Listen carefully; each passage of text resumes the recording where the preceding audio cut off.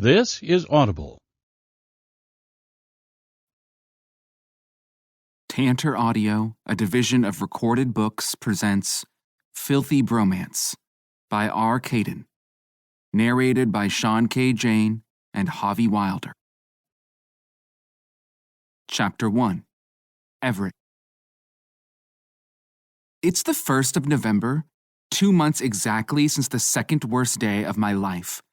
The morning is gray and rainy and cold as I trudge across Seattle, hauling my sore ass to see a new athletic trainer. It sucks, but this is why I picked Seattle in the first place. I need this gloomy city to hurt so that I remember my lesson. 1 minute I was advancing through the US Open, finally making my mark on the tennis world. The next, I acted out like a cocky rookie and landed flat on my ass, literally. I shake my head to avoid thinking about it. If I'm going to be the best, I have to act like I'm the best, no exceptions. At least my parents aren't around to witness my public humiliation. That's something. The woman at the front desk of the gym directs me to the back, and with a grunt, I head through. It's a cavernous industrial space that smells like sweat, and that feels a little like home to me.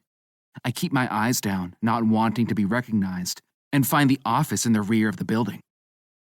Everett, hey. The deep voice rumbles, and when I turn, I see a large, ripped man with a stack of heavy iron weight plates at his feet. He wipes his forehead with a white towel and approaches me. Sorry, I was just fitting in a few reps. He throws the towel over his shoulder and offers me his hand along with a wide, warm smile. My name's Reggie. I'm the owner of this place. Reggie's big hand closes around mine, and for just a second, I don't know what to say.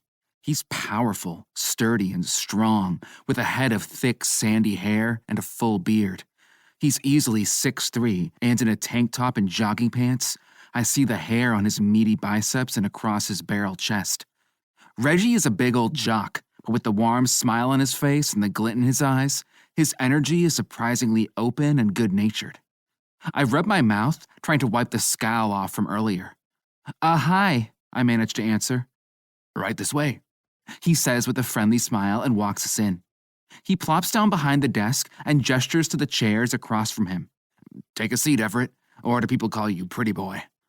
Everett, I say, annoyed like I am every time I hear the new nickname, and I'd rather stand. Reggie looks up confused, then chuckles. Right, broken tailbone. Probably not too comfortable to sit. Apparently, this giant jock already knows my story, just like the rest of the world. You need a coccyx cushion, he adds with a thoughtful nod. If you sit on a regular donut pillow, you'll irritate your hiney, but if I have a coccyx cushion, I interrupt. I just don't like sitting on it. Reggie leans back in his chair, studying me. He's got a heavy brow and a strong jaw, and his eyes flash with silver and blue as he takes me in. It's distracting. I'm straight, so I don't know why I'm finding another man's eyes distracting right now, but I catch myself holding his gaze and studying those crystal clear eyes like I might find some kind of answer in them. So, he finally continues, you need an athletic trainer to help you get back into gear after you broke your butt at the tournament, is that right? I grit my teeth and try to ignore the pain throbbing at my broken tailbone and the equally unpleasant wound to my ego. That's right, I answer, not letting my feelings show. Another player recommended you. I'm in Seattle to recuperate and lay low, and I need a gym that can offer me some discretion. You've come to the right place. Plenty of professionals use us as their personal gym for exactly that reason. But we don't have tennis facilities. Did you know that? I know. I'm trying to avoid the tennis crowd. I'm restricted to rest and limited exercise anyway. No running on hard courts for at least 2 months. He chuckles. 2 months is pretty damn optimistic. You have a hairline fracture on your coccyx, don't you? A small one, I counter. I asked the doctor what the fastest possible recovery time was, and he said 2 months to get back on the courts. I shrug. I've got matches to win. I don't mention the other reasons I'm rushing. People imagine pro athletes as wealthy and successful, but down here in the low 400 rankings of tennis, I've been living off credit cards to pay my coaches and cover the constant travel.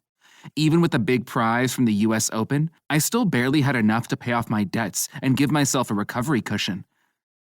After skipping a college education to go pro, I don't have a backup plan other than getting back out there and fighting my way to the top. So yeah, I'm driven. Anyway, I'm the best. No one else knows it yet, but I honestly believe I have it in me to rise to the top of this game, and I intend to do just that. Reggie nods slowly, scratching his beard. I can understand why you want to hit the courts. It was pretty cool that you broke through the US Open like you did. An unknown dude making it to the third round. You came in through the qualifying matches? No, I didn't have a high enough ranking. I won the sectional tournaments. The Tennis Association gave me a wild card.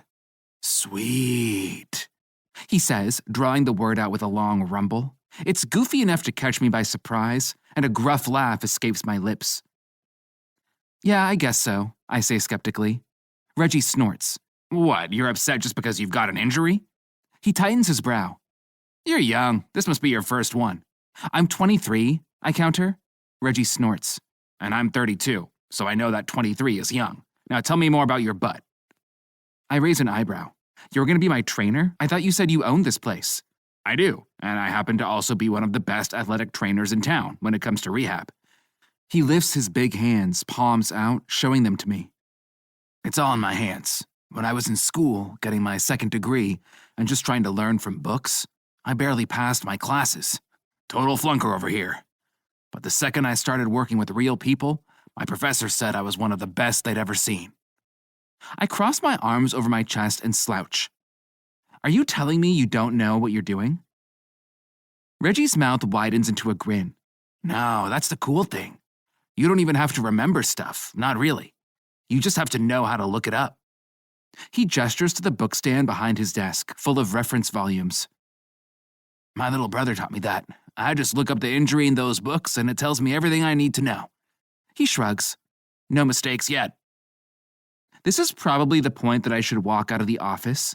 My new athletic trainer is enthusiastically outlining his lack of medical knowledge, and I need to get back to competition as soon as humanly possible. But for some reason, Reggie's goofy ass is kind of comforting. I feel lighter, and it's refreshing to be around someone who isn't consumed by competition. Hell, it's like he's not even trying to impress or intimidate me. That eases my nerves, and I catch myself half smiling at him. Okay, big guy, have you looked up my hairline fracture in your books yet?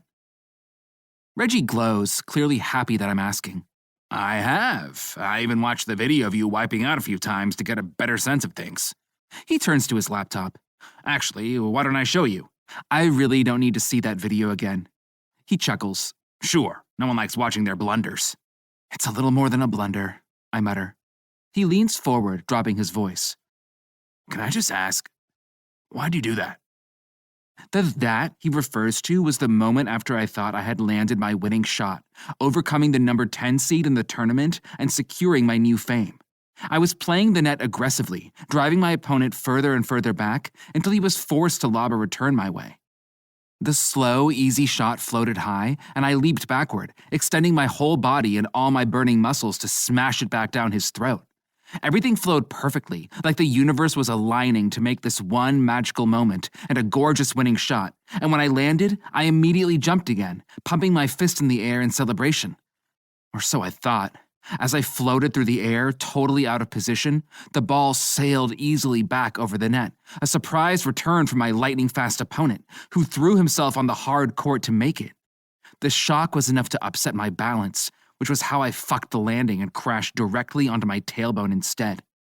Humiliating, and 1,000 times worse when the injury forced me to withdraw from the match, duck-walking away while the camera zoomed in. As to why I did that, maybe because I needed to prove something. My coach had been telling me for weeks that you better not fuck this up, Everett Navarro. This is your one lucky shot. Or maybe it's because that awful pretty boy nickname had been haunting me since the start of the tournament. Ever since I qualified for the US Open, in fact, everyone treated me like some charity case without real standing, and I fucking hated it. It's something I used to do after I won games when I was a kid. I say, offering a half-truth to Reggie, which is more than I'd offered anyone else. I guess I got ahead of myself. Reggie gives me a sympathetic nod. I understand. Sometimes when I finish a beer, I still get the urge to smash the can on my forehead like everyone does in college. Old habits die hard, man. I snort a laugh. Is that really something everyone does in college, though? He chuckles, the sound rolling out easily. You got me there. Reggie stands and eyes me again, one hand on his jaw. Let's see. We can meet up as often as you'd like, at least every other day. I'll figure out a stretching and exercise routine. Massage is good. I'm trained in that so we can build it in as part of the routine. He nods to himself. Let's take a look at how you're healing. I'm used to feeling this way, like a machine built to play tennis, something other people can appraise and assess and poke. The game itself is great. Tennis is the only thing I've ever known, the only real love I've had in this life. The sport was there for me when no one else was. But the rest, everything off the court, I kind of fucking hate it. Reggie walks over and shuts his door, then approaches me. Show me what your hip rotation is like, he says, standing only a foot away. Where do you feel stress and pain?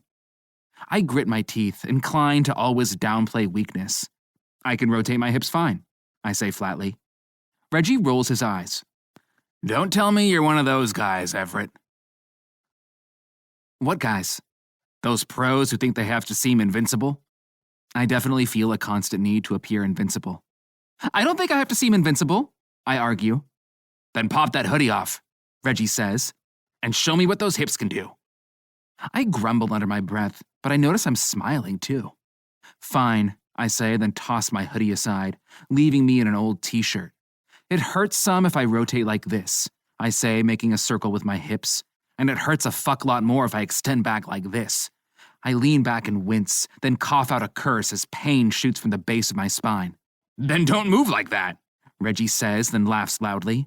Sorry, couldn't resist. This time I roll my eyes at him. No wonder all the pros are trying to hide their injuries if you've got jokes like that. That's one reason I never tried to go pro.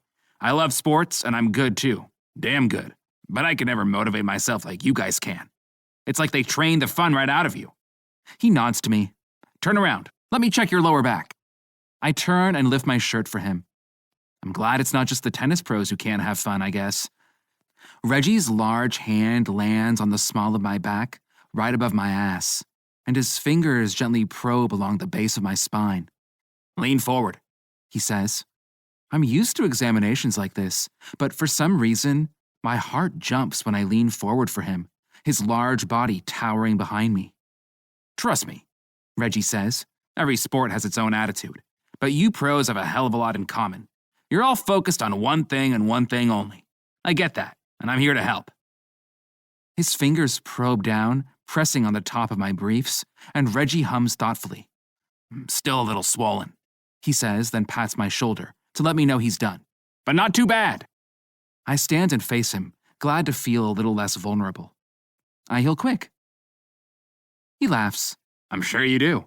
I guess that's one good thing about this injury. What is? For the next couple months, all your butt needs is some good rest. You'll have plenty of time to relax, maybe even have some fun for once. I frown.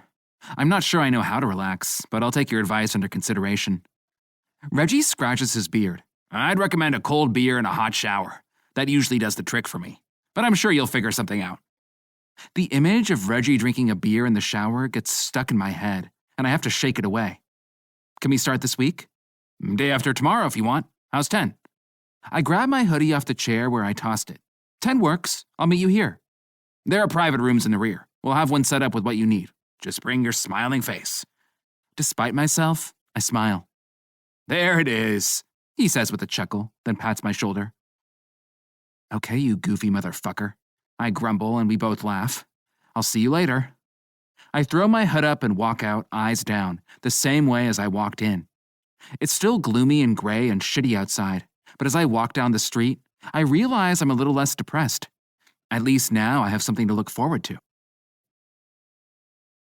Chapter 2. Reggie. I need a new friend.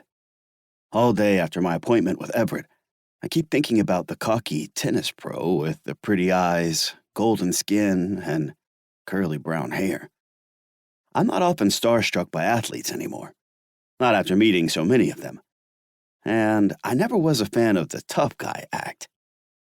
But there was something about him, something kind of playful and funny hiding beneath his scowl that made me want to joke around, or invite him to watch a game, or just keep shooting the shit. Pretty good proof that I'm in bro time withdrawal. Used to be my best friend Fox was always around. He's still there for me, but ever since he got together with my little brother Owen, things are different. I don't hold it against either of them.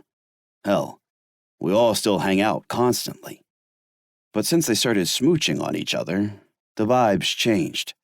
Fox doesn't waste as many nights sitting on my couch as he used to, and Owen's made it clear that he doesn't need my overprotective ass hovering over his shoulder anymore. It's all good, I remind myself as I drive to their place. They're looking out for each other, and I just need to find a dude like Everett to chill with me.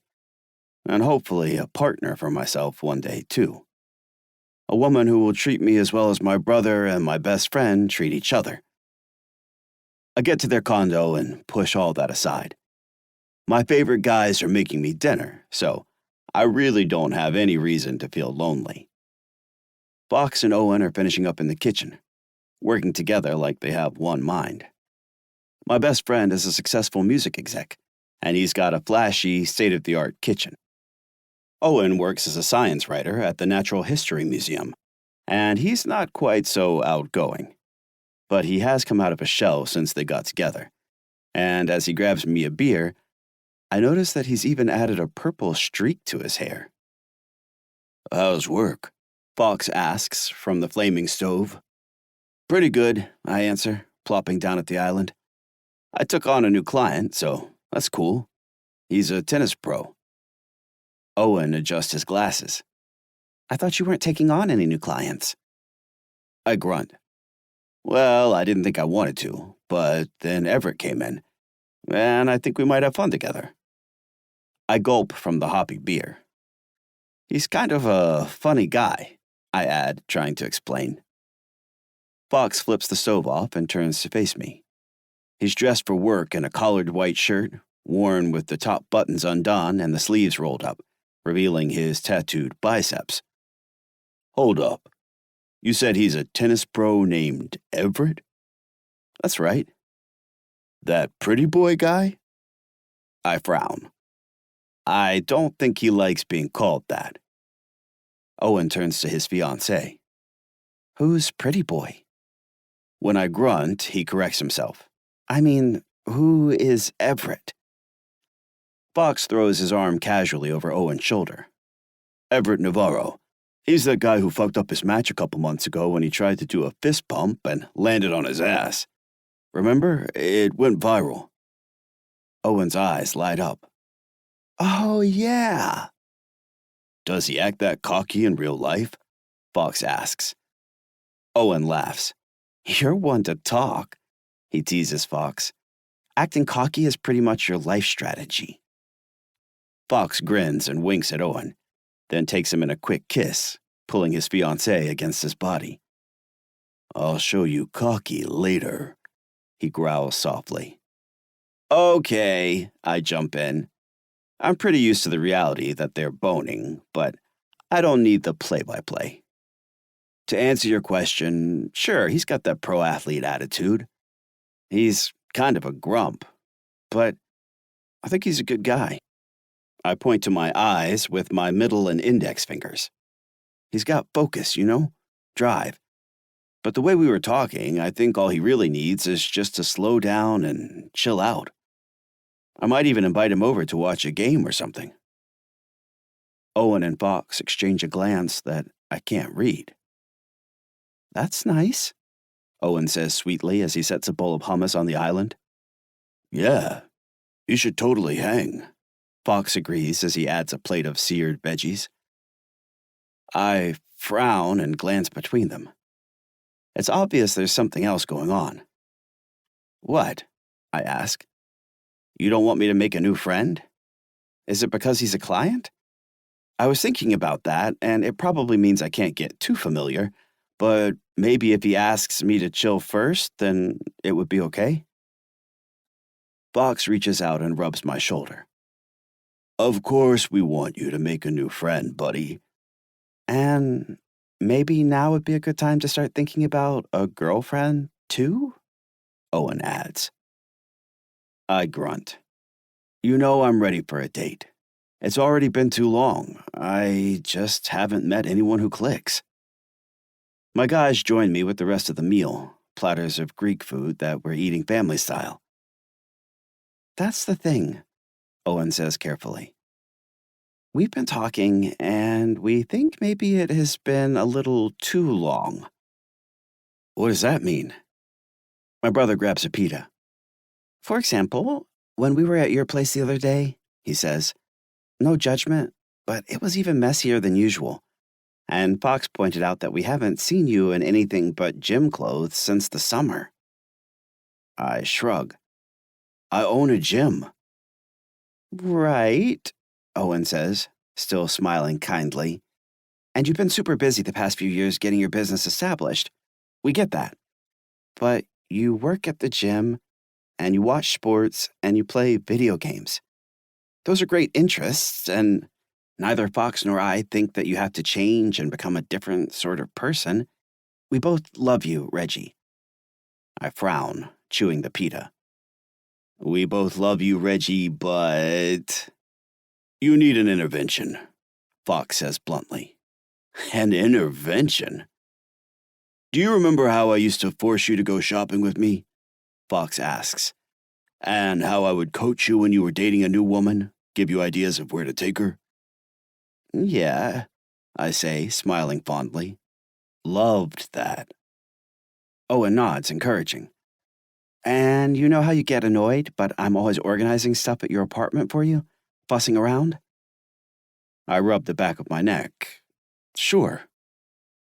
Fox drops some falafel onto Owen's plate. We realize that we've been a bit distracted, he says, then kisses Owen's cheek, which makes my brother blush. But we both think it's time you got back on track, and we want to help you do it. My pulse thuds, and I feel a lump forming in my throat. I'm a little embarrassed that I've let myself slack off enough to bring us to this point, but a stronger emotion swells through me, one that almost steals my voice. You guys, I say, choking the words out, you want to take care of me? Oh, fuck, Fox mutters. I thought he might get mad, but I wasn't ready for this. My eyes moisten as I look back and forth between the two of them. I'm a big guy, always have been, and I've got emotions big enough to match. I know I can be too much for some people, but after feeling this creeping loneliness for weeks, it means the world that these two are still thinking about me. You care about me, I say, trying not to blubber.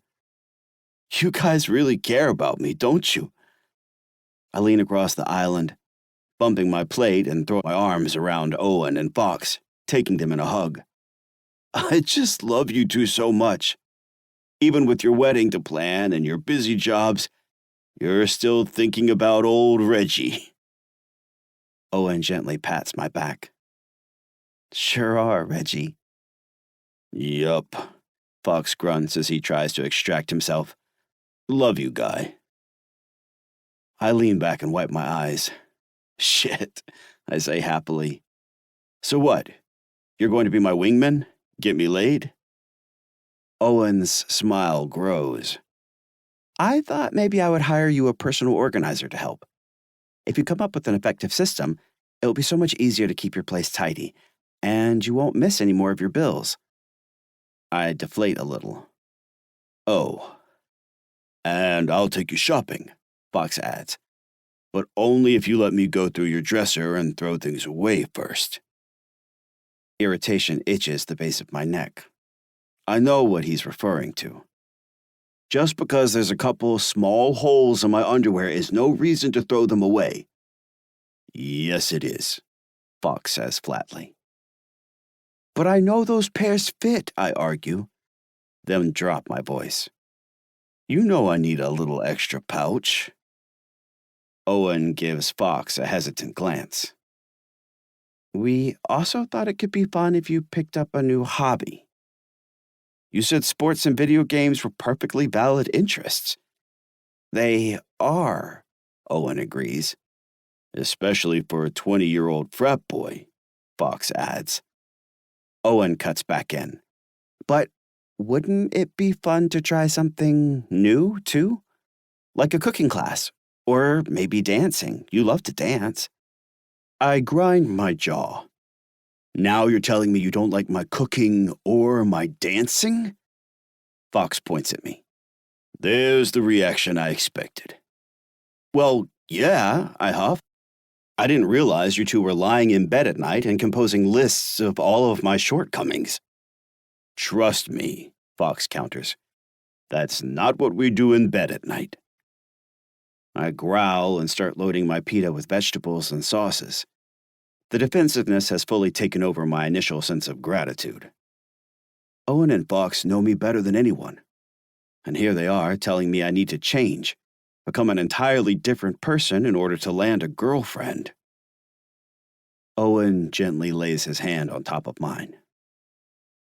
You okay, Reggie? I reluctantly look up.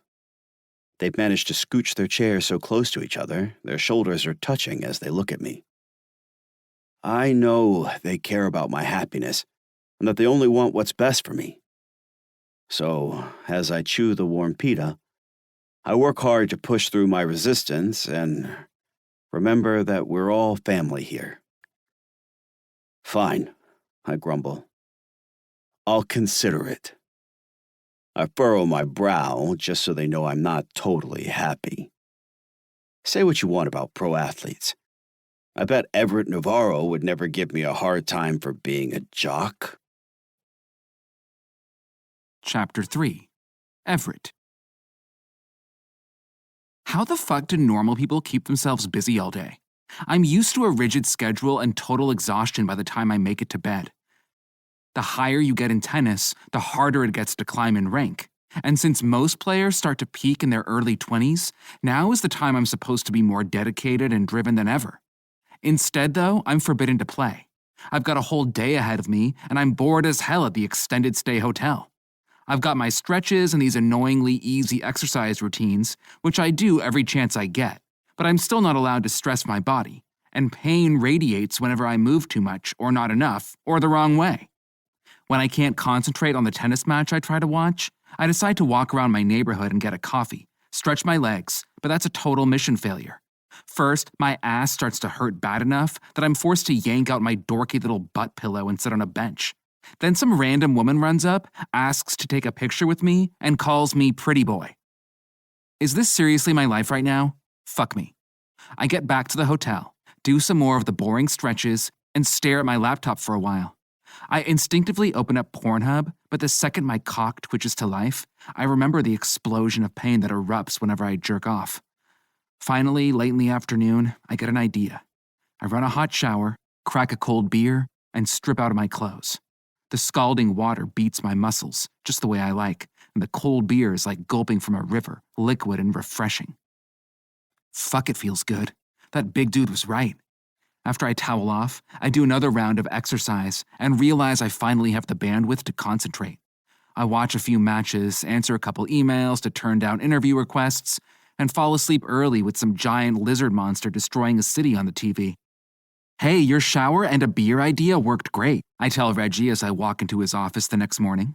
He's sitting at his desk, hunched over in an unzipped hoodie and drinking a massive protein shake. He looks up and his eyes get wide, like I just told him some exciting news. Oh yeah? I half smile. He's even goofy this early in the morning. Yeah, did the trick. Cool, he grunts. You ready for your first session? Sure, what you got planned? You said there's a private room we can use? Reggie nods. Right this way, he says and leads me out to the gym. The sound of clanging metal echoes around us. We'll switch your routine up regularly. It's important to be adaptive as you heal. But before we get started, I want to check out your body. I arch an eyebrow as he pushes the door to the small room open. Inside, a mirror covers the back wall. Some random equipment is scattered around, and there's a massage table waiting in the center of it all. I grunt. I usually require dinner before someone checks out my body. I joke, but for you, I guess I'll make an exception. Reggie chuckles and pats my shoulder, then hands me a towel. That's the spirit. Strip and I'll give you a good rubdown. Massages twice a week should be good, at least to start. It promotes healing, and that way I'll know where you're holding tension. I yank my t-shirt off. I'm used to stripping around other men. Weirdly, getting naked is part of being an athlete, but I never get a massage, and it feels funny to know Reggie's about to rub his big hands all over me. I kick off my shoes, and pain throbs at my lower back. I can tell you where I'm holding tension, I say with a wince, at my broken fucking ass. Reggie chuckles. Yeah, I'd imagine. You were still pretty inflamed when I checked you out the other day. You can feel my tailbone like that? A little bit. Reggie scratches his beard as he glances at the clipboard. To do it right, I'd have to shove a couple fingers up your butt. That way I can grab your tailbone with my thumb on the outside and the fingers inside and get a real feel. He glances up. You just let me know if you want that. My pulse jumps with something that feels a little like panic, and I stare at Reggie, frozen with my pants half down. The second seems to stretch on forever as warm tingles wash over me. Then Reggie erupts with deep, bellowing laughter. Ah, shit, I'm just kidding, man. He points at me. That is really a way a doctor could check it, though. I didn't make that up. I step out of my pants. What the fuck, Reggie? I grumble, then laugh despite myself. He's such a dork. I wrap the towel around my waist and climb onto the massage table. Reggie stands behind me, rubbing his hands together to warm them. You just chill, Reggie says. We can talk, or I can put on music. A couple clients I've had like to fall asleep. I position myself on my stomach, and Reggie's hands land on my shoulder. All you have to do is relax. You make relaxing sound so easy, I grumble, but when Reggie squeezes my shoulders, I let out a low groan. Fuck. He works at my muscles. Does that mean you haven't been resting? I'm face down, staring at the floor, trying not to obsess over how large and strong Reggie's hands feel on me. I'm resting, I say. Like I said, the beer in the shower helped. I just chilled and watched some tennis last night. Analyzing your opponents? Watching the women's matches. For fun? I snort as his thumb digs deep, hitting a muscle I didn't know was sore. For fun, sure. Mainly for inspiration. You ever watch women's tennis? Fuck yeah. Some of the best matches. Best players, too. Exactly. Guys who don't watch women's sports are assholes. Reggie leans forward, and his hands drag from my shoulders to my biceps, squeezing on the way. It feels good, and it gives me a rush like I just downed a shot of something strong. You don't have to tell me. I'll watch any sport. But I love our WNBA team, Reggie says. He takes one of my arms and lifts it, stretching me. Plus, like you said, a lot of jocks are still assholes who don't watch women's sports, so you can get great tickets. If you're still in Seattle next summer, you should check out the Storm. He clears his throat and pulls my arm again. This feel okay? Yeah. I grunt, then exhale a deep breath. Feels good, I manage. I'm not sure how much time passes, but I lose myself in the massage. I didn't expect it to feel quite this good. I'm compact, but not small, and Reggie's strength lets him move me around easily. As he stretches me and rubs me, it's like parts of my body are opening up that have been wound tight for years. Fuck, man. Why didn't anyone tell me how good massages are? Reggie chuckles, and even though I can't see the wide grin on his face, it's suddenly clear in my mind. I'm glad you approve. Your jock friends don't get massages? Friends? I joke sardonically. I just have competition. He's got my guard down. I'm not usually such a sharer. Reggie lifts my leg by the ankle, then rubs down my calf. That's a shame, he says sincerely. I'm sorry to hear that. I'm not sure what I expected, but the tone of his deep voice strikes something in me, and what I said suddenly sounds way more depressing than I meant it to be. I'm fine, I grunt. I've just been touring since I was 16. That's all I mean. 16? But not full-time, right? You must have gone home a lot. Nope, always on the road. I answer simply and leave it at that. As Reggie steadies and pushes my leg, guiding it in a slow, wide stretch, a part of me wants to say more, to casually drop that my parents died in a car accident that year, and yeah, I've actually been on my own since. Pain twitches from my tailbone, aching my warm muscles, and the surprise of it lets me pull my senses back together. No one wants to hear my sad story. You have to play a lot of fucking tennis, I say, like that explains it all, to get anywhere in this game. Reggie rubs the back of my thighs, and even though it's just part of the massage, it still feels comforting.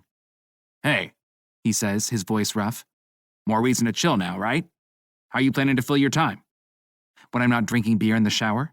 You can do that anytime. What's something you normally couldn't do if you were on tour? You tell me. You're the one with all the bright ideas.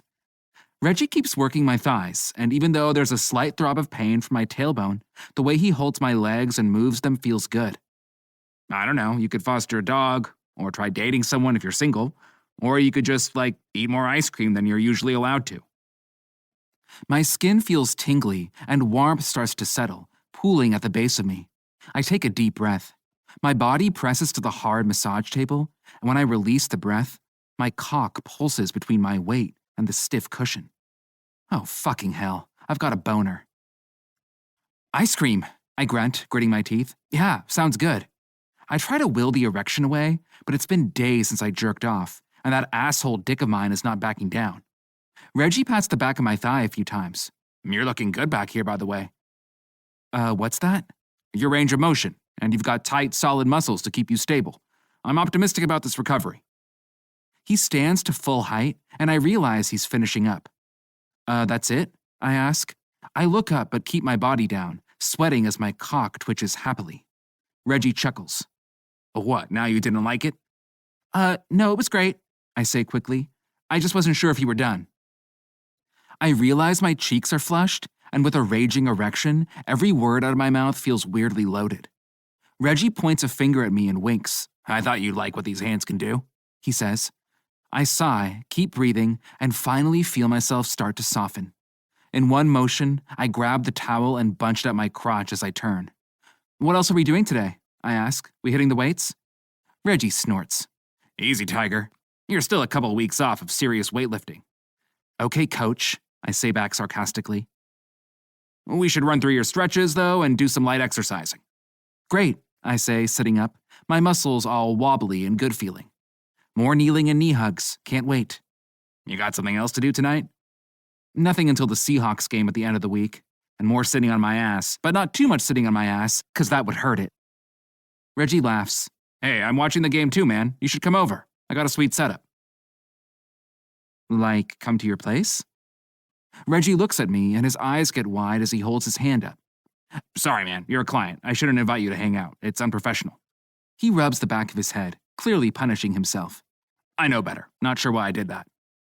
My instinct would normally be to grunt and decline, but he's so sorry about the invite, and I'm so high off that massage, I weirdly do the opposite. It's fine, I say. I stretch my legs out and confirm that my erection is totally gone, which is a relief. And fuck it, why not? At least you won't think I'm weird for walking in circles and rolling around on the floor all night. Reggie's face lights up. Hell, he says brightly, I'd insist on it. Chapter 4. Reggie. Everett does have a pretty face. Can't deny that. It's not a bad thing, though I understand why he doesn't like the pretty boy nickname. But over our next couple sessions at the gym, I definitely noticed that he's a looker. He's got those gorgeous eyes. They're a darker brown than his curly chestnut hair, sparkling clear, and they kind of capture your attention when you're talking to him. His skin is a beautiful golden tan. With his plump lips and high cheekbones, Everett could look almost soft, but the muscles cording his body and the constant furrowed concentration on his face betray that. He's a beast on the tennis court, and I can feel that energy radiating from the core of him, like a wolf waiting for its chance to leap out and strike again. I think about Everett as I tidy my place up before the Seahawks game. Owen and Fox are right. I can be a little messy, but I'm not a total slob, so I manage to get it together pretty quick. As I glance around at my stuff, I start to wonder, though, what Everett is going to think of my home. I've got a nice condo to myself, and I'm especially proud of the soundbar I set up with my TV, so I hope he won't be too disappointed. But he is a pro athlete, and it would be kind of cool if he wanted to keep hanging out, assuming we have a good time tonight. I just hope he's not disappointed, I guess. My stomach feels weird. Maybe I didn't eat enough today. Everett shows up right at kickoff, a six-pack under his arm. He's in a hoodie again, with the hood tossed up, but he's wearing a tight pair of jeans and black boots instead of his usual workout clothes. What up? I say, grabbing his hand as I pull him into a half hug with a back slap. Seahawks! Everett laughs. I should have guessed you were a chanter. Don't tell me you paint your stomach for the games, too. I scoff. Not since I was your age. Everett stretches his back out, and I grab the beers to open a couple. Should be an easy one for the Seahawks, I say. Do you always watch the games, or are you keeping up with the local team while you're in town? Grew up in Idaho, he answers. Seahawks were our closest big team. My jaw drops. No shit. I grew up in Idaho, too. Really? Where? Yellow Pine. It's a small town. You? Boise. I crack a beer. That's wild, man. You were an Idaho tennis star? Everett chuckles. His voice is rough, almost quiet. Yeah, tennis has always been my girl, you know what I mean? I hand him the other beer. Why tennis? We raise our beers to each other, take a swig, and then walk over to the couch. I don't think I really had a choice, he admits. I just remember that I've always wanted to play, and I've always been good at it. Fuck yeah. I plop down on the couch, my eyes on the game as we talk. And you already knew what your career was going to be at 16. That's cool.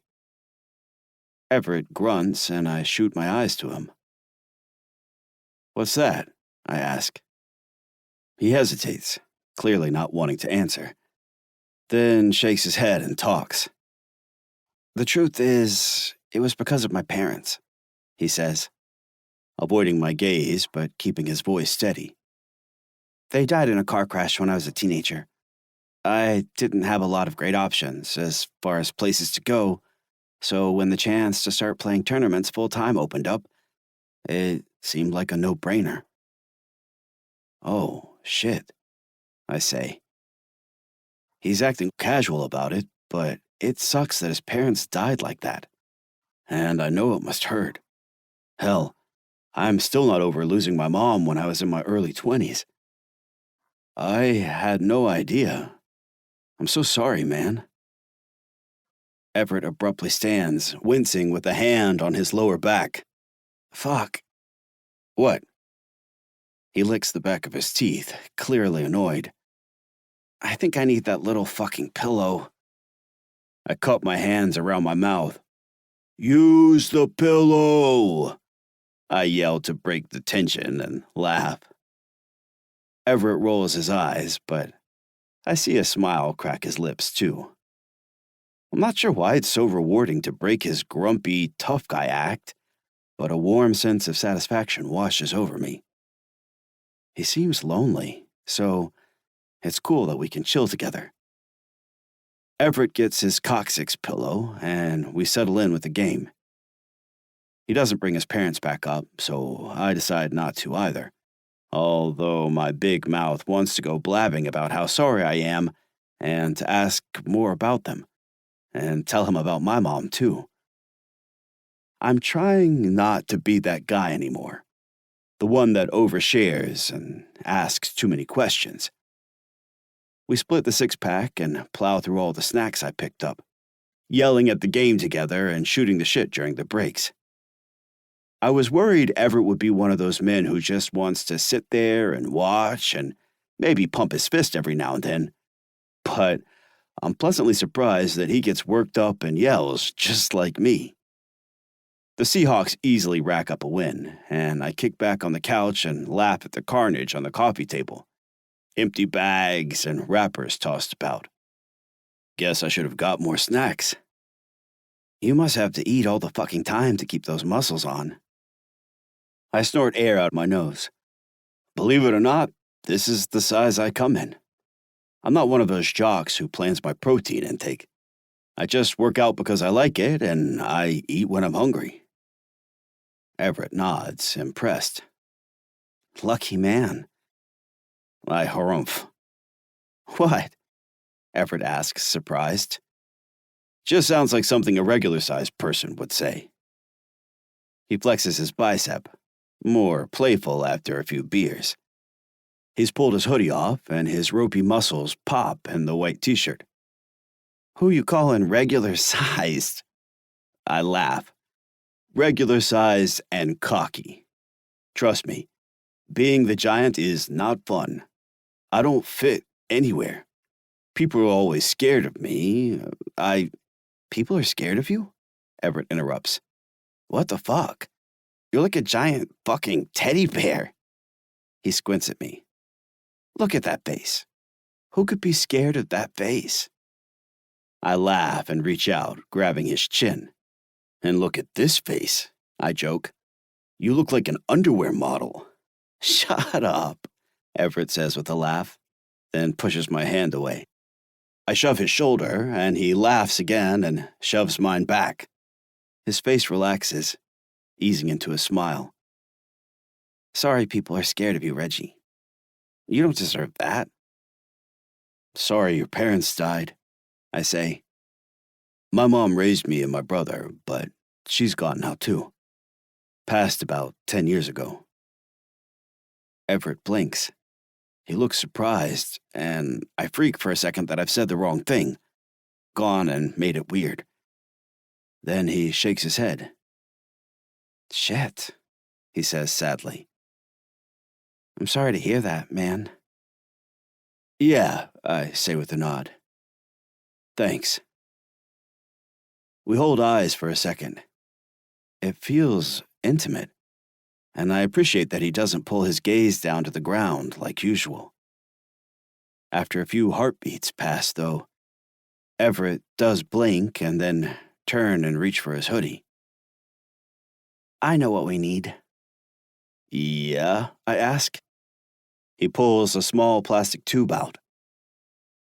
I was thinking about what you said, how I should do stuff I can't normally do. Well, I'm not getting drug tested for months. You want to smoke a joint? Everett. Reggie winces as he puffs the joint, sucking on it and then holding the smoke down.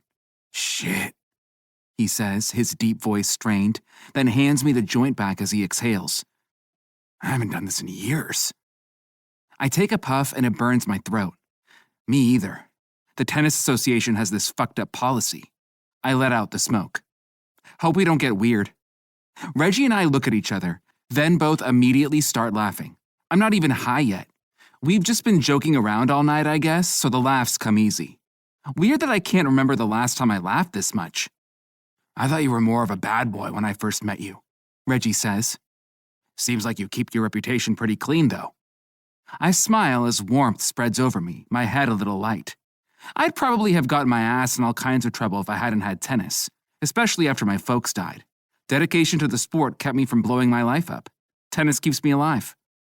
Reggie leans back as he puffs again. Sports keep a lot of people alive. One of the reasons I love them. His eyes are half-lidded, and he's staring off into a space, a wobbly smile on his face. I watch the expression, the way his dreamy smile sits on his square jaw. Fucking teddy bear. He kills me sometimes. My muscles relax, and I sink down in the couch, my ass on the pillow. Ah, fuck, I groan. Reggie laughs. What? After the massage you gave me this morning and now some weed, my ass hasn't felt this good since before the US Open. He starts laughing harder and I join him. We're being dorks, but I don't care. My sore butt just feels so good. Reggie hands me the joint, and after considering it for a second, I set it down for a little break. What were we talking about? I ask. Your ass, Reggie says, but drops his voice low into this deep guttural bellow. I laugh again. What the fuck voice is that, man? The smile falls from Reggie's face as he slaps his hand over his eyes. Oh, fuck. I can't believe I did that. Did what? I ask, totally confused. Reggie lowers his hand with a sigh. That's my big Reggie voice. It comes out sometimes when I'm goofing around. It's a joke I started in high school, but I'm trying to chill with it, you know? Big Reggie, I say, nodding. Maybe it's the weed, but it makes total sense to me right now. I guess that was your way of trying to make it chill that you were so much bigger than everyone, right? Joking around and being goofy about it? Reggie blinks and his eyes drift up to the ceiling like he's considering this. I guess so. he finally says. Yeah. Sorry, I mumble. Didn't mean to psychoanalyze you, dude. Reggie shakes his head, then reaches out and shoves my shoulder. I'll fucking psychoanalyze you, dude, he jokes. I laugh and kick my feet at him. Good luck digging through that snake pit. I can tell that Reggie is trying to move on from my insight, but there's something troubled in his eyes. Guilt twinges my gut. I wasn't trying to fuck him up like that. Hey, I say, talking before I think better of it. You want to hear the real story about why I did that fist pump? Reggie's eyes light up. Hell yeah. I stand to stretch my back. It's that fucking pretty boy nickname, I say, and realize it actually feels good to complain about it to someone instead of just in my head. You know, I only got that nickname at the US Open. My first match at the tournament, the guy I was playing, he wasn't even a big name, but when we shook hands at the net, he looked at me in the eye and said it. Said what? Reggie asks, then stands, caught up in my story. How'd a pretty boy like you make it all the way to the grown-up tournament? Reggie blinks. You lost your shit, didn't you? I puff air out of my nose. Fuck yeah, I did, I say, but I kept it buried. I fumed about it all match. I used it for motivation, and then I beat his ass. Problem was, I guess you could overhear us in the front row because photos of me winning got hashtagged with pretty boy, and it quickly spread. I lift my knee to stretch it, pulling it to my chest. It's messed up, man. You can't shake a hashtag. That shit's like stink in a locker room. Reggie pinches his nose. Fuck, he says, and we both laugh, little grunts that are almost giggles. How'd that make you do the fist pump, though? I spent a whole week getting called pretty boy. Thought I was going to lose my damn mind, but I couldn't complain because I knew that would only make it worse. Hell, the fans weren't even trying to be mean. It just caught on. I had to walk around acting like everything was fine. By the time I got to that match, I was about damn ready to explode. Ah, Reggie grunts. You're not a bad boy. You're a hothead. You've been working too long with no play. I snort. I thought you weren't going to psychoanalyze me. Reggie clasps my shoulder. It just makes sense to me. You've got a pretty face. I've got a big body. He says sincerely, which makes a funny grin grow on my face. We got each other, man. I chuckle. I guess so, Reggie. Reggie hums under his breath, clearly not as bothered by genuine emotions as I am, then renews his smile. Hey, I got an idea. You like Xbox? Want to finish that joint and play? Yeah, all right, I say, knowing I got nothing else to do. But we're going to need more snacks. Chapter 5. Reggie. What about girls? I ask Everett. You never mentioned dating anyone. I've got him on the ground with a medicine ball at the gym, flat on his back and breathing hard. It's been about a week since we watched the game, and we're finding an easy rhythm in our sessions. Shooting the shit while he works out and I correct his form, which he always hates. I don't like girls, he says with a grunt, and I raise my eyebrows, embarrassed that I'd assumed, until I catch the cocky smile on his face. I like women. I roll my eyes. All right, hotshot. Now, slow down and focus on keeping your back straight. To answer your question, he says, then impresses me by lifting the heavy ball with perfect form. I mess around, but I'm not looking for anything serious. Too hard when I'm on the road. He lifts it again, his muscles rippling as sweat drips down his bare chest. What about you? I'm looking for something serious, just not finding it. Sorry, man. You'd be a fucking catch, though.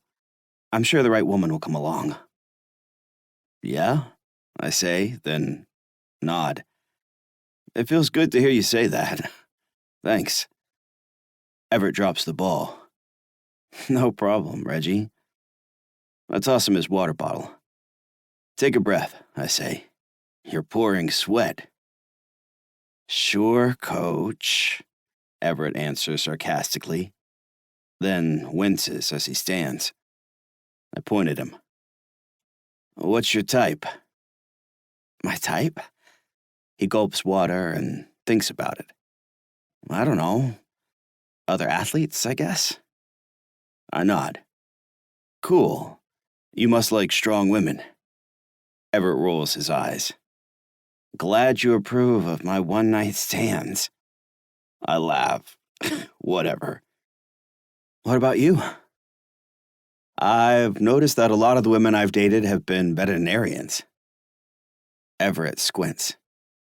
Your type is veterinarians? And bowlers. Veterinarians and bowlers. Yeah. Isn't that weird? Everything you say is weird, Reggie, Everett jokes. That's why I love you. I chuckle and rub the back of my neck. I feel a little bashful to hear him say that, although I know he just means it in the bro way. Well, fuck, I manage. You're not going to love me after our sessions next week. I'm almost done going easy on you. Thank God, Everett groans. I'm ready to push myself again. I notice the time. We should call it. I guess I'll see you after the weekend? I bite my tongue, wanting to ask him to hang out like we did last weekend, but trying to be chill. It's been years since I made a new friend, but I don't remember it feeling this tickly. Everett looks up to me with a cocky smile. Sure, he says. Unless you want to chill, what are you up to? My chest feels warm. I was going to hit the sauna on Sunday. You like a good steam? I don't know. I've never had one. I scoff. No massages, no steam rooms? No wonder you're such a grump. Everett winks. I think he actually enjoys it when I give him a hard time. Text me the address. I'll catch you Sunday. It's leg day for me and the rest of my clients, so after a full afternoon of squats and deadlifts and lunges, I'm nice and sore by the time I leave. I bellow and yell along to the radio on the drive over to visit Owen and Fox, caught up in my own good mood, excited for the weekend to start. Doors unlocked, Fox yells from inside, and I let myself into the spacious two-story condo. Fox's stylish art collection fills the walls, and my brother has been filling the place up with his homey touches, houseplants and stacks of old books especially. Hi, Owen greets me brightly. He must have just got home from work at the museum because he's still in a gray dress shirt, although his pink tie is loosened and the sleeves are rolled up. Are you ready for your first cooking lesson? I grab a handful of peanuts from the bowl on the counter. I thought you were making me dinner. Oh, Fox says casually, sliding me a glass of water. Didn't I mention that part? I frown and chew the peanuts. I already know how to cook. I cook you dinner once a month. Fox and Owen and I have a rotating dinner, the three of us and a few other friends. I always deliver when I host. You know how to make pasta, Fox says. That's mainly just boiling water and setting a timer. You love pasta, I argue. We all love pasta, Reggie, Owen says helpfully. That's not the point. Fox points at me. Once we're done, you're going to know how to make 2 proper breakfasts, 2 lunches, and 3 dinners. That's the bare minimum to qualify as an adult. I grunt. Spending all your time cooking is boring. You have to eat constantly, all day long. It's just easier to gulp down a protein shake, and I'm not ashamed to say it. I rub my jaw. Everett has a protein shake for breakfast every morning, too. A lot of athletes do. Think of it this way, Owen tries. You're not learning to cook for you. You're learning for your future partner and for your family. The mention of my future family catches my attention. That is actually a good reason to learn to cook some more meals. I've always known I'm meant to be a husband and father, and I'm hitting my 30s.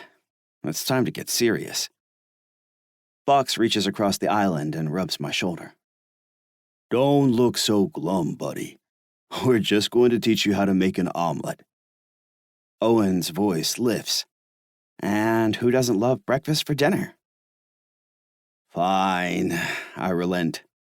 You know, I was really imagining this whole thing to be more like Queer Eye, but so far, you haven't bought me gifts or taken me on a single surprise trip. Fox starts pulling eggs and veggies out from the fridge. We have to tear you down before we build you up. Isn't that how the show goes? I haven't seen the new ones. I'm not a total loss, I say. Like, Everett told me today he'd never gone to a sauna and had a steam before. Isn't that wild? Going to the steam room is an adult thing I do. I haven't had a steam, Owen says. Yeah, but you don't like that kind of thing. Doesn't it just seem like Everett would have? He said one time that he likes to sweat. I shrug. I think he's gonna like it anyway. Fox arches an eyebrow. You're going to the sauna with him? Sunday, I say with a nod. We might hang out afterward or something, too. I don't know. Everett has to do his exercises all the time and watch his back. Otherwise, I'd probably try to get him to hit up a club with me. I bet the women really love him. That's nice that you have a new friend, Owen says, then pulls a bowl out. We'll start by cracking the eggs. Fox leans forward, one hand on Owen's arm as he shoots my brother a smile. Actually, Reggie, why is it that the women would really love Everett exactly? Well, he's hot or whatever, I say. You know how he's kind of pretty and strong, and he's got these fucking amazing cheekbones. But I really think it's mainly his attitude. He's cocky, and you can tell he's driven. But at the same time, he's approachable. Like he laughs at my jokes and stuff, you know? And he's grumpy, but in the way where you want to cheer him up, not like he's a downer. Fox chuckles. Oh my God. I frown. What? You have a man crush? Owen laughs abruptly, then throws his hand over his mouth. Sorry, he says, still laughing. I scowl at Fox. I do not. You do too. That's ridiculous, I say, then grab an egg, crack it against the side of the bowl, and make a mess in my hand. Like, what even is that? A man crush, I say as I pick shell from my fingers. It's like a crush you would have on a woman, Fox says, but you have it on a man. Reggie's got a point, though, Owen points out. It's kind of offensive. Like, why are straight men so scared of admitting they have sweet feelings for another man? Shouldn't you just call it a crush? Yeah, I echo Owen, enthusiastic because he's defending me. Okay, I agree, Fox says. We'll just say that Reggie has a crush on Everett. A regular old crush, not a man crush, just a crush. Hey! I grip my teeth. My cheeks warm as I wrestle through feeling defensive and embarrassed. We're just new friends, that's all. You don't have to make it weird. Aww, Owen says encouragingly. I'm glad you have a new friend, Reggie. That's great. I don't remember you ever texting me daily about a new friend before now, Fox says, but sure. I rub my jaw. Have I been thinking about Everett too much? He crosses my mind a lot, but so what? Pizza crosses my mind a lot. Doesn't mean I have a crush on pizza. Shit, I grunt, concerned. Do you think I'm going to weird him out? Fox waves his hand, dismissing that. If he doesn't appreciate your big heart, fuck him. He's not the man for you. I think you're still teasing me, I tell him. But thank you. Fox is right, Owen says. And for the record, if you do have a crush on your new friend, that's okay too. It's kind of cute, actually, and it doesn't have to mean anything. I pick eggshell off my hand. It's kind of a relief to hear Owen say that, but I'm still embarrassed. Like a straight guy isn't really supposed to have a crush on another man. Fox chuckles warmly. All right, let's go easy on him, he says, then gives me a playful shoulder squeeze, which I appreciate. Yeah, I joke. You're already making me cook. The conversation moves on. The guys updating me on their wedding ideas. But for the rest of the night, I can't get the word out of my head. Crush. I have a crush on Everett. Chapter 6. Everett. Sunday, winter fully settles in, and an icy wind cuts through the air as I walk to the sauna to meet Reggie. Without him, I'd probably lose my damn mind at the hotel. It's been so long since I've had anything like a friend in my life. I worry that I might fuck it up. Hell, I rarely talk to anyone outside of the pro tennis world. It's what happens when you never take breaks. Reggie gives me shit about being grumpy, but joking makes me think that he doesn't mind the way I am. Like the teasing makes it okay in a weird way. I just didn't really realize how moody I've become, not until he pointed it out. My phone vibrates in my pocket, and when I yank it out at the corner, my heart stops. It's flashing with a name I never expected to see again. Luna. She's a blast from my past, a woman I first met a few years ago.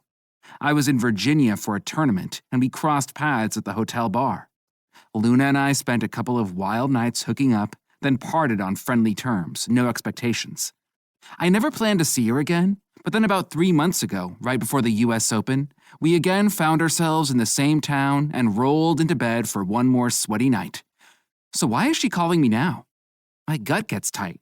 It's 3 months later. 3 months after we hooked up. Fuck. Fumbling, I answer the phone. Luna?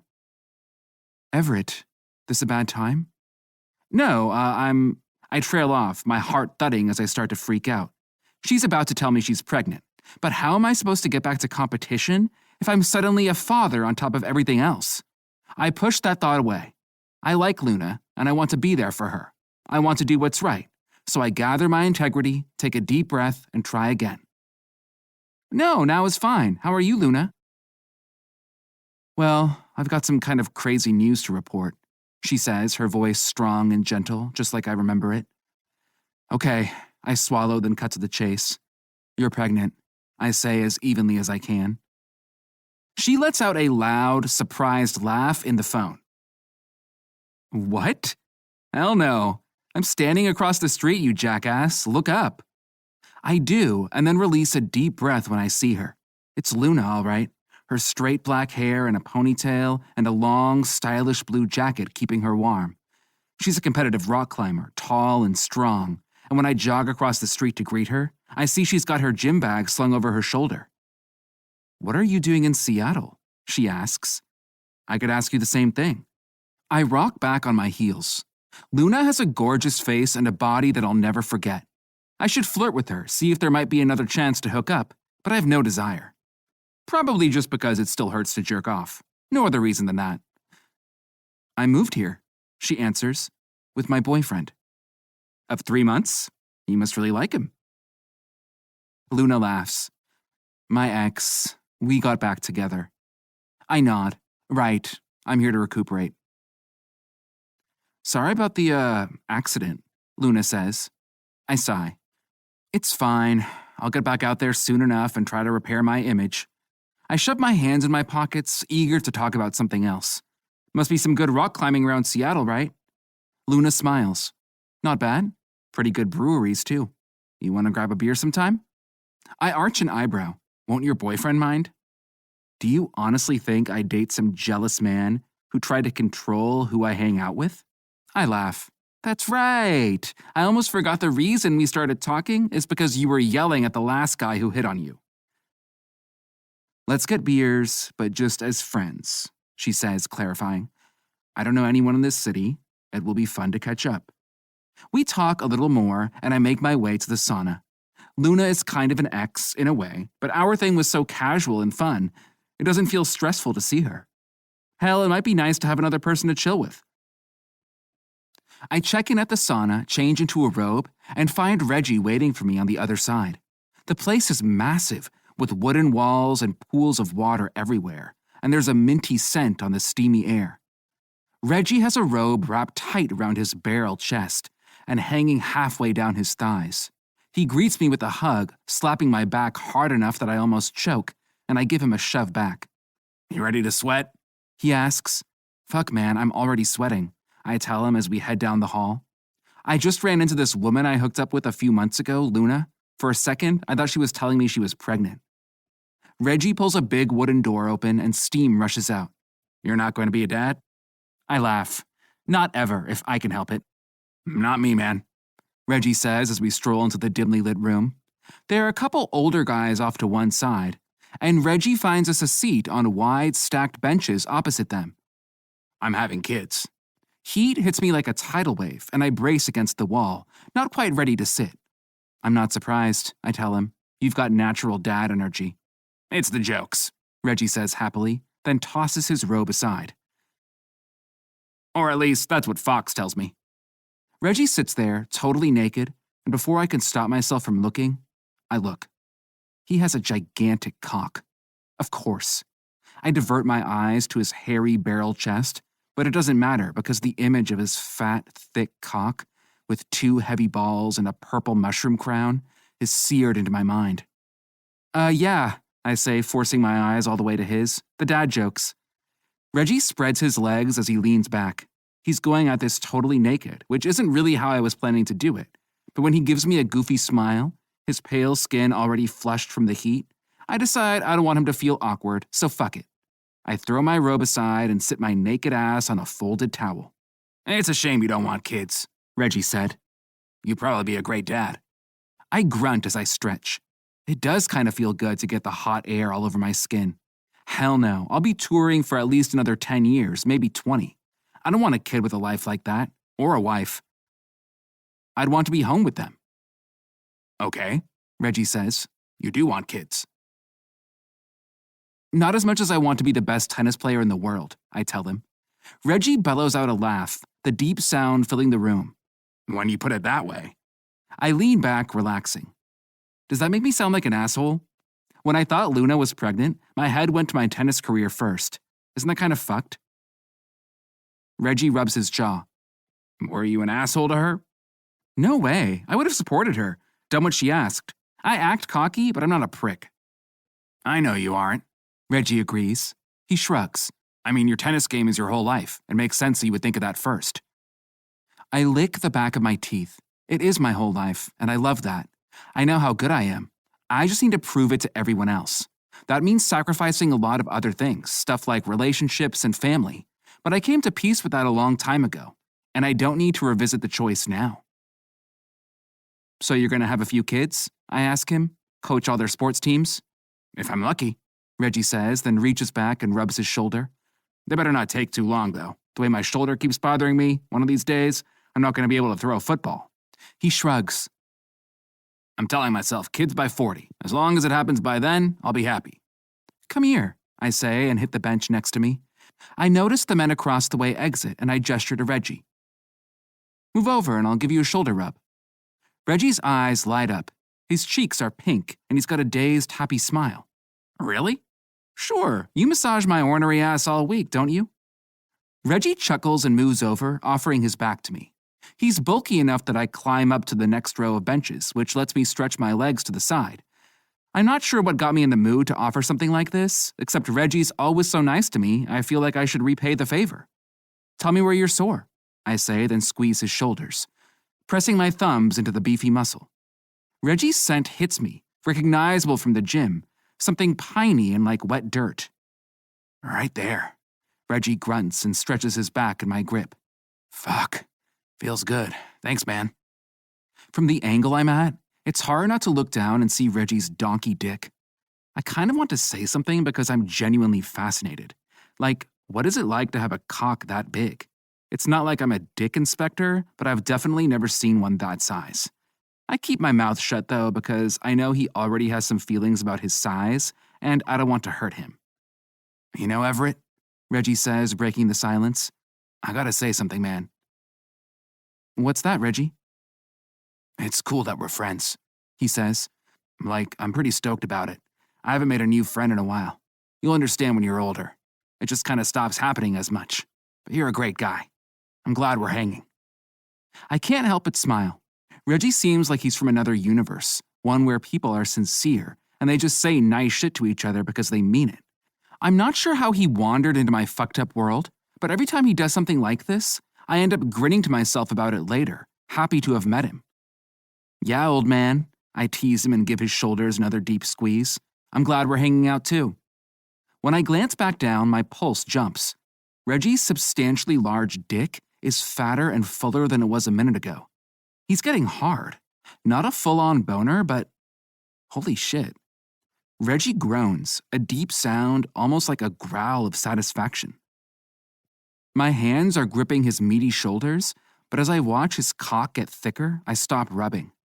He must not be aware of what's happening because Reggie doesn't go to cover himself. He just sits there, deeply relaxed, his breath heavy. Like crashing into a brick wall, I'm suddenly confronted by something.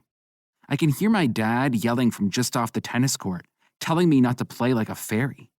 I've had a lifetime of locker room talk and homophobic coaches, and all the worst of it is right there, playing out in my memories, making my heart kick. Is Reggie bi or something? I never got that impression, and I don't want to care. I don't care. I'm not gay, but it's fine if other people are. Reggie and I are just hanging out as friends, and everything is chill. I'm not one of those homophobic jock assholes, even if I was raised by one. I realize I'm massaging his shoulders again as my head spins, rubbing him without thinking about it. And out of the corner of my eye, I see Reggie's cock start to stand up, rising between the trunks of his hairy thighs. He grunts, his voice rough, and abruptly stands as he grabs his towel. "Oh, hey," he says awkwardly, wrapping the towel around his waist. "Great massage." His voice trails off.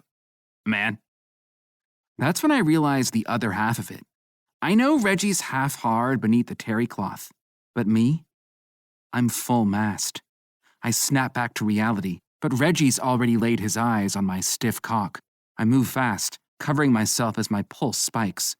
It must be the heat and having another body next to mine after not jerking off enough. There are a million totally innocent reasons this might have happened, but whether Reggie is gay or not, I don't want to give him the wrong impression.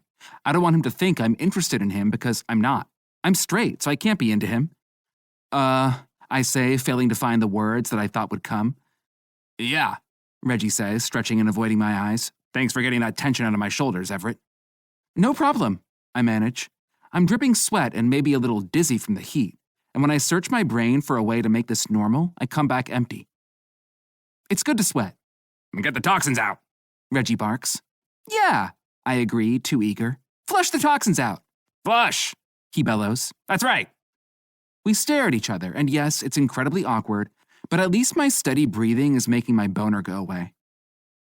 Reggie cocks up half a smile. "Cold plunge?" "I'm sorry?" "The cold plunge," he says. "You yank a cord and it dumps ice water on you. Want to check it out? It's good for the circulation." I sigh, then begrudgingly nod. "Yeah, Reggie, I could go for a cold plunge." Chapter 7. Reggie. The next couple weeks at the gym, things are relatively normal with Everett. Neither of us brings up the sauna, and we still joke around and have fun like buddies. But it's also true that neither of us tries to make plans to hang out. When I even start to consider inviting him over, he always grumbles something and changes the subject, avoiding my eyes like he knows instinctively what I'm thinking. It's just a boner. No big deal. Hell, I only stood up in the first place to cover myself because I realized I was half hard too. It's a totally normal, healthy, physical reaction, like sneezing or something. So, who cares if Everett got hard rubbing my shoulders? The image comes flying back to mind. I see Everett sitting there, his body stretched out and all his lean muscles taut. His dick is like the rest of him, surprisingly pretty, and even though I look away immediately, I can still see the tuft of dark hair and his sheathed tip. I sit on the couch at home, eating my dinner, a couple omelets tossed on top of a package of frozen hash browns, still thinking about it. What happened at the sauna is nothing, but it's managed to sideline our friendship. It's made everything feel different in a way I can't explain. Tingly and kind of worked up, like I'm about to skydive or something when I see him. Maybe Everett is bi or something? If he's closeted, that would explain his energy this past couple weeks. Hell, with Owen and Fox in my life, I could probably help Everett out. Show him that he doesn't have to hide. A queer, male tennis star. The idea makes me smile. It's damn well past time. But my face falls when I consider the other option. Maybe Everett is totally straight and uncomfortable with gay people. If he's homophobic, that's going to mean the end to our friendship. I don't want to believe he would be hateful like that, but I'm not naive about jock culture either. And I'd never tolerate someone who doesn't accept my family. Frustrated, I pick up my phone and dial Fox, who quickly answers. "You busy?" I ask. "Not at all," he says, heavy guitar music loud behind his voice. "Mayor's auditioning new members for her band. I'm just hiding here to avoid the office." "Cool. The thing is," I say, searching for the right question, "I need your perspective on something. I grunt. It's not a man problem. I guess I have a man question." "A man question," he says, and the music dims behind him. "I thought someone had already explained the birds and the bees to you, Reggie, but I guess I can try again." I roll my eyes. I know how bees have sex. I'm just trying to figure out, if a guy is straight, can he get an erection from another man? Or the opposite? Do gay guys get erections from women? Fox clicks his tongue. "Did little Reggie pop up and say hi when you weren't expecting?" "No, it's not about me. And I know that people can get hard for any reason at all." I huff, struggling for a way to ask what I want to ask. "A boner is like a sneeze," I tell him, repeating the line I've been telling myself. Fox scoffs. "Maybe your boners are." I rub the palm of my hand against my forehead. "It's about Everett," I say, caving. "Everett got a boner when we were at the sauna, and now he hasn't asked me to hang out again." Something I really appreciate about Fox is that my best friend knows how to keep his mouth shut. He works with celebrities, and after years of navigating his difficult past and managing his public image, he knows how much trouble loose lips can cause. Fox doesn't say anything for a minute, then starts chuckling. "What?" I ask. "You straight men can just be so ridiculous." "So you still think he's straight?"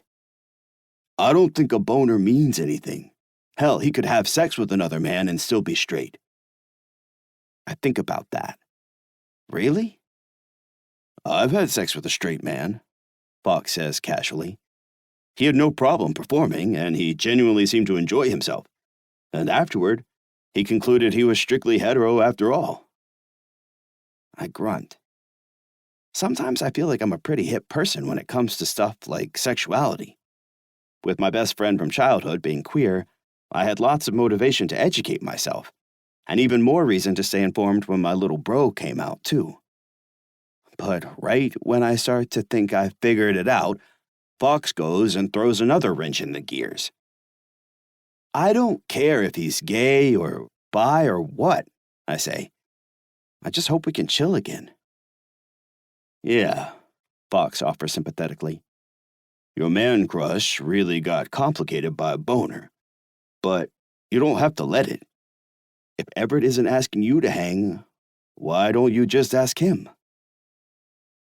"I don't know," I admit. "I know it's hard," Fox says, overstressing the word, which earns an immature snicker from me. but one of you has to act like the adult. If your new friend is going to let you down, better to know now than later." "I don't think he's going to let me down," I say. "Everett's actually a great guy." "So I've heard," Fox says sarcastically. I chuckle. "Don't worry, you're still my best friend." Stiff competition these days, I've got to say. I laugh again. "Thanks for making me feel better, buddy. Anytime you need a dick joke during business hours, I'm your man." I hang up, but keep my phone in my hand. Fox is right. It's not just Everett who's acting weird. Now I'm getting weird about the boner situation, too. So before I can overthink it, I fire off a quick text to my new friend. "Hey, buddy, what's up this weekend? I might grab a couple drinks Saturday. Want to meet up?" I set the phone down, not expecting anything back immediately. But I really fucking want him to say yes. It crashes through me like thunder. Hanging out with Everett feels right. It's easy and fun, and maybe because he's my client too, I just like knowing that he's doing well and that he's safe. Luckily, though, I must have caught him at the right time because my phone vibrates with the new message. "Drinks sound lit. Let's hang Saturday." A big grin fills my face. "Lit," I say, then chuckle loudly in my empty condo. Chapter 8. Everett. It takes drinking a whole pitcher of beer with Reggie before I finally admit the truth to myself. I'm freaking out about nothing. Reggie isn't gay, and I'm not gay either. We're a couple of guys who like hanging out together, simple as that. And just because I haven't had a friend like him in years, I don't need to read into the situation. I haven't been jerking off enough because of my injury, and my body was reacting naturally. Game over. And hell, I'm healing, and it's easier to jerk off now, so this is probably the end of it. As I head to the bar to get another pitcher, I kick myself for getting twisted about it.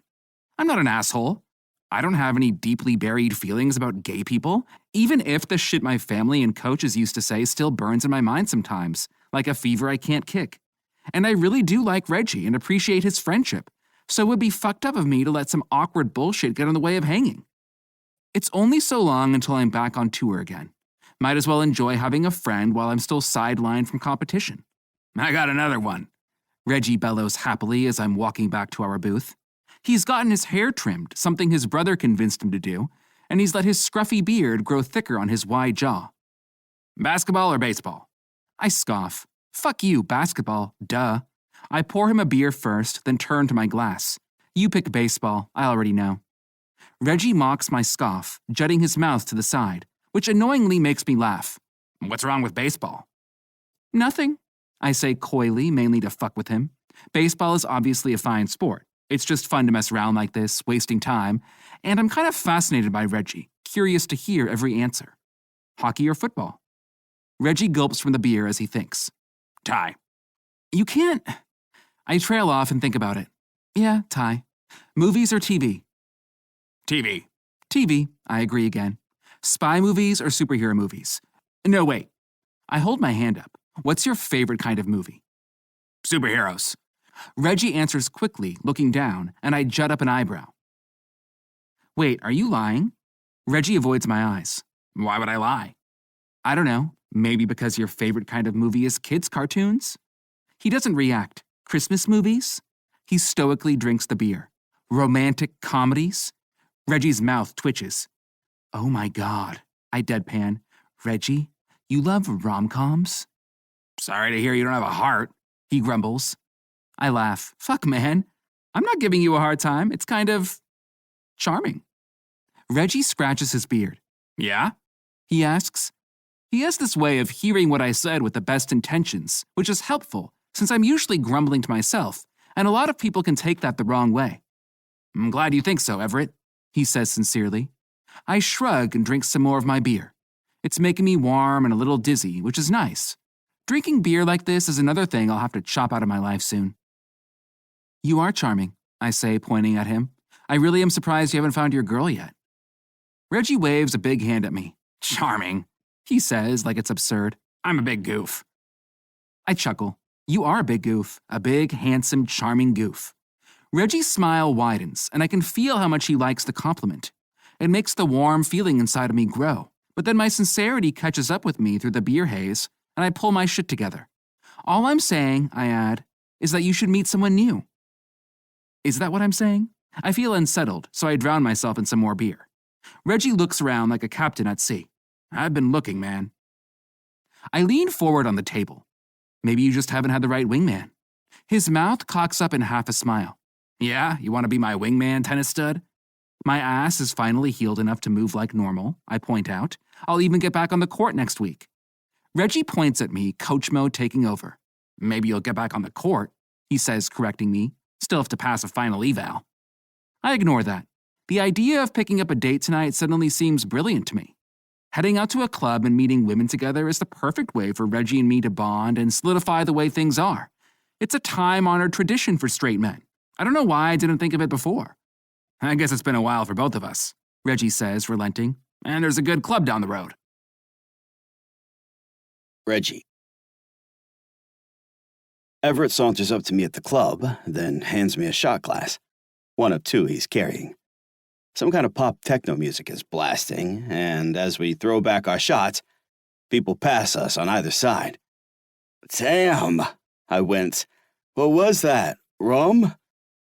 Don't worry about it, Everett says, then pats my arm.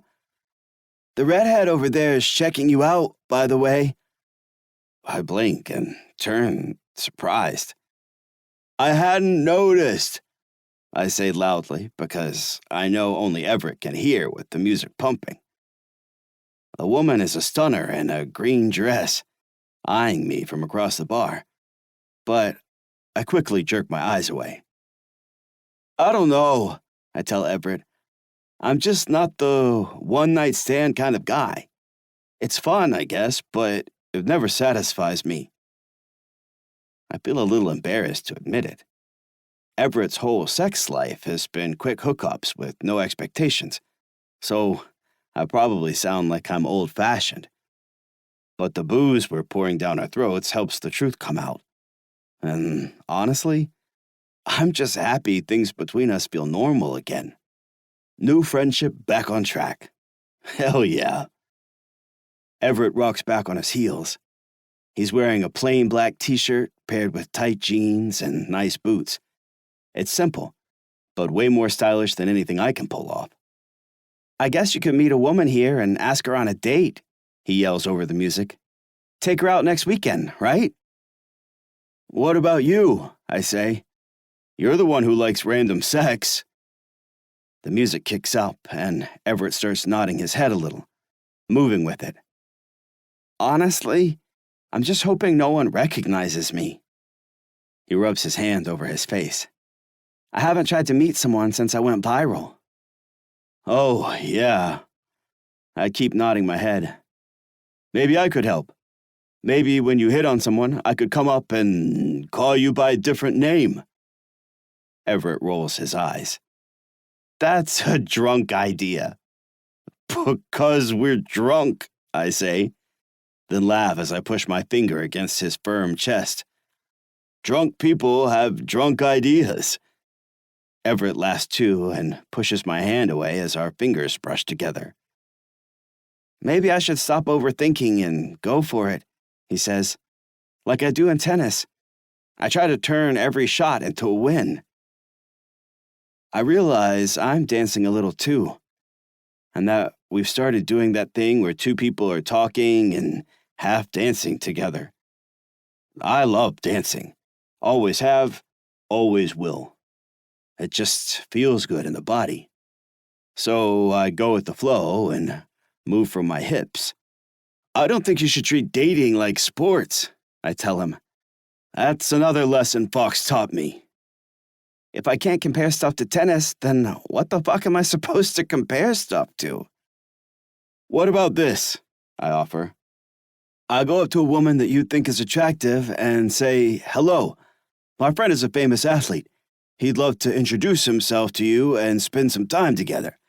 And then I'd give her a hotel room number or something where you're waiting. First, Everett yells over the music, leaning in close, that sounds like you're a serial killer. Second, how would a hotel help? She could still recognize me in a hotel room. I rub the back of my head, and the room gets a little wobbly, tilting on its axis. Shit. Maybe we're too drunk to hook up with strangers anyway. What? Everett says. I lean in closer, still dancing.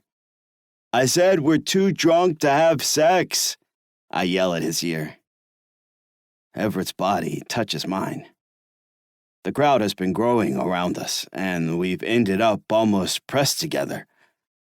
My heart jumps, and my breath disappears. And before I can react, our bodies brush again.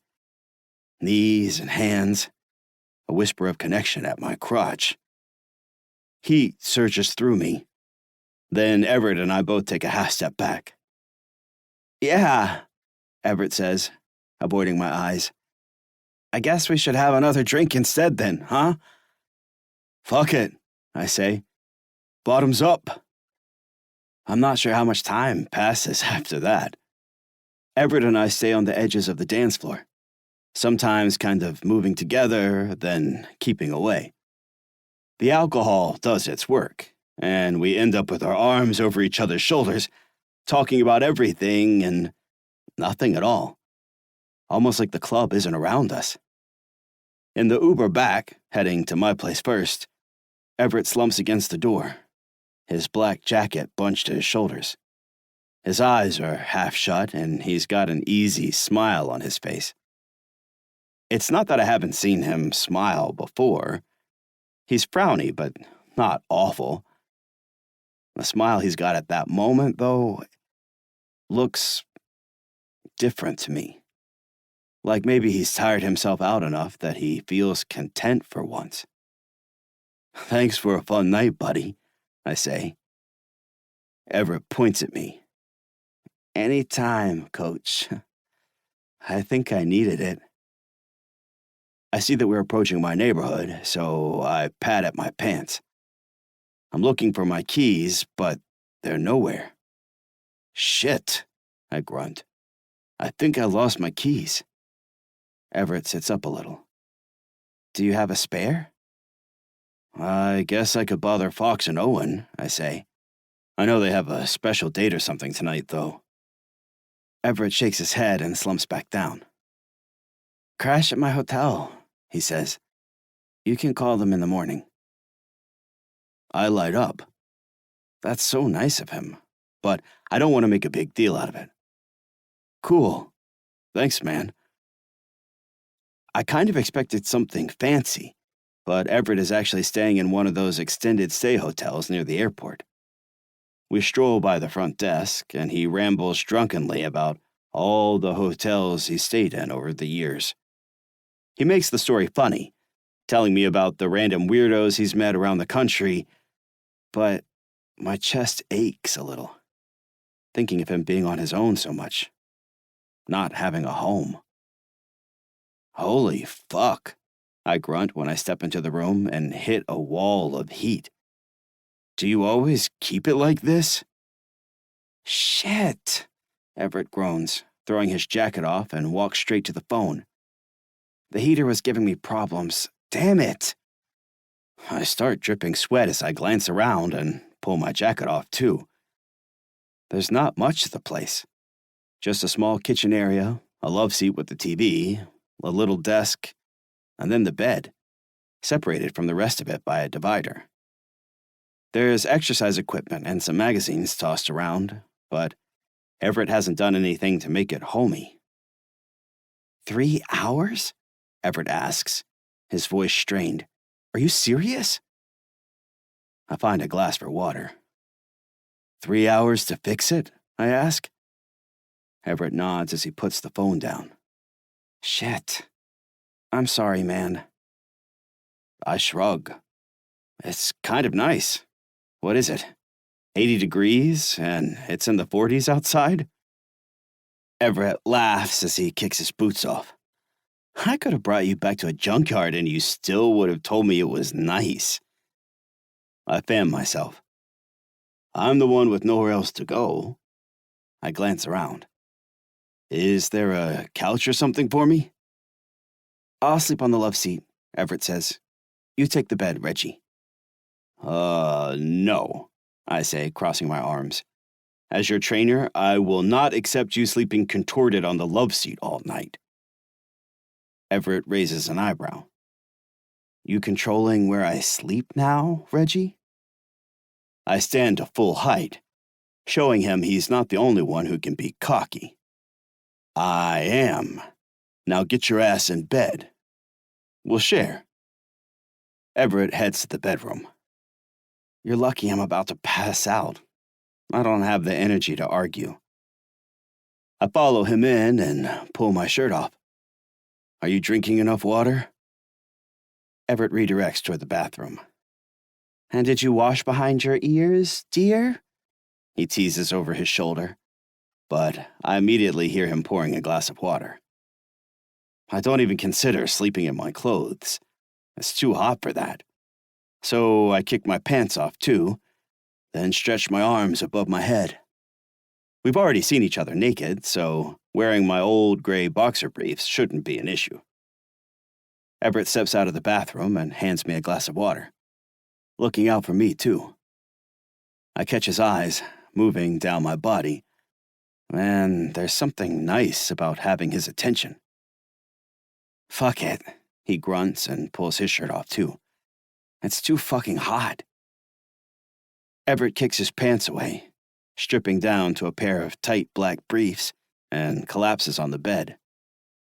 I crawl in next to him as he kicks the blankets away, and the scent of sweaty men fills the room like a gym. We lay there, side by side, both facing the ceiling. I think to myself that if Everett were gay or curious or something, this will be the time he might try for something with me. It will be okay if he does. I'll be friendly about it. And it will mean we'll get to talk about stuff. So, in a lot of ways, it will be a good thing if he makes a move.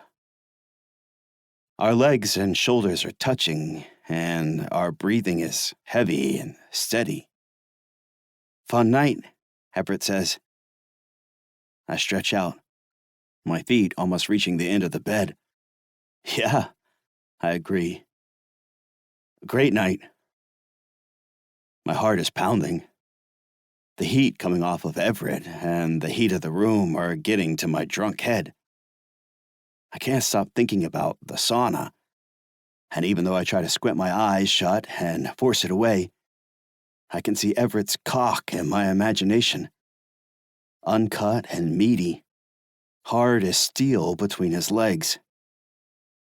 Everett's hand brushes mine as he stirs. I'm gonna sleep like a fucking log, man, he says, turning on his side a bit to face me more. I don't know why, but I can't help myself. I let my eyes glide down. Everett's package is full in his briefs, and as I watch, I see the bulge growing thicker. He's getting hard again. I stretch my legs, a strange wave of pleasure rolling across my muscles and tingling my skin. The room is thick with electricity, tension cutting through every breath. I hitch my body a little closer to Everett's without thinking of it, and warmth floods to my cock. I'm not sure what's happening, except that I'm moving without thinking. Everett presses his body against mine, just hard enough that I can feel it, and as sweat drips down my chest, I see that his cock is fully hard. My erection rises up, stiff and aching for touch. I almost turn and hide my arousal from Everett, but he's just as hard. Instead, my breath heavy, I follow the drunken instinct that rises up from the core of me. and I drag my hand to my crotch. Chapter 9. Everett.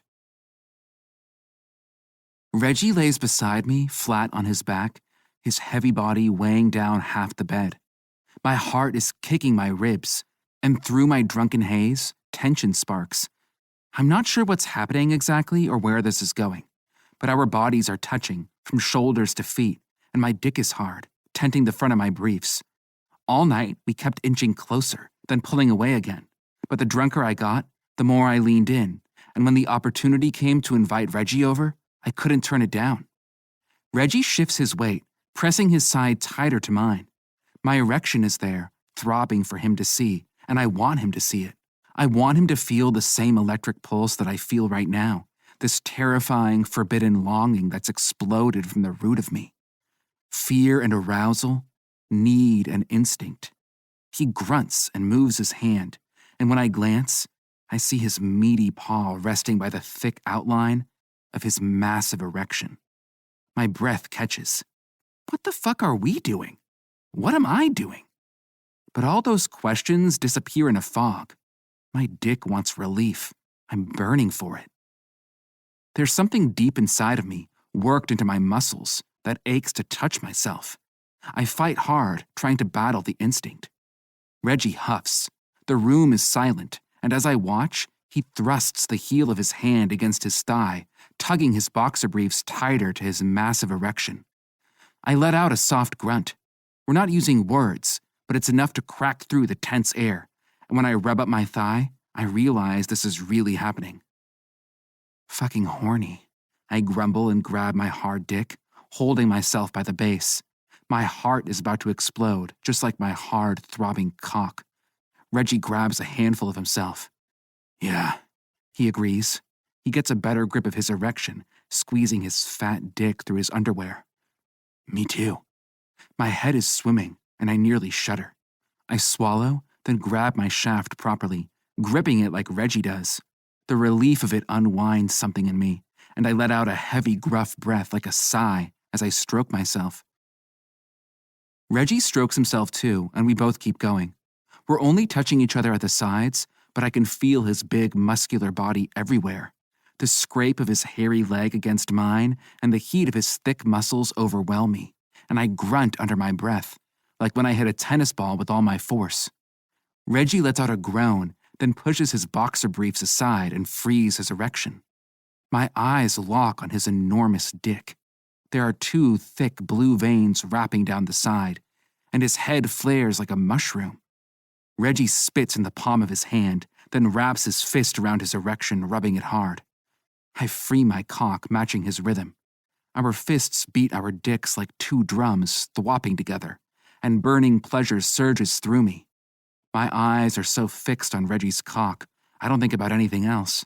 I just work my hand in time with him, grunting with this strange feeling like I'm rubbing his cock, and he's rubbing mine.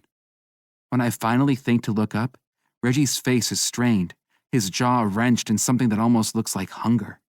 His fat, pink tongue rolls across his lips, and he drags his gaze over my body. Seeing him watch me beat myself pushes me to a new high. I pump faster and kick my legs against Reggie's. I can feel the sensations rolling across his big body, and when the musky scent of men and sex hits my nose, something primal inside of me responds. Fuck, I grunt, my balls heavy and hot. Oh, fucking hell. Reggie grunts back. He tugs hard on his sack, and I watch as a fat, pearly drop of pre-cum leaks from his slit. We're both beating fast now. I'm lost in it, like I get lost in a match, and Reggie seems the same way.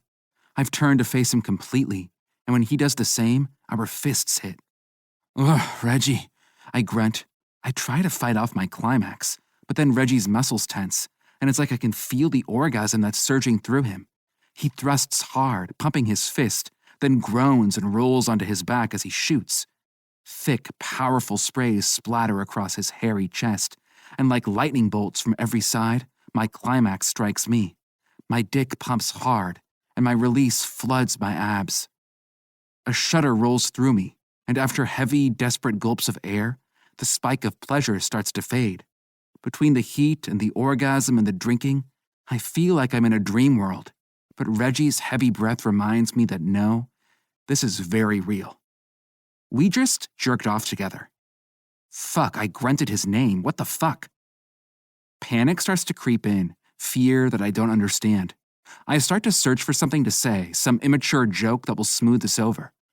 Before I can blurt something I regret, though, Reggie's breathing drops even heavier. I sit up and look at him. His eyes are closed and his mouth is half open, and after he inhales deep, a snore comes out. He fell asleep. I can't believe it. Reggie fell immediately asleep and with cum all over his chest, too. I drop back to the pillow, and through the hurricane of emotions storming inside me, a laugh breaks through. I don't know why, but Reggie falling asleep somehow makes this all so much easier. I grab a couple tissues and clean myself up. And then, in what might be my drunkest decision of a night filled with drunk decisions, I grab another and clean him up too. I delicately toss it away so I don't touch the cum, then fall back on the pillow, close my eyes, and pass out to the sound of Reggie's heavy snoring. Chapter 10. Reggie. I wake up in the morning to my stomach rumbling. A full night of drinking always leaves me famished, and the light pouring in the hotel window tells me it's breakfast time. The hotel. I sit up and scratch my beard, the fuzzy night slowly coming back. Everett is passed out next to me, flat on his back with his mouth hanging open. We're both in our underwear, and I sit, trying to wake up as I watch the slow rise and fall of his chest. The bar, the club, the hotel. Holy shit. Did we jerk off together last night? I rub my hand over my face and, yup, actually we did. Everett and I jerked off together last night. I feel kind of embarrassed about it and funny in my stomach, and I nervously smile when I crawl out of bed. I drag my tired ass to the kitchen setup, collecting my clothes on the way, and chug a bunch of water. At least the heat is normal again, even if everything else feels weird. It's not a big deal, I tell myself. Guys do stuff like this. I've heard plenty of stories. It's just that I've never done something like this. I yank on my clothes, rumpled from a night on the floor, and realize I kind of like it. It feels like having a secret, something that's against the rules. And it's kind of cool to step outside of my regular Reggie zone. I didn't even know I was capable of doing something like that. I chuckled to myself, feeling a little bit like a badass, channeling my best friend Fox. Plus, I enjoyed myself plenty. Can't deny that. I was drunk at the end of the night, but I remember that it felt a hell of a lot better than a usual jerk-off. Shit. Maybe I'm, bi for jerking off or something. Is that a sexuality?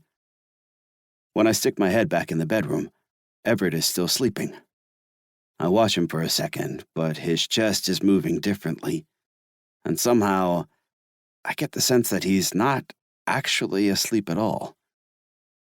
Maybe he wants me to leave, but I want to say something to him. Make sure he's okay. This morning, I'm feeling a lot more confident that Everett might be queer, and if this was one of his first experiences, I don't want to leave him hanging. I go back into the little kitchen to fix a cup of coffee, and I make sure to bang around a lot while I'm doing it, hoping that pulls him out of bed. When it doesn't work, I scrawl a note on a pad of paper, telling him I took off and I'll see him at the gym, and I add a big smiley face by my name so he knows it's chill. At a breakfast cafe down the street, though, I keep thinking about it. Everett's a client, so I should just let this go. We've already probably made massage time awkward as fuck. I should give him some space to work his own shit out. It's just masturbation, and I'm his athletic trainer, not his therapist. Except something inside of me won't accept that. An instinct rooted in my guts tells me that I should check on his grumpy, broken butt. 4 bacon and jack cheese breakfast sandwiches on cornbread, I tell the person at the counter. Then shake my head. No, I correct myself. 6 bacon and jack cheese breakfast sandwiches on cornbread. I smile and toss a few dollars in the tip jar. I'm going to bring my buddy breakfast. Everett. I'm lying in bed with my face in the pillow, my head throbbing, trying to figure out how to get my hands on a greasy sandwich. It's the only hangover cure that works for me. Until I get some serious fried food in my stomach, my brain won't be able to start thinking about what happened last night with Reggie. When he got up, I laid here and pretended to keep sleeping. I felt like an asshole about it. The hairs on the back of my neck stood up, and I could feel how much he wanted me to wake and say something. But what the fuck am I supposed to say? Nice jerking cocks with you last night, buddy?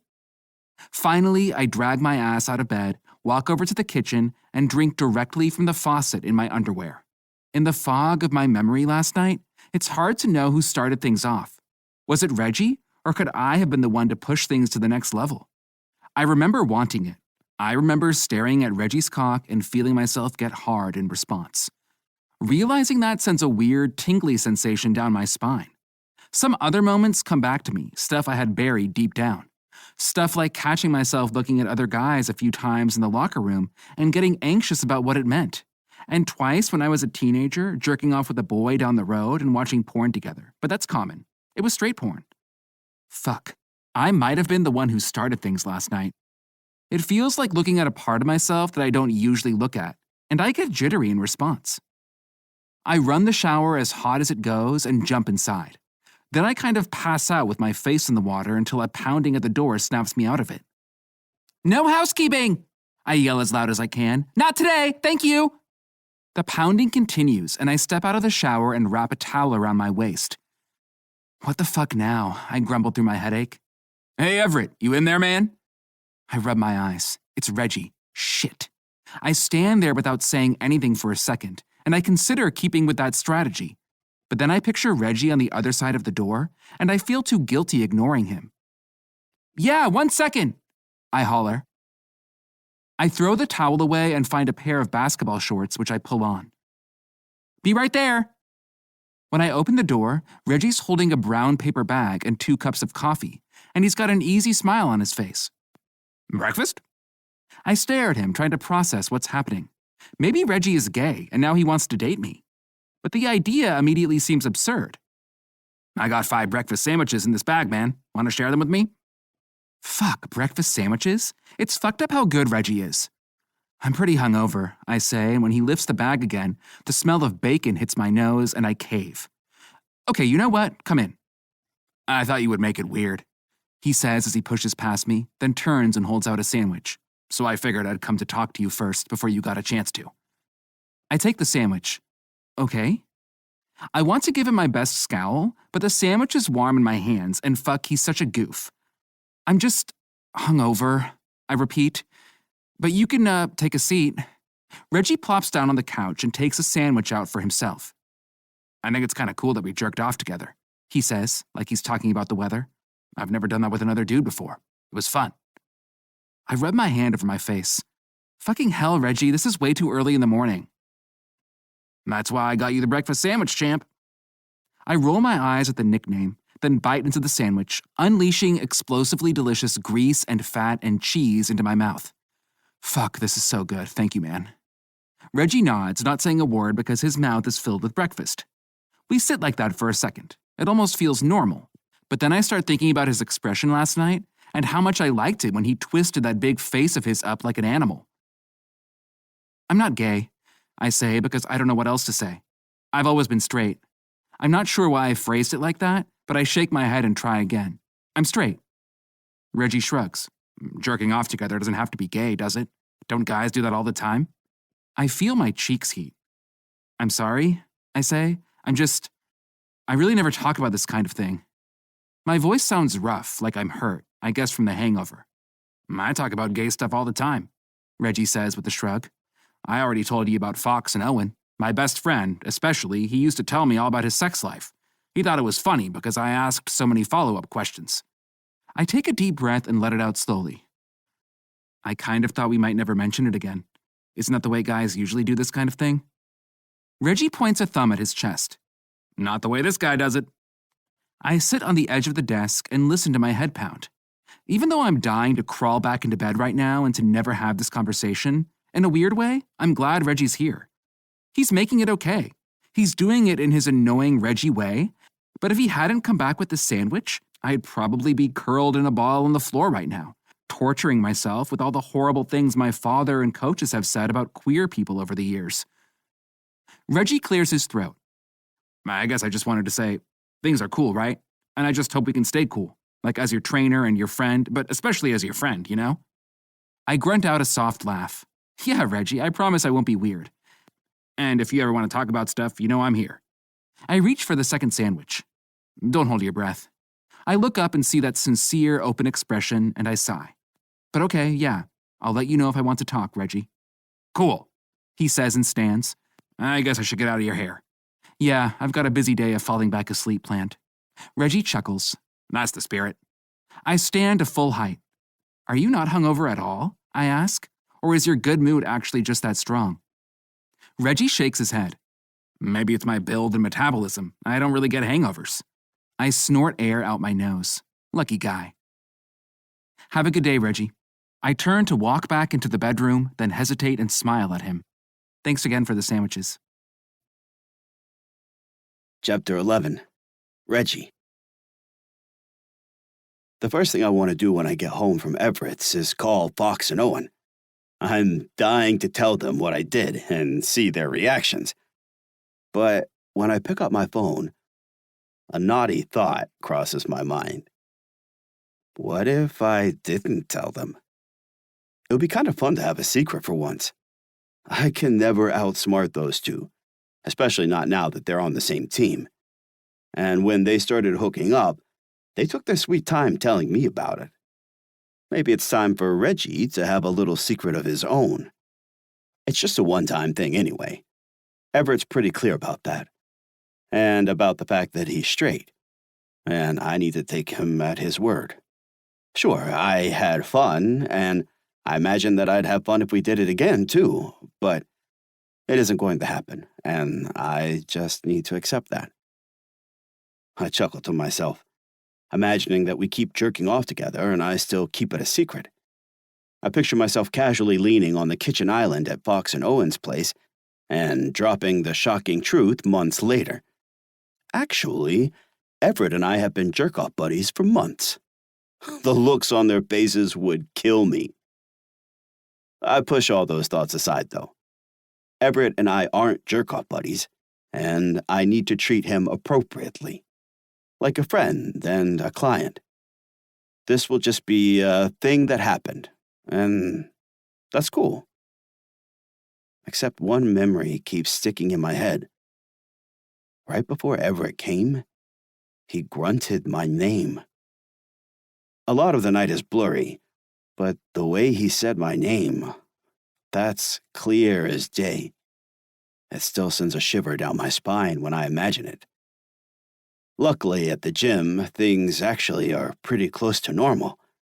Everett is a little shy at first as we get back to our routines, but I joke around and act like normal, and he loosens up easily. The massage doesn't even throw him, although the schedule was just to work his shoulders and arms all week, so he kind of gets off easy there, so to speak. I can tell Everett's a little awkward about gay stuff. But he's obviously not an asshole. And the fact that he was able to push through whatever prejudices showed up and made him awkward just makes me trust him more. 3, 2, and all done, I say, counting down Everett's set with the bench press. He pumps his fists and sits up. Sweat pours down his chest, turning his white shirt see-through, and there's an appealing heat glowing beneath his cheeks, warming his skin. Good set, I say. I'm impressed. 2 months later and you're ready for the tennis courts. Just like you planned. Everett stretches his arms. The burn feels good, he says. I missed it, I sit back on a bench, giving him a breather. He's been pushing himself hard, but it's my job to make sure he doesn't push too hard. Is your coach going to come out here? I ask. You want me to be in touch when you start back on the courts next week? A lot of coaches like to talk to the trainers. Everett wipes his face with a towel.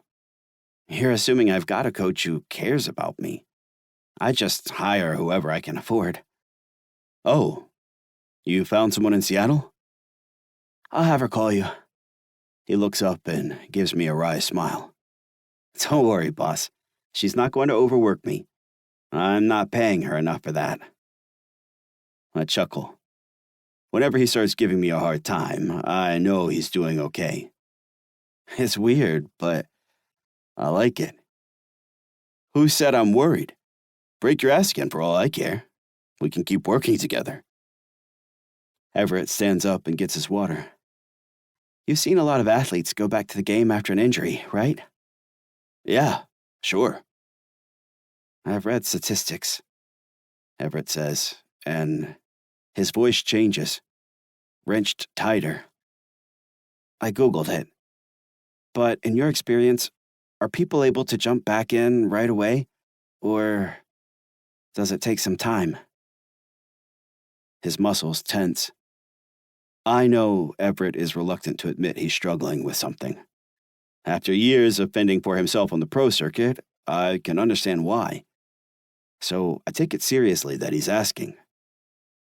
Depends, I say. On what? The sport, the athlete, the injury. Are you asking me if you'll be able to play right away? Everett shakes his head. I know you can't answer that. It's just never been so fucking long since I touched a court, you know? You don't feel right without it, I say, nodding. You really are a tennis player, Everett. He chuckles. That's what they tell me. Don't stress it if it takes you a minute to bounce back, I tell him. I know you'll kick your own ass anyway, but try to go easy on yourself. Everett grunts and looks at his sneakers. I wish I could afford to rent a private court, he says. I'd fucking kill for the chance to play tennis without an audience right now. But it's freezing outside and all the indoor courts are busy. I'm going to have to track down some random, rundown facility off the path so I don't run into anyone. Fucking hell, I say with a laugh. It's not that bad. I reach out and mess up his hair, and Everett grumbles my name. Right, he says, accepting my encouragement. I'm ready to swing a racket. That's the good news. He takes another swig of water. I've got to learn to be more like you, Reggie. He points to my eyes, then his. I need that positive attitude. I rock back on my heels, happy. It will catch on. Just give it a chance. An idea strikes me, and I stop rocking. Shit. Hold up. Buddy, you don't have to rent a tennis court. I know one we can use. Everett. I swing the racket and feel like I'm soaring. The weight is familiar and comforting in my hand, and the smell of tennis balls in the air is like a drug. I'm at home again, alive again, and I jump from one foot to the other, feeling the perfect court under my sneakers.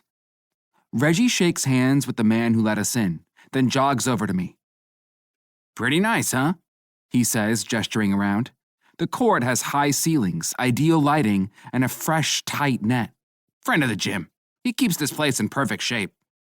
It's heaven, I tell him, still testing my feet and bouncing my weight from side to side. This is the best court I've ever had to myself. If you weren't here, I'd probably be humping it. Hump away, Reggie says, then throws a tennis ball at me. I think that's what comes after jerking off together, right? Humping sports equipment in front of each other? He lets out a loud laugh and I stand there, awkward and embarrassed, totally unable to come up with a response. He's done this a couple times, referenced our drunken whatever, and I'm sure that asshole is going to keep doing it as long as it throws me off.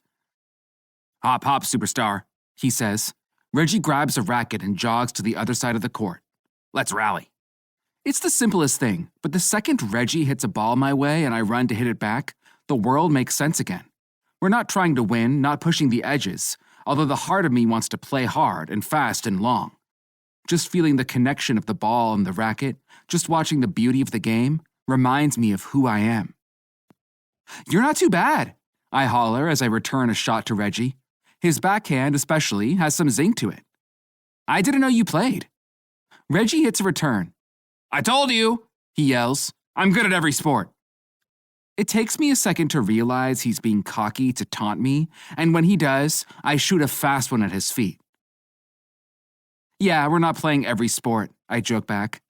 Reggie jumps, unable to return the ball, and it flies against the heavy curtain behind the court. Hey, he calls with a laugh. I take it your ass doesn't hurt? I stretch my arms and then give the racket another swing. It feels amazing. There's no pain at my tailbone. Just my game, waiting right where I left it. Hell yeah, I'm feeling good, I say. Reggie, you're a kick-ass athletic trainer, you know that? He walks to the net. That big smile is on his face, his cheeks curved up and his white teeth flashing. He looks good, and like I've been doing all week, I ignore the rest of what I'm feeling. There's a part of me reaching out, insisting I remember that night.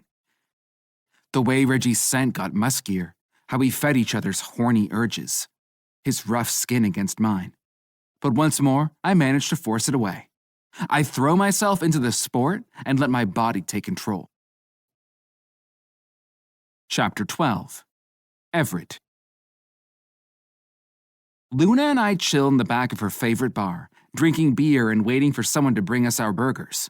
This is the second time we've met up, and I'm remembering why we got along in the first place. Her passion is for climbing mountains, and she's got the determination and wild spirit something like that demands. I've been back on the courts for a week, I tell her. I feel alive again. I'll bet, she agrees. Sometimes a month or two passes when I can't get on a mountain, and no matter how many indoor walls I climb, I feel like I'm crawling out of my skin until I get my hand on actual rock again. I raise my glass to her. Thank God for sports. Luna raises her glass too.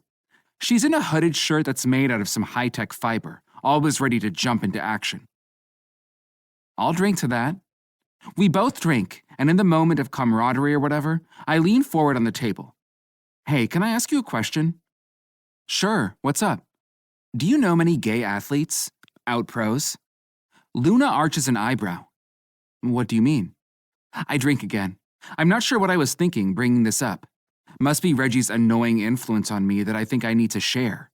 But the question has been sitting there in the back of my mind all night, so I might as well ask her. I just haven't met a lot of gay athletes, I say. I guess the ones who come out must still get a hard time. Well, I'm bisexual, Luna states flatly. You could start there. I blink. What? You are? I didn't know that. You never asked, but I'm sure I mentioned one of my ex-girlfriends around you before. Ashley? Or don't you listen either? What? That's not fair. Ashley can be a boy's name, I catch myself. Well, congratulations, I add, not wanting to be an ass, or at least more of an ass than I'm already being. Luna laughs. You congratulate someone when they come out, and that was about 10 years ago, but thanks. She sighs. Come on, Everett. Don't tell me you're just another straight guy with a bunch of straight guy assumptions and ideas. That's boring. I am not. A straight guy? Boring! I object immediately. I'm not just another... I'm not like that. Luna drinks, clearly curious why I'm so damn flustered, but not saying anything about it. To answer your question, yeah. There's a shit ton of homophobia in the sports world, and every other type of ignorance too while you're at it. Why? My brain catches up. Have you had a hard time? Have people been homophobic to you? Shit. I'm sorry that I didn't realize, Luna. I've had a decent experience, actually, she says. There are plenty of pockets of good people, too. Every kind of person you can imagine plays sports. Good. I feel relieved to hear that, reassured. You're really not going to tell me why you're asking? Luna tries again. The honest answer is that I'm not sure. I'm thinking about something I don't know how to think about, but that would make me seem like I lost my mind and I'm already weirding out. I'm just thinking about a friend, I tell her, a buddy of mine. A pro? She asks, then shakes her head. It's none of my business. Most of the really big pro sports are another story anyway. If I were in the public eye like those guys are and playing men's leagues, that's some nasty pressure. I don't envy them. A chill goes through me. Yeah, I say, my voice tight. I don't envy them either. Coming out could define someone's whole career, couldn't it? Even ruin it. Sure, we've had major lesbian tennis stars for decades now. Players like Billie Jean King and Martina Navratilova faced all kinds of hell and still had legendary runs, and queer men have played in some of the top tournaments. But there hasn't been an out queer man winning Grand Slams and making headlines, and when I imagine it happening, I instantly hear all the hate that would come his way. Hope your friend can do what's best for him, Luna says. Yeah, I say, suddenly depressed again, like when I first showed up in Seattle. Me too. There's a thing I'm trying not to think about, but I think about it all the way back to the hotel. And I'm thinking about the next day at the gym, too. It's massage day again, a full body one. Reggie and I have done this enough times that I should get the fuck over it by now. But when I start to undress, I feel funny, thrown off balance. You chilled with your friend Luna last night? Reggie asks casually as he cracks his knuckles, his sleeveless shirt clinging to his broad chest. Yeah, we grabbed burgers, I answer. I drop my pants, yelling at myself internally to chill out. I stand there in my short boxer briefs, only long enough to grab a towel, then I'm on the massage table. You'd like her. A rock climber, that right? He steps over to start the massage, and I'm grateful for the conversation. It helps keep my mind occupied, distracting me from how warm I feel with his strong hands gripping me, rubbing my muscles and easing my pain. Yeah, rock climber. She says the mountains around here are pretty nice. That's an understatement, Reggie says with a laugh. His hands are rough in a way that I've been craving, and I try not to groan under my breath. I've never tried to climb one, but they're easy on the eyes. Almost makes me wish I was going to be in Seattle longer. I try to check them out. Reggie's breath does a weird thing. You're not leaving soon, though. No, I agree, and I realize that he wouldn't like that, and that I like that he wouldn't like that. In 3 months, 4, I hope I'll be playing tournaments by early summer. That's awesome, Reggie says. He'll be back in the US Open in no time. I grunt. His belief in me feels good, but it's possible he's just being his optimistic self. His hands work down toward my ass. Reggie presses his thumb into a knot, and when he releases, I let out my breath and realize that it's happened again. I'm hard, hot against the massage table. I push my ass backward, trying to give my dick some breathing room, but Reggie presses me back down by the hips. Just hold on, he says. Stop being so fucking impatient. My blood pumps. Let a guy shift his weight, will you? Reggie moves to my thighs, ignoring me. You don't have to climb a mountain to see a mountain, he tells me. I'm renting a cabin with Fox and Owen. I know you don't celebrate the holidays, but could be fun, right? Meet my best friend and my little bro, drink some New Year's champagne a few days early. It's true. I'm planning to spend this holiday season like every other one, alone in a hotel room with sci-fi movies, no matter how many times Reggie tries to invite me to something else. But it's not lost on me that this is Reggie's gay brother and gay best friend, 2 people I keep hearing about. I want to meet them, and I pretty much never want to meet people. My heart thuds against the massage table, and the erection I'm trying to ignore strains. It's just a cabin weekend, totally normal stuff, but it still feels like I'm agreeing to jump off a cliff when I open my mouth and answer Reggie. Yeah, cool. I might be into that. Chapter 13. Reggie. Whoa, look, Everett says, sitting up in the passenger seat. There's snow on the ground. I slowly steer around another bend in the road. I'm not surprised. I feel like we've been driving uphill since we left Seattle. When I spot the road sign ahead, I grunt. We're just about there. Finally. Everett sinks back down in his seat. He's been gazing out the window for a lot of the ride, watching the gorgeous mountainside rolling by while we talk. A little wistful. I'm pretty hyped about him meeting Owen and Fox, but I'm working hard to be normal about it. I've got to keep my mouth shut and give them a chance to talk with each other. That's the whole reason this trip is so exciting in the first place. Anyway, they'll obviously all like each other.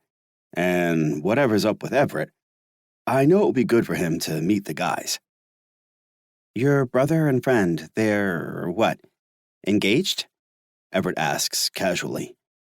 Yeah, they're not getting married for at least a year, though, I say. They want to enjoy the engagement, they keep saying. Were they both gay when you were growing up? Or out, I guess I mean? Well, Fox is bi, I explain. But yeah, he came out when we were young. Owen waited until later, just a couple years ago. I dart my eyes at him. Why? Everett shrugs. I've never had gay friends, he admits. I guess I'm curious. It's just like having any other friends, I say, except they're gay. I think about it and chuckle. You know, that's one reason I'm glad for my size. People tried to give Fox shit sometimes for being bi, and me for being his bestie. But all I had to do was growl, and they'd run away. I laugh as I remember it. Being big isn't always bad. And you were just fine with that? People talking about you? Hell no, I wasn't fine with people saying hateful shit, I say as I turn down the long driveway marked with the address Fox gave me. I told you, I had to growl at them. That's not my natural inclination. Everett chuckles. Yeah, I know it's not. I guess I mean... He trails off. You know what? Forget it. Sorry you and your friend got hassled growing up, Reggie. I smile, appreciating that. Aw, thanks, man. It's all good. Holy shit, Everett says, sitting up straight. This cabin is fucking huge. Yeah, Fox didn't used to have a lot of money, but then like 5 or 6 years ago, he suddenly had a lot of fucking money, I explain as I pull up front. He loves an excuse to spend it on my brother. Rent him a cabin for the weekend, stuff like that. I turn to Everett with a grin. Come on, let's check it out. The cabin is amazing, like a ski lodge stuffed with cozy luxury items. But I barely see it. I just stand there grinning to myself and rubbing my hands while they all make the introductions. Owen and Fox are both wearing black wool sweaters, and Fox has his arm slung over Owen's shoulder while they talk. Everett rubs the back of his neck, looking almost shy, which is endearing. Okay, I finally bellow happily, then lift my bags. Should we find our rooms? We're in the upstairs bedroom, Fox says. You two can take the downstairs one. One? I ask, and my heart jumps. Oh, right, Fox deadpans. One bed. I forgot you were going to be straight about it. We're not going to be straight about it, I object, offended. Everett grunts. I mean, we'll probably be straight about it, he says, and he and Fox chuckle. He says it with the same energy as our usual banter, but I'm caught off guard. You know what I mean, I say, then shake my head. I'm sure there's a pull-out couch. We'll figure it out, Fox says casually. Reggie, Everett, either of you want a drink? Fox takes our drink orders, and, like it's the easiest thing in the world, everyone falls into place beside each other. It turns out that the band Fox represents, Kissing Dirt, is one of Everett's favorites.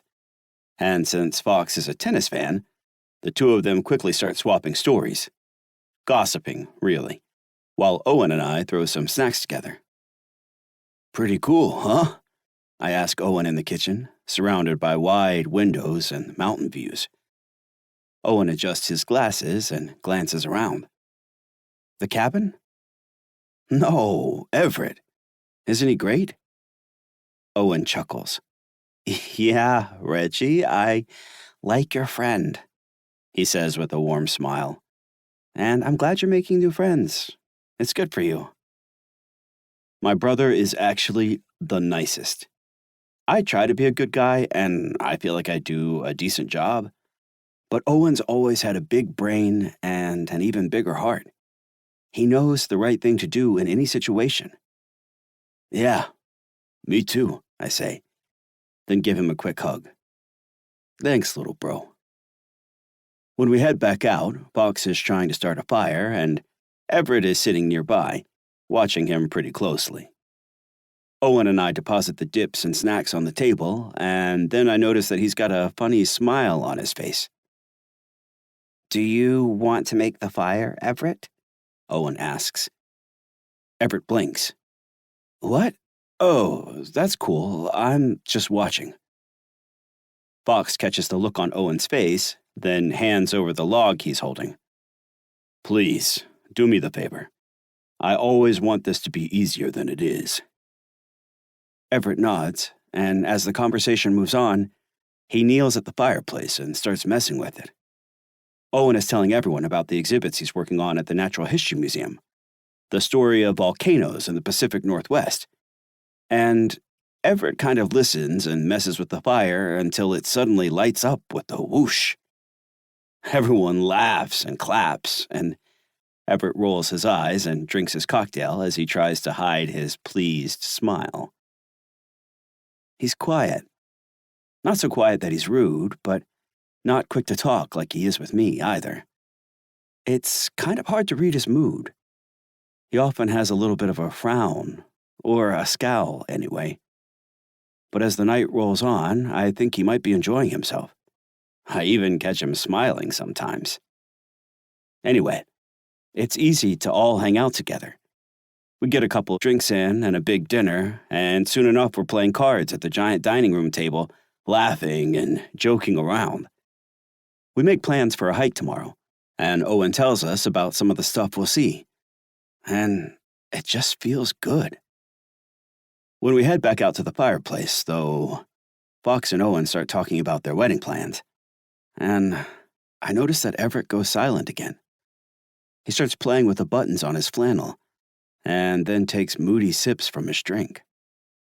I'm bothered that he might be bothered by the conversation, and suddenly worried that he's going to embarrass me in front of the guys, which would suck. I hate that I'm even thinking about that.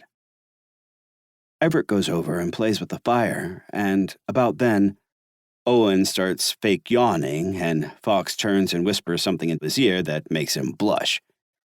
Not even 3 minutes later, they manage to disappear upstairs, leaving me and Everett with the fire.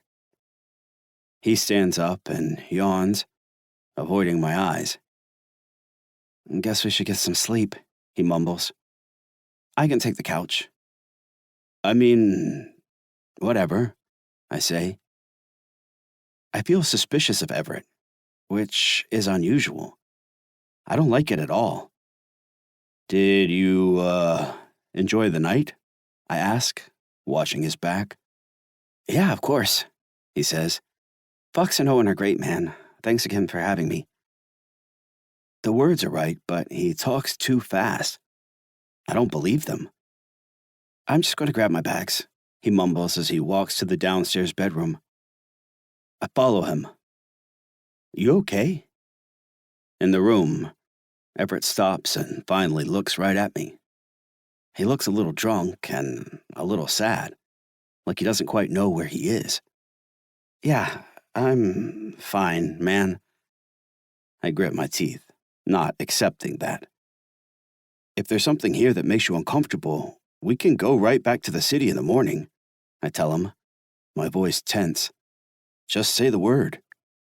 Everett shakes his head. What? No, man. Fuck. It's not that. He shakes his head, grunting to himself, and his neck goes tense. Fuck, Reggie, I just don't know how to be around this. He trails off. Gay people? No, this, he says again, waving his hand. Happy people being nice to each other. Family shit. People planning weddings and talking about childhood stories and making dinner and happy cabin shit that I don't know how to do. Everett's voice almost breaks, and he finally looks away. Shit, I'm sorry. I'm drunk. My heart breaks. He's not actually being weird about gay people at all. He's just a guy who hasn't had a family in a long time. I throw my arms around Everett's shoulders and pull him close. Sorry you haven't had a family. He lets out a surprised laugh grunt. Reggie, he says, but doesn't push away. And you don't have to do anything. Just hang out and be yourself. The guys like you. Trust me. Finally, Everett does step out of my arms.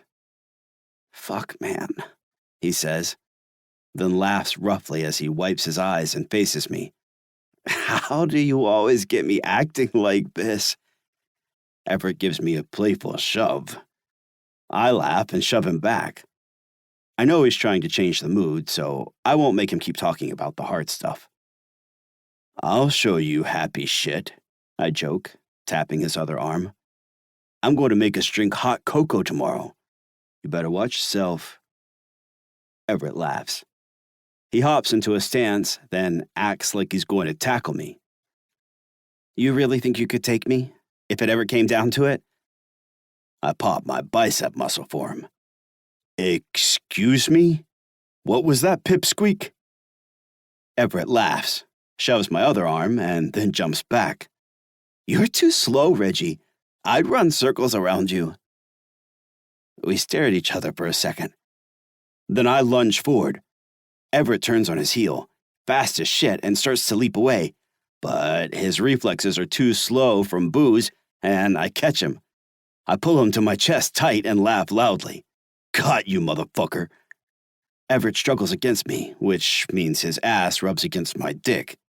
The heat surges through me like a wildfire, and in the surprise of it, Everett pushes off and gets away. Holy shit. Did that little fucker rub his butt on my dick to distract me? He pivots, and we face each other. We're both panting, and my dick is hard. When Everett doesn't make a move, I step forward and give him another shove on the shoulder. Glad you came along this weekend, I say. Everett shoves me back and steps closer, putting us barely a breath apart. Yeah, me too. Our shoulders are almost touching, and my heart pounds. I'm not sure how we got here again, except the second we were alone, this is where we ended up. I lean down and push my forehead against Everett's. He grunts and juts his knee against my leg, and I grunt back. We start pushing on each other with our chests and shoulders, and Everett grabs his cock, hard in his jeans. I grip mine, too, and then we both pull our erections out, showing them to each other. I spit in my hand, but Everett works himself raw, tugging his shaft and pulling his foreskin back as we grunt. His scent fills my nose, smoky from the fire. The door is still half open, and the light from outside the bedroom is the only light in the room. We step in and out of the shadows, the sounds of our breath and saliva and fists guiding me. The rough scrape of my palm on my shaft drags pleasure from the root of me. My dick is heavy in my hand, and I try to show it to Everett as we move with each other, sweating. He lets out soft, needy grunts, and his fist hits mine. We keep jerking, keep grunting, keep breathing. Oh, fuck, I groan. Gonna come. Fuck yeah, Everett groans back. My dick is so fucking hard. My balls feel like they're going to explode. Everett grunts, and I see that he's pulling on his sack. Fuck yeah. I grab my sack and tug, and it sends another explosion of pleasure through me. Fucking hell, I'm leaking all over. Feels good, Everett groans. He steps into the light, and I see him slicking his pretty dick with pre-cum. Then he butts himself against my shoulder, and our hands crash together. I pump from my hips. Gonna come, I grunt. Gonna come. Everett groans, and ropes of cum shoot from his cock and splatter against my thighs. The wet warmth is like a kiss, torturing me, and my balls squeeze up tight as I hit my climax and spray my load on Everett. Everett lets out a surprised, low laugh, and I do the same as we lean against each other. We both huff, our pants at our ankles, and then Everett comes to and stands up straight. "Oh, shit," he says as he sees the cum on my legs. I grab some tissues. "Don't worry about it," I say, and turn to him. "Let me get you." I wipe my semen off of Everett's stomach, and he laughs and steps back. "Fuck, Reggie. At least let me clean myself." Everett grabs the tissues and wipes himself, and I clean my leg. We look at each other, then both laugh. Everett throws his hand over his face and shakes his head. "Oh, I guess that happened again." "Yeah," I say, then grab him and toss him onto the mattress with a grunt. "Now, pass out in bed with me instead of getting weird about it. We've got a big hike tomorrow." He lays there on the bed, his pants still around his ankles, and I can tell he's about to object, but after a second's thought, Everett seems to decide it's easier to give up. "Come on," he says as he kicks his pants off and rolls on his side. "But try not to snore this time." Chapter 14. Everett. Rise and shine. Reggie's voice pulls me from sleep, but I don't open my eyes. I just lay there a minute trying to remember where I am and... Oh, right. Fuck, it happened again. And not just jerking off with Reggie. I did that thing again where I spill my guts all over the place. Talk about shit I don't usually talk about. I force my eyes open. Reggie stands there dressed for the day in a sweatshirt and jeans, a cup of coffee in his hand. "I do mine half milk, half sugar," he says, then hands the mug to me. "That good?" I sit up and take it. "Yeah, sure. I usually just dump a bunch of cream in it, but this works." Reggie offers me an easy smile. "Owen and Fox went to town to pick up some supplies. It's been snowing since I got up, so we'll need to get our hike in soon if we want it to be easy." He's acting like this is totally normal, like we didn't just get naked and butt our heads together like a couple of angry bulls. Like last night didn't end with us jerking our dicks and dueling with our fists. Fuck, what is with this family? How are they all so weirdly happy and chill together? "How much is going to snow?" I ask. Reggie shrugs. "We're high up, but not that high up. We'll probably get a few inches at least. But don't worry, they got plows that will come through." He renews his smile. "You ready for some breakfast?" "Yeah," I grunt. "I'll be out in a minute." Reggie nods and turns to walk away, and I quickly add, "Thanks for the coffee." When he's gone, I rub my face. I don't know why I got so emotional and weird last night. Fox and Owen are great guys. It's incredibly generous of them and Reggie to invite me to this mansion of a cabin, and I like hearing about their work and listening to them joke around.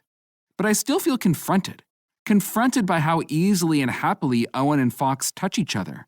How Reggie just seems to be another part of their world. Some sad, shitty part of me rose up last night, a reminder that I haven't had a life like that, and I probably won't get one either. Like looking at something I'm not allowed to want. It doesn't feel great. Maybe all this relaxing is bad for me. I'm usually too focused on my game to mope. As I climb out of bed and tug on some sweatpants, though, it's the end of the night that really comes back to me. Jerking off with Reggie was quick and primal. The heat of it tore through my body, and when we were done, I didn't feel so sad anymore. And I don't feel so sad this morning either. I'm still edgy and nervous about another day at the cabin, and my brain starts imploding if I think too much about the fact that I jerked off with Reggie again. But as I follow the smell of bacon into the kitchen, I can't deny that a part of me is glad to be here. "How you doing today?" Reggie asks as he flips an omelet in the pan. "Get some good sleep?" I stretch my arms. "Not bad." Cool. He turns his attention to the stove, grumbling to himself. There's pop rock music from 20 years ago on the speaker across the kitchen, and Reggie swings his hips to the song while he scrapes the pan. It's impossible for me not to smile when I notice that, and I keep smiling right until I realize I'm staring at his thick, muscly ass hugged by worn denim. "Here you go," Reggie says, turning with a stack of omelets on a plate. "Cheese and pepper here. This is cheese and bacon. And over here is just cheese." I laugh. I'm back on my tennis diet, remember? You're the one who told me it was time. I already cheated enough last night. Reggie huffs. You're on vacation. It's not like you're going to do your full training routine while you're here. I'm already missing a couple days on the court, I point out. I'm definitely working out while I'm here. Reggie sighs. I'm proud of you as your athletic trainer and disappointed as your friend. He shakes his head. Egg whites and spinach? Sure, you don't have to. He lifts a hand. I got it. He goes back to making food, and I lean against the counter, remembering how nice he's been and how I got moody last night. I'm confused and frustrated when I think about Reggie and what we're doing, but I don't want that to turn into treating him badly or acting ungrateful. And just watching him cook for me feels damn nice. Fox and Owen are pretty amazing, I say, aware I didn't say it enough last night. Thanks for introducing me to them. Reggie shoots me a smile over his shoulder. Yeah, they like you too. Fox told me this morning that he thinks you're funny, especially when you're giving me a hard time. And Owen said he thought you were surprisingly sensitive. I'm not sensitive, I say, wrinkling my nose. What? It's a compliment, Reggie says happily. He means that he thinks you're nice or whatever. I rub the back of my neck. It feels good to hear that, but I don't know what to say, so I grumble into my coffee. That's nice. Reggie chuckles and tosses a plate of egg whites on the counter. Don't worry, I didn't forget. You're a killer and the best tennis player alive. The funny embarrassment I'm feeling eases a little, and I chuckle, back on familiar ground. My only problem is I've got this athletic trainer who keeps trying to feed me bacon and cheese. Reggie grabs a piece of bacon from a plate and offers it to me. Just one piece, though. For fuck's sake, Everett. I laugh and snatch it from him. Just so I don't have to hear about bacon all morning. I joke and shove it in my mouth. Reggie's phone vibrates against the countertop. Owen, he says and answers. How's town? I watch Reggie's brow furrow in concern. He looks so intense when he concentrates. It's the expression I've seen when he's pushing himself at the gym. His square jaw goes tight, the muscles on his thick neck pop, and this intense strength flashes through his eyes. Are you okay? He asks seriously. I sit up, paying attention, and when Reggie nods and says, Good, I feel a wave of relief I didn't expect. Oh, shoot, Reggie says. He keeps the phone at his ear but moves it from his mouth to talk to me. The snow is drifting down the mountain. What the hell does that mean? Uh-huh, Reggie says into the phone. No, not if it's like that. He looks at me again and moves the phone. Owen thinks the motel is cute. What? What motel? Reggie quickly finishes up his call and puts the phone down. Wow, can you believe it? Believe what? I ask, confused. The road up here is blocked, but a lot of roads are blocked, so they can't get to it until tomorrow at the earliest. I blink. What does that mean? There's a motel right in town, Reggie says brightly. The snow will stop by tonight, and the guys will come back up and join us tomorrow morning. He grins and points a finger gun at me. Just you and me, buddy. I stare at Reggie. He's acting so normal, but my heart is beating, and I'm warm all over. I don't know what to say. After I take another gulp of coffee, I finally just blurt something out. Fuck! Reggie, are you seriously going to act like nothing happened last night? Reggie frowns. I thought you didn't want to talk about it. That's what you said last time. Yeah, and then you made me talk about it, I point out, frustrated. Reggie starts cutting up an omelet. And now I guess you want to talk about it. That's cool. I think it's healthy that you want to talk about us jerking off, buddy. He takes his plate and walks over to the kitchen table with an easy smile. It's fun getting off like that. It's like you're right there, and I'm right there. He sits at the table and leans back in his chair. We're both doing the same thing, so it makes it like when you're jerking your cock, my cock feels good too. Does that make sense? I take my plate and walk over to the table, then sit across from him. I don't know, man, it just kind of happens. Reggie points a bacon at me. You probably feel weird because you think it's gay. Me, I wish it meant we were queer. If I could pick my sexuality, I'd want to be bi, I think. But it doesn't mean that. You'd want to be bi? Reggie gives me a duh look. Twice as many people. I laugh. I guess so. The way he's so comfortable with everything, it makes me embarrassed that I'm slow with this kind of stuff. Even if we were fucking, Reggie continues, it wouldn't mean either of us were gay. Straight dudes do stuff together all the time. A shiver goes through me, and I try to push the feeling away with a joke. Of all your pep talks, Reggie, this is one of the weirdest. Reggie laughs. You're the one that brought it up. How do you feel this morning? Like I wish I hadn't brought it up so we could just get off and not talk about it? Reggie's mouth opens wide with a smile and his eyebrows pop up. Shit, you want to do it again? You want to be jerk-off buddies for real? His expression is so fucking adorable on his big face, I can't help but laugh. What? You want to keep getting off together. That's what you just said. He leans back and crosses his arms over his chest. Say it. Say what? You like jerking off with me. Whenever we talk about it, you just say that or what we did. If you're going to do it, you've got to be mature enough to say it. I push my hand through my hair. Reggie, I plead, wishing he would drop it. He cocks up half a smile. You didn't have a problem talking about it last night. I remember the words that spilled out of my mouth, and I immediately cave. Okay, fine. I like jerking off with you. Ha! Reggie crows, then lets out a deep laugh. Didn't think you'd actually admit it. I grunt. Reggie gives me a cocky smile. I'm gonna make you say it if you want it again. I laugh and shove egg in my mouth. Fuck you. Reggie shrugs and drops his hand to his crotch. You're young and horny, he says, and we're stuck in this cabin together. How long do you think you're gonna make it before you want to jerk off again, tennis stud? Chapter 15. Reggie. With Owen and Fox stuck in a motel, the cabin vacation is a mixed bag. It sucks that we're not all together, especially after how great it was that first night when everyone met.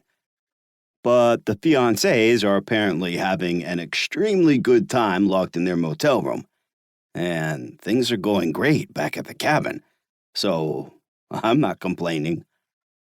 Probably my absolute favorite thing about this weekend, though, is my new realization. All I have to do to get Everett to chill out is boss him around and give him shit. Who would have guessed? After working out, I make him go out on the snowshoes with me. It's cold as hell and the snow is still coming down, so it's hard to see much. But I get Everett to stomp around behind the cabin anyway, just for the hell of it. When we come in from the cold, he heads straight to the fireplace, and I cook up a bunch of fish with some vegetables and pasta, the way Fox taught me. We're sitting by the fire after lunch, lounging in sweatpants and t-shirts, both slumped low in our armchairs. It's cozy inside the cabin, and the light from the fire flickers across Everett's face, casting shadows over his tired smile as he looks out the window and watches the snow fall. Shit, he says. I can understand why Luna likes the mountains so much. It's fucking peaceful up here. Hell yeah, I agree, and stretch my legs out. How's that going, by the way? Is it weird hanging with your ex so much? Everett shakes his head as he turns to look at me. It's like I told you, we never really dated. I've never really dated. My heart squeezes tight when he talks about never having dated another person. I'm not sure what the emotion I'm feeling is, but it's kind of stabby at my chest. You still got time before you go back to competition, I encourage him. Everett deserves to have dating and relationships in his life. I want that for him. But it's hard to push the encouraging words out. I like having the guy all to myself. I guess I'm selfish like that. Everett ignores my suggestion. Do you ever hang out with your ex-girlfriends? I see a few around, I say. They're good women.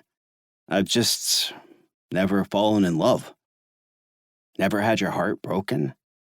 Everett laughs roughly. Fuck, man. I'd hate to see you with a broken heart. I know you wouldn't be able to hide it. I chuckle.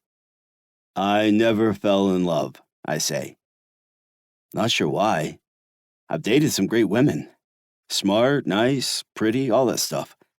I just haven't clicked with anyone yet.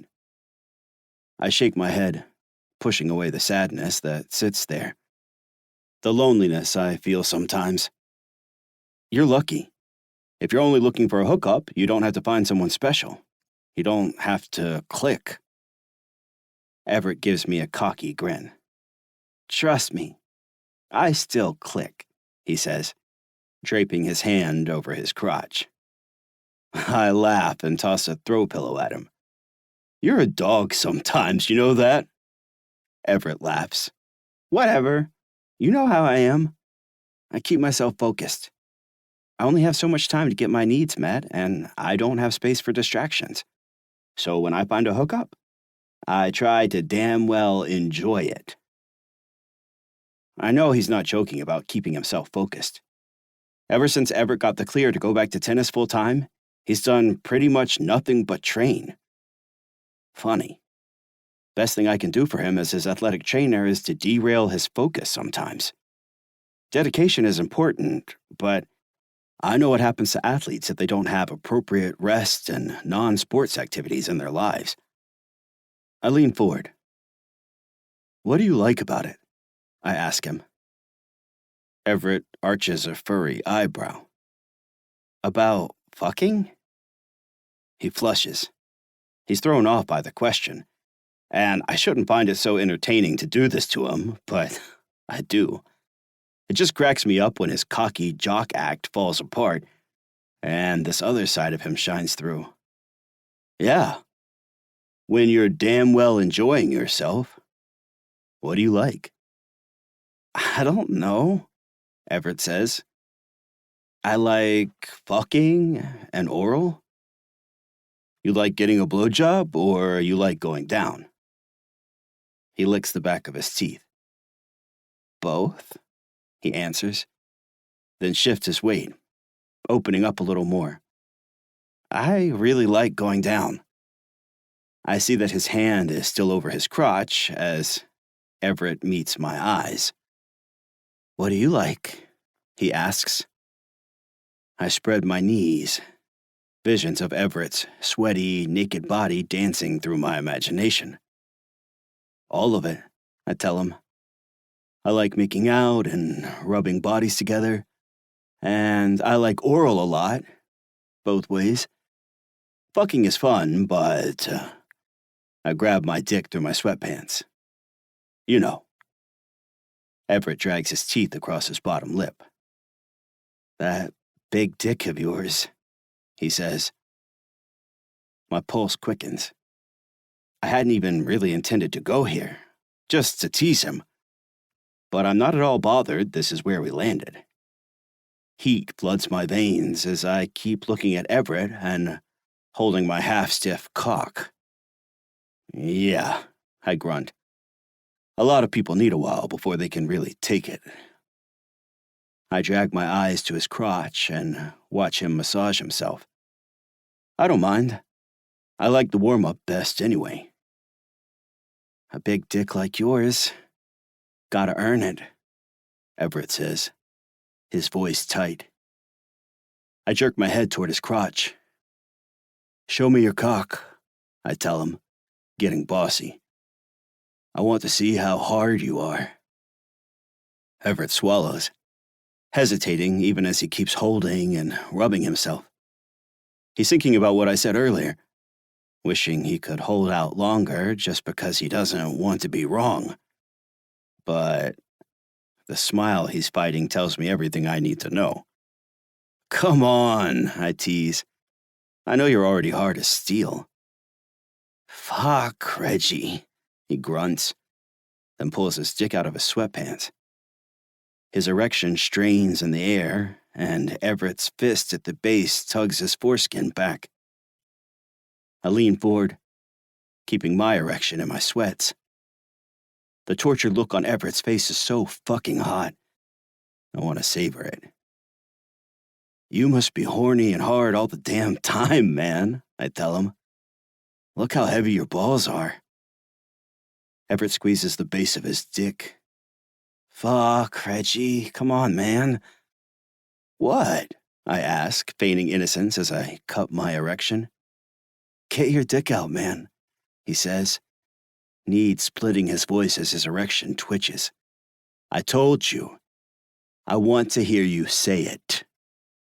Everett grinds his jaw. Fuck. Get your giant cock out and stroke it with me, buddy. Please? I fucking want it, okay? I grin and pull my dick out. This? I ask, showing it to him. My crown is swollen, and when I drag my thumb across my slit, it's raw as a bundle of nerves. What do you want me to do? Everett snorts air out of his nose like an animal. Stroke it. I spit in my palm twice, then grab myself. Everett lets out a hiss as we both start stroking, and the relief makes me groan back at him. We're going slow, taking our time with long, teasing twists of our fists, and my muscles turn to pudding. Your head gets so wet, Everett grunts. I rub my thumb across my crown, and that makes my legs spasm. Yeah, I grunt. I'm dripping. Everett twitches, and a couple drops squirt out his cock. Slick up your dick, I tell him, doing the same with my pre-cum.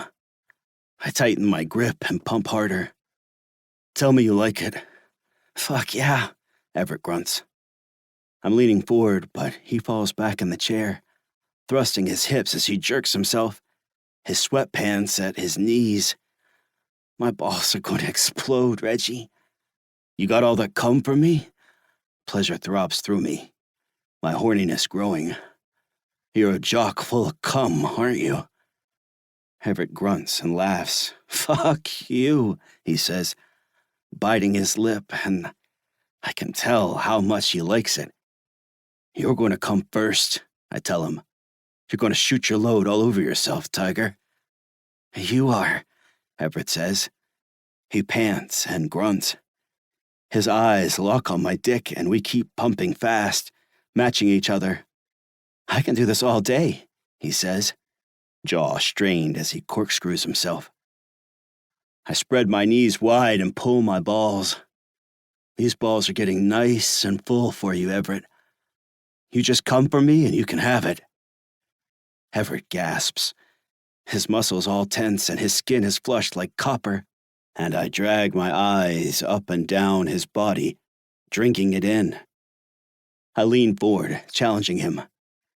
You like how big my dick is, don't you?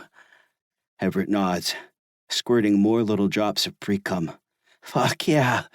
Tell me you like it, I grunt, barely holding off my climax. I like your big fucking dick, Reggie.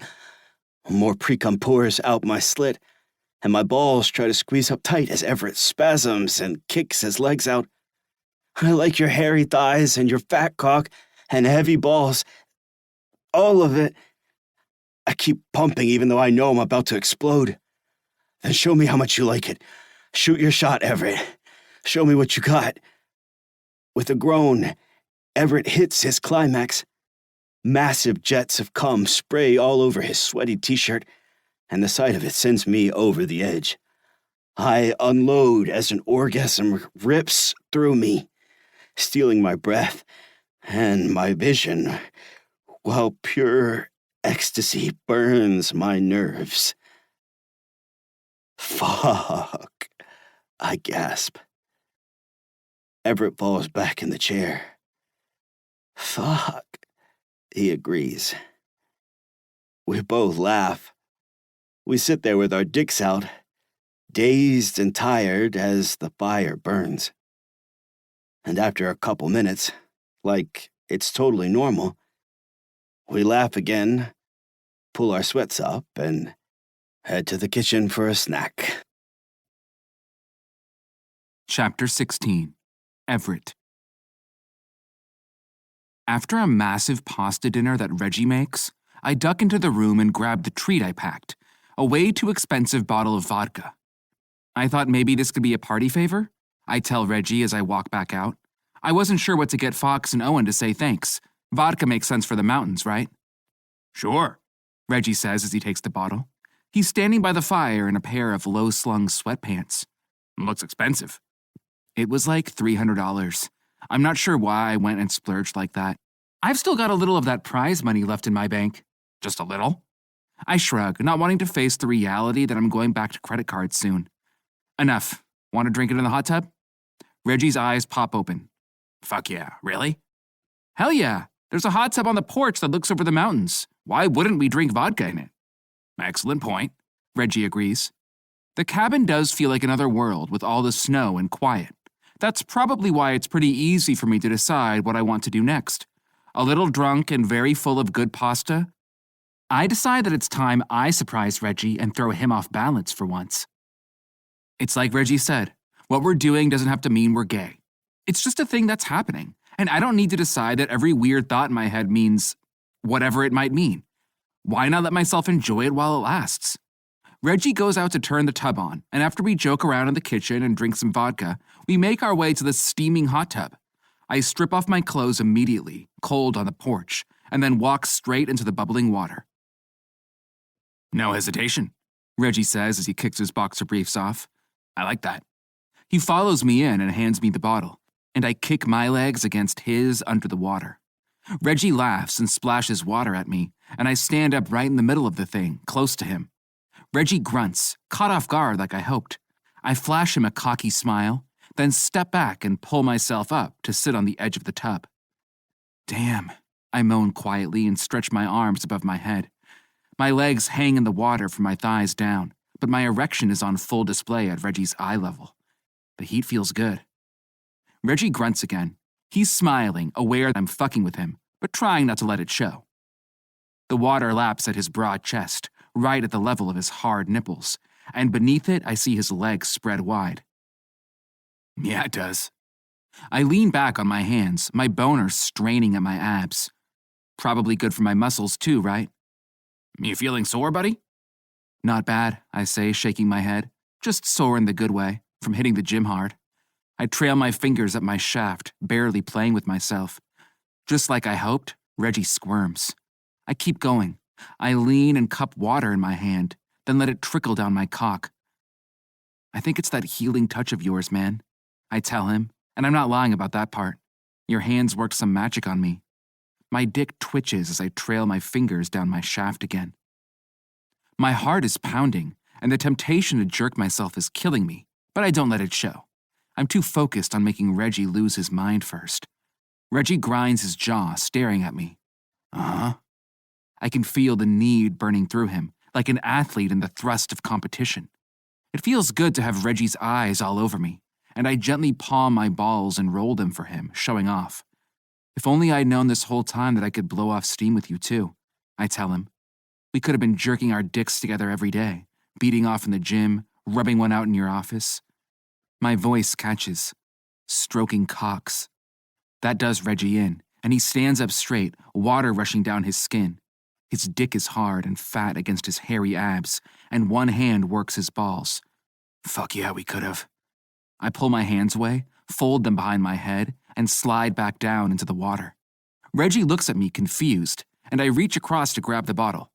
Vodka? I ask innocently, offering it to him. Reggie's jaw drops.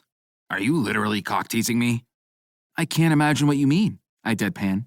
Reggie scoffs, then snatches the vodka. Cocky little jock, he grumbles. I laugh. The bubbles hit me everywhere, and I feel light and free in a way I only know from playing tennis. The night stretches on. Reggie and I run out of the hot tub and jump in the snow a few times, and he makes me drink a bunch of water so I don't dehydrate. We joke around and laugh, and I try to distract him with my erection every chance I get. When we finally jerk off, we do it side by side on the edge of the hot tub, leaning into each other hard. I sleep like a log, and the next morning, Owen and Fox are back by the time I wake up. Unlike the first night, I'm relaxed enough that I don't get as quiet around them or thrown off by how nice they are. I just let the good vibe with Reggie keep going, and the four of us get a hike in before we have to pack up and head to Seattle. When I get back to the hotel, though, my life is waiting for me. The place is a mess, and as I tidy up, all the bad feelings I'd been pushing away start to creep back in. I'm alone here. This could be any hotel in any city, and the gray walls remind me that I'll be on my own again in no time. I grit my teeth, fighting back a wave of hurt. It would be so easy to feel sorry for myself right now. Maybe I'm messed in the head for my family and sports, and now I'm doing this weird thing with Reggie just because I'm so fucking needy and desperate to be close to someone. Maybe that's why I want to cling to him, hold him, ask him to stay with me. Or maybe I saw something in myself this weekend that I'm not ready to admit. Anxiety crawls in, but I don't make any space for it. I can't. I'm playing tennis again, and soon enough, I'm going to have my one and only shot at a comeback. I need to win. I'm going to win. The drive to do it pumps my heart and surges through my muscles. It wakes me the next morning and hauls my ass out of bed to train another week. There's no time for crying about my childhood or getting emotional. Not when I'm in my zone.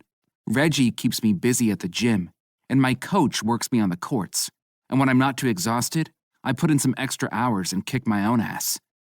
After that cabin weekend, a few times a week, Reggie and I end up jerking off, talking dirty trash and making each other laugh.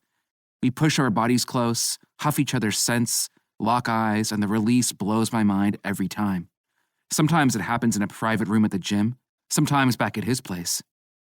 I see him to chill regularly anyway, something he's insisted on since he started lecturing me about burnout. I realize how right Reggie is. Finding the routine pays off, and my game breaks through to a new level. It feels good, so good that all those anxieties and the sadness fades into the back of my mind again. As long as I don't have to face that hurt, I know I'll be fine. Chapter 17. Reggie. I lean on the railing and look down at the indoor courts, watching Everett. Athletes at the peak of their game are a thing of beauty, in my opinion. Everett reminds me of that with every stroke. Over the past weeks, I've watched him come back into his skills, raring to go. He's strong and fast, light on his feet with a killer return. He slams the ball with the full weight of his body and hits his targets with shocking precision. And he rushes the net every chance he gets, shrinking the court on his opponent. It's hot.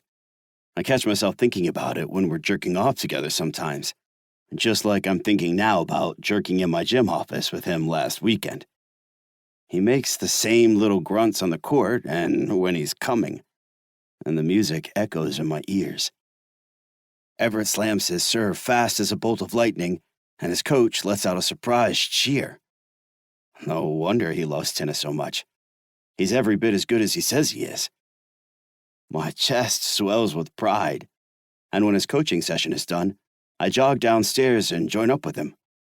We have the court reserved for ourselves for a couple of hours.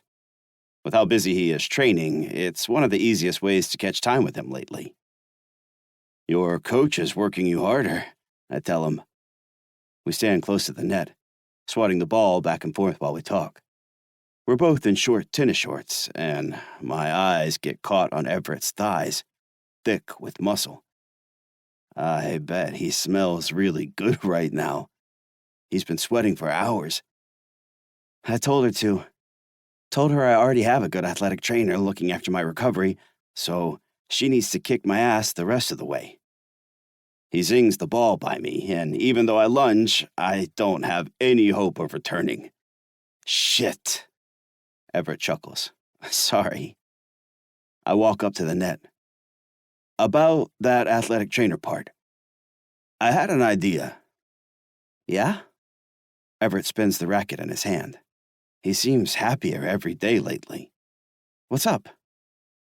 I was just thinking maybe you don't need me as your athletic trainer anymore. His brow crumples. What? You're pretty much healed, I tell him, talking fast to explain. And you know your routine. We can just be workout buddies. Everett frowns at me. Why? To save you money. I know how expensive everything is. I know you're watching your budget. Wouldn't that help? I don't say the other part. Ever since we started masturbating together, taking his money feels wrong.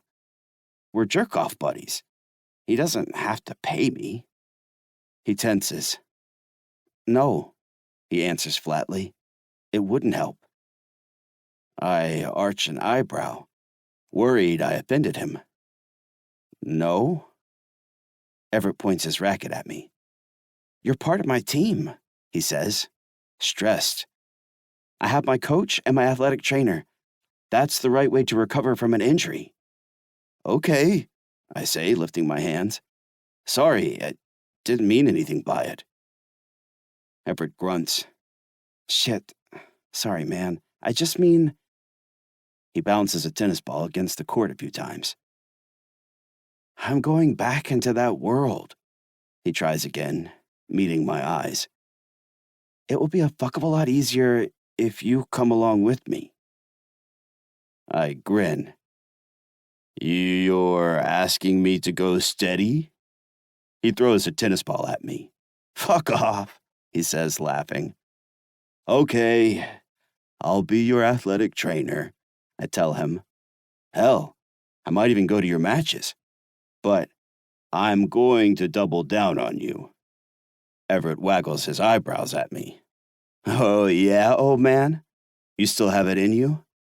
Go on, be a smartass. Now that you're not injured, I can make you do burpees all day if I want. I lean forward and grin. Or anything else I want, for that matter. We mess around for a while longer on the courts. Then I catch the time and realize I have to go. Fox and Owen are having me over for dinner, and I need to head home and change first. Wow, Owen says when I arrive. Spiffy. And I'm just wearing an old Natural History Museum shirt. I should have dressed up. I give a slow spin, showing off the outfit that I picked out all on my own. They're called khakis. Heard of them? I joke. They even fit, Fox says with an approving nod. And so does your sweater. I'm impressed. You don't know the best part, I say, then yank the waistband of my underwear out. New boxer briefs, too. New underwear? I didn't realize we were getting so fancy for dinner, Fox jokes. He's wearing a black t-shirt and a silver chain, but like with everything he wears, I'm sure it's a designer black t-shirt and chain. I kick off my sneakers. I just wanted you two to know that I'm taking your advice seriously. Oh, good, Owen says as he walks over to the stereo system. Fox, where's that one album with the... It's on the top shelf, Fox says. Owen smiles as he grabs the record from Fox's collection. We thought maybe your bedroom would be a good place to focus our attention next. I pour myself a shot from the bar. You're coming for old cozy, aren't you? The couch is literally falling apart, man, Fox says. It's just been sitting in your bedroom rotting since college. She's not hurting anyone. Owen puts on some 90s rock band I don't recognize. Something catchy and melodic. I suggested that you could get it repaired and upholstered, but Fox thought you would say, it wouldn't be the same couch if I did that, I object. Exactly, Fox concludes with a nod. I rub the back of my head. Fine, I'll get rid of the best couch in the world and get some worse couch. That totally makes sense. Fox clasps my shoulder. And I'm going to take you art shopping. We'll find you something to put on your wall so the bedroom doesn't have such a bachelor vibe. Okay, I agree. So agreeable, my friend mumbles. Is something going on? I drop into an armchair. It's just that I've been thinking about it, and I really am lucky you guys are trying to help me out. I feel like I want to figure this stuff out, you know? Learn how to be a good partner. Owen sits down across from me. I'm sure you'll be a great partner, Reggie, he says with a warm smile. I guess that means you'll go on some dates, too? Owen wants you to try a dating app, Fox says as he sits and pulls Owen onto his lap. I think it would be fun, Owen adds brightly. I rub the back of my head. It's not that I don't want to date. I really want a partner and a family, even more as I get older. And dating is the only way there. But for some reason, the idea of trying to meet someone new right now stresses me out. As they stare at me, though, I realize something. This is the perfect moment to blow their minds. I lean forward. It's not that I haven't been seeing anyone, I say casually. Everett and I have been jerking off together for months. My brother and my best friend don't respond. They both look stunned and kind of confused. And when I realize I've succeeded in breaking their brains, I let out a loud bellow. Ha ha ha! I got you two, I say, laughing hard and slapping my knee. Owen adjusts his glasses. I don't get it. You aren't jerking off with Everett? Although now I'm pretty sure he wants to, Fox adds. No, shut up, I say and wave my hand at them. I am jerking off with him. I am. Then what's the joke? Owen asks, confused. How did you get us? Because I've been doing it for months and I didn't tell you, I say. Like how I didn't know when you two were hooking up at first. I laugh again, proud of myself. This time, I'm the one with the gay secret. Fox leans forward. Clarification. Do you touch each other's dicks? No, we just jerk ourselves off, but together. Fox shakes his head. Sorry. No. You have to touch his cock if you want it to be your gay secret, Reggie. Owen laughs. Fox, he says. Go easy on him. He turns to me. Reggie, that's so cool. I love that you're finding a new part of your sexuality. You know, if you have any questions, we're here for you. Thank you, Owen, I tell my brother, then turn back to my best friend. It does too count as a gay secret. Does not, I grunt. God damn it. Are you interested in him like that? Owen asks. Do you have feelings for him? No, we're friends, I say quickly, my heart beating harder and faster. It's just like guys jerking off together, but it's really hot. I swallow. I guess Fox, since you're kind of my brother now too, he's like a new best friend. Not that you aren't still my best friend, you are. Fox plays with Owen's knee. Do you want to kiss him? He asks me. I laugh. What? No. I think you might. You could be in bro denial. With an annoyed huff, I look at Owen. You don't think I'm in denial, do you? Owen tilts his head to consider it, then nods. I'm sure if you wanted to kiss Everett, you'd have no problem admitting it. Thank you, I say smugly and turn back to Fox. See? And I know it's true because I did think about touching him a few times, and I'm not afraid to say it. Fox blinks. Excuse me, what now? Not like how I touch him for work, I say quickly. That's purely professional. But I just sometimes catch myself thinking about how it would feel to touch him, and the way he smells and stuff like that. I'm not ashamed to admit it. Owen and Fox look at each other. Then they both turn back to me. Reggie? Owen says gently. I hear my own words and, yeah, it does sound like that. No shit, I say, then slap my forehead. Oh, wow. Am I bi-curious? Owen laughs. Yeah, Reggie, that's probably a great term for it. Don't tell Everett, I say quickly. I'm not ready yet. We would never think of prematurely outing you as bi-curious to your straight jerk-off buddy, Fox says casually. No need to worry, Reggie. Holy shit, I say, sitting back as I try to process. It's true. I don't know if I'm into other stuff, but I am kind of curious. That's a great place to be, Owen says. Agreed, Fox adds. Then the corner of his mouth twitches up with a funny smile. What? I ask. Nothing. I'm just happy for you. Now come on.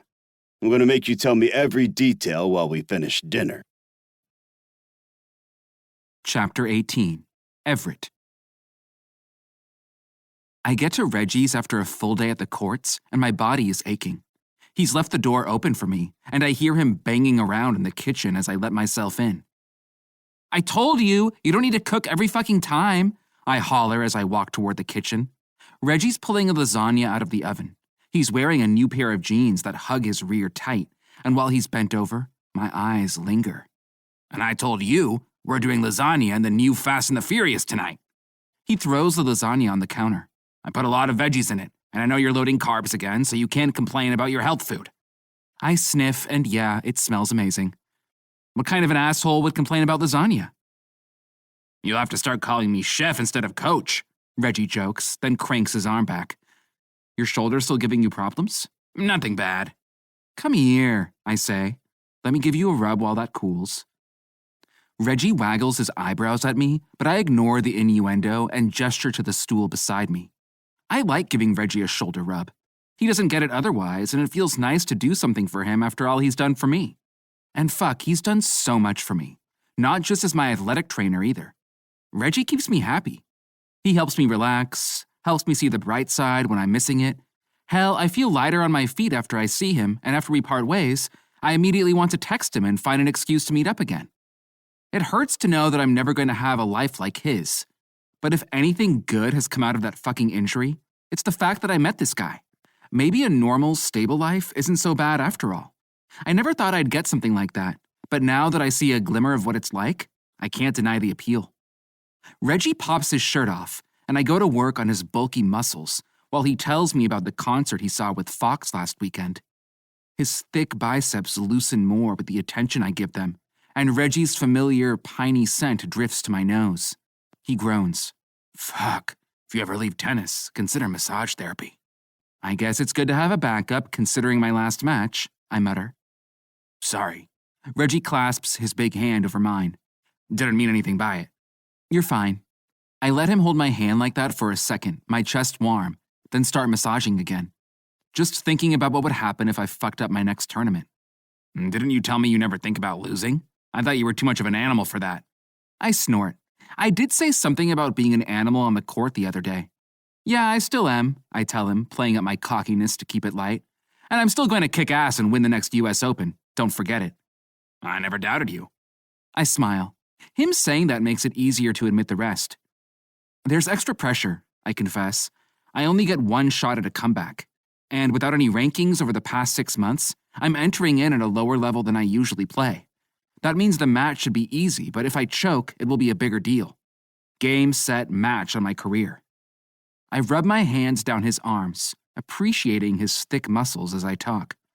Considering I made such a boneheaded move at the last tournament, can't pretend there's not a voice in the back of my head.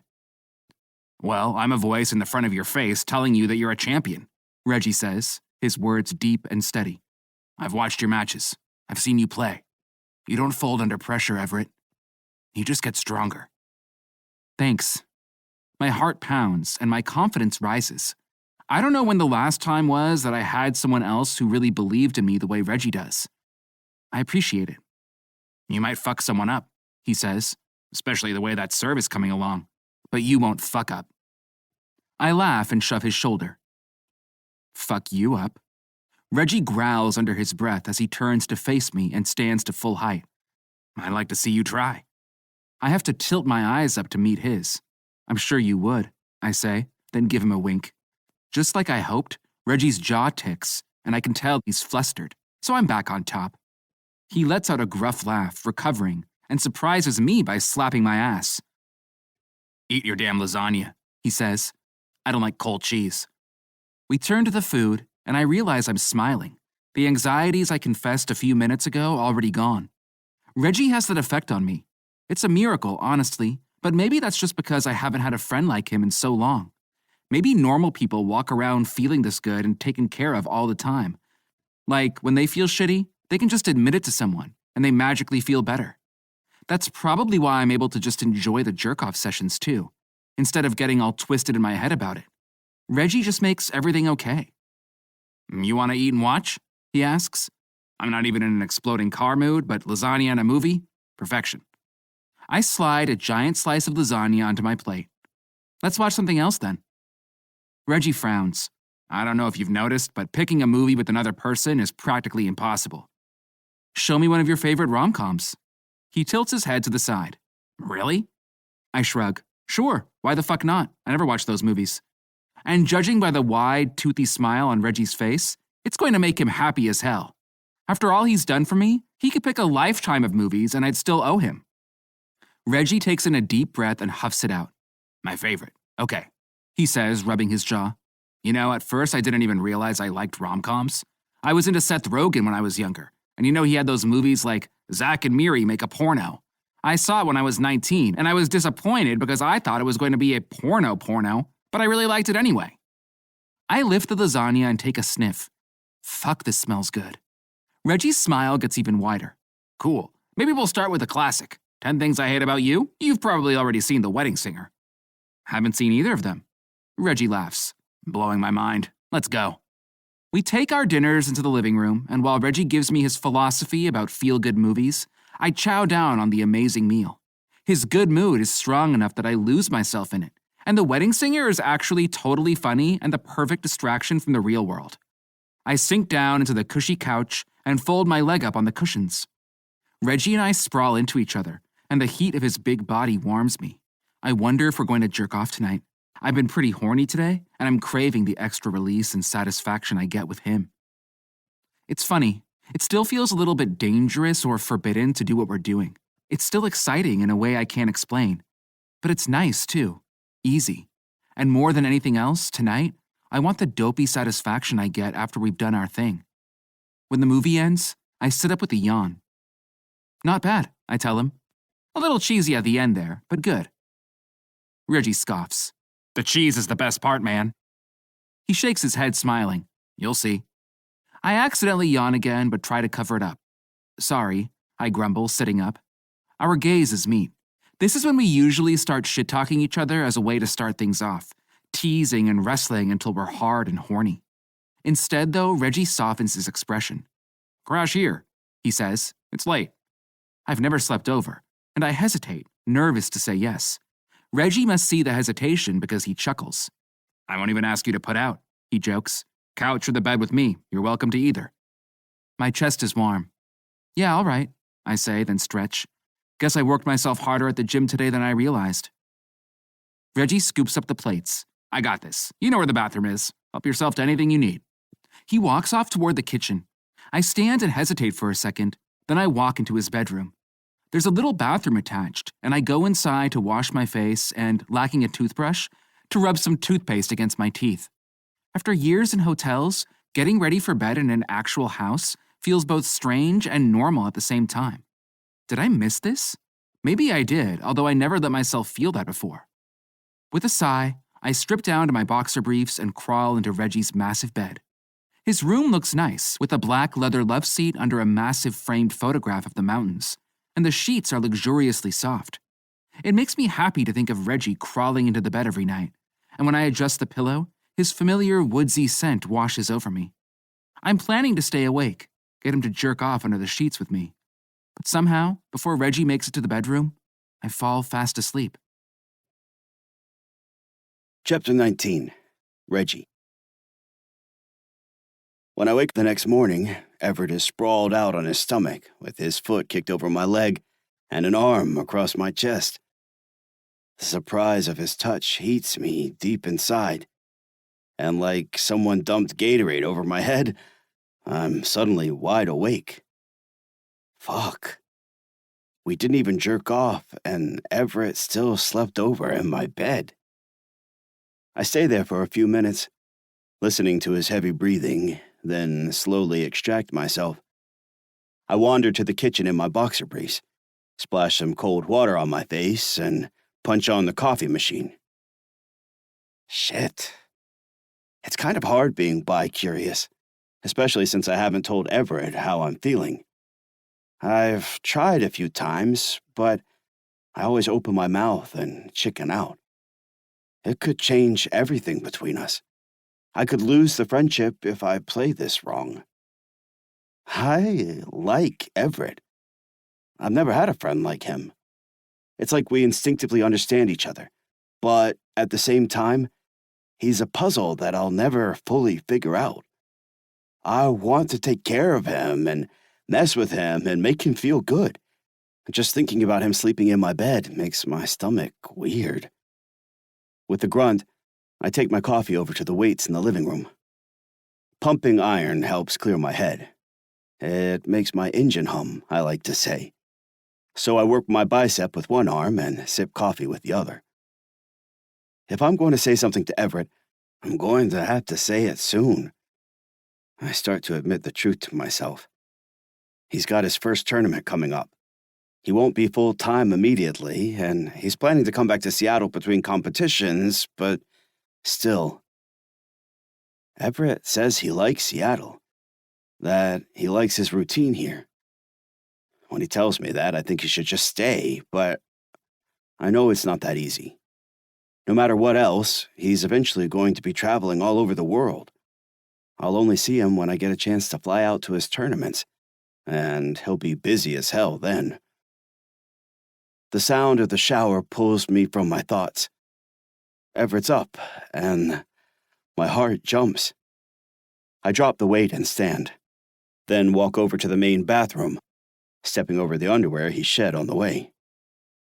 The door is half open, so I lean in. "Morning," I holler, and steam rolls across the tile floor. "What?" Everett yells back. "Did you find a towel?" "What?" Everett yells again, although the shower isn't that loud. I grunt and walk in. "I said good morning. Did you—" Everett's arms jut out of the shower, pushing the curtain aside, and he grabs my shoulders. "Get in here," he says, tugging at me. I laugh. "Hold on, I'm still in my underwear." "Then take them off," he says, annoyed, and pushes at my waistband. I strip and climb into the shower, a big grin on my face that I don't try to hide. "You're a horny little fucker in the morning." Everett laughs. He's leaned back against the tile wall, water raining down in front of him from both spouts as he paws at his half-hard cock. "It's that rom-com," he jokes. Got me all worked up. Our eyes lock. His muscles are taut, and I think about all the painful hours of dedication he's put into honing his body for his sport. I've seen a lot of athletes with a lot of damn muscles, but something about knowing Everett makes him beautiful in a way I can't explain. I twist my fist down my hard cock, still holding his eyes, and Everett cocks up a smile that means trouble. "I haven't come in a couple days," he tells me. I huff and lean back against the tile. We both have our legs spread, and he drags his eyes up and down my body appreciatively as he strokes himself. Fuck, that feels nice. Our rhythms line up naturally, and Everett stretches his arm up to push one of the shower heads toward me. The hot water beats my skin, and through the spray, I watch Everett tugging his balls and jerking himself. The early rumbles of an orgasm start inside me, but I fight it back. "Look at your fat balls," I tell Everett. "Hot." His hair is wet against his head, and water trickles down his chest. "These balls?" Everett asks. He rolls his hairy sack in his hands, then gives it a long, slow tug. "Yeah," he groans, then locks eyes with me. "Guess I'll shoot more than you." I grunt to laugh, pawing my balls like two hot coals in the palm of my hand. "Cocky." I jerk my dick at him. "I could come all over your face any time I wanted."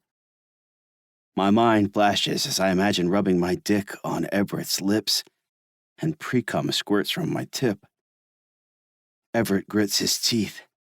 I can tell he's fighting back an orgasm, and that pushes me closer to the edge.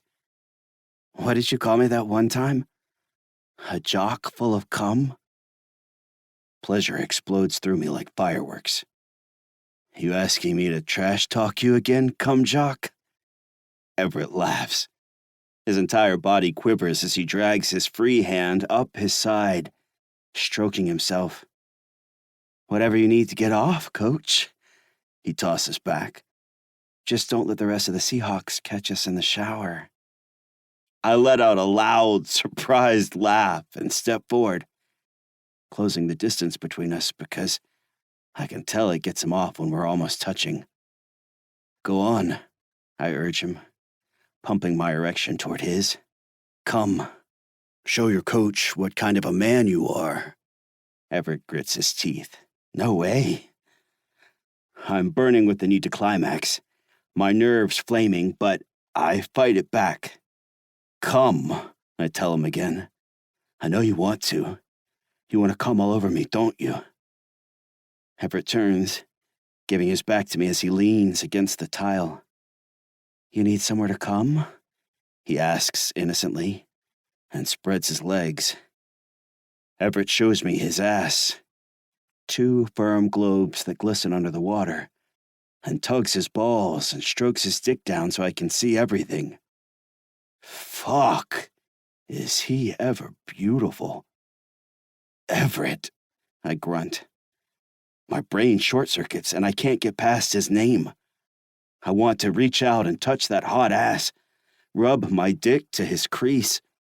I battle down the urge, but my hand still juts out and lands on his hip, grabbing him. The connection thunders through me. We never touched like this, and just my gentle grip on his hip feels like holding his entire body.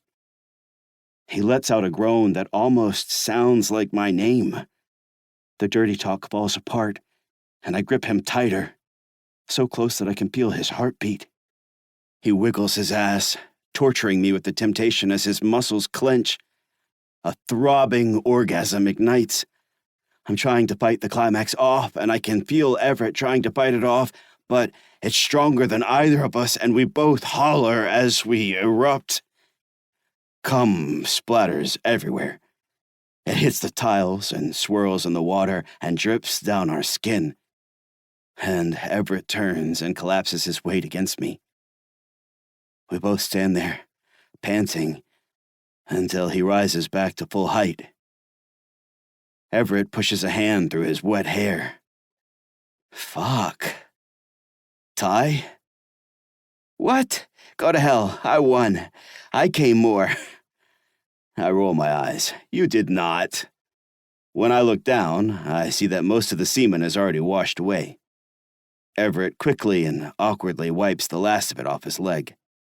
I mess up his wet hair. "Okay, fine. You can say you won the cum contest." Everett laughs. "Thanks." "Hell, I'll make you a trophy if you want." He shakes his head, amused and a little embarrassed, like I hoped. If I would have known that was all I had to do to get a trophy. Hell, too bad you can't really be my... He trails off. "Shit, Reggie, I just got an idea." "Yeah?" "You know most tennis players travel with a coach, but maybe I could bring my athletic trainer sometimes." I stand up straight, my heart pounding as water beats me from each side. "Yeah, if you think I could help, totally." He smiles, relieved, and I'm soaring. Everett wants me there with him. Naked and warm and flushed in the shower, totally spent. That's all I hear. Everett wants me there. He wants me. Chapter 20. Everett. Figures that my first tournament back is in Idaho.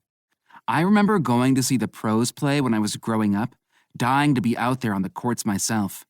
Now, a rung lower than where I'm used to competing and the center of way too much attention, some of the magic is gone, replaced by a creeping sense of anxiety and dread that I might choke.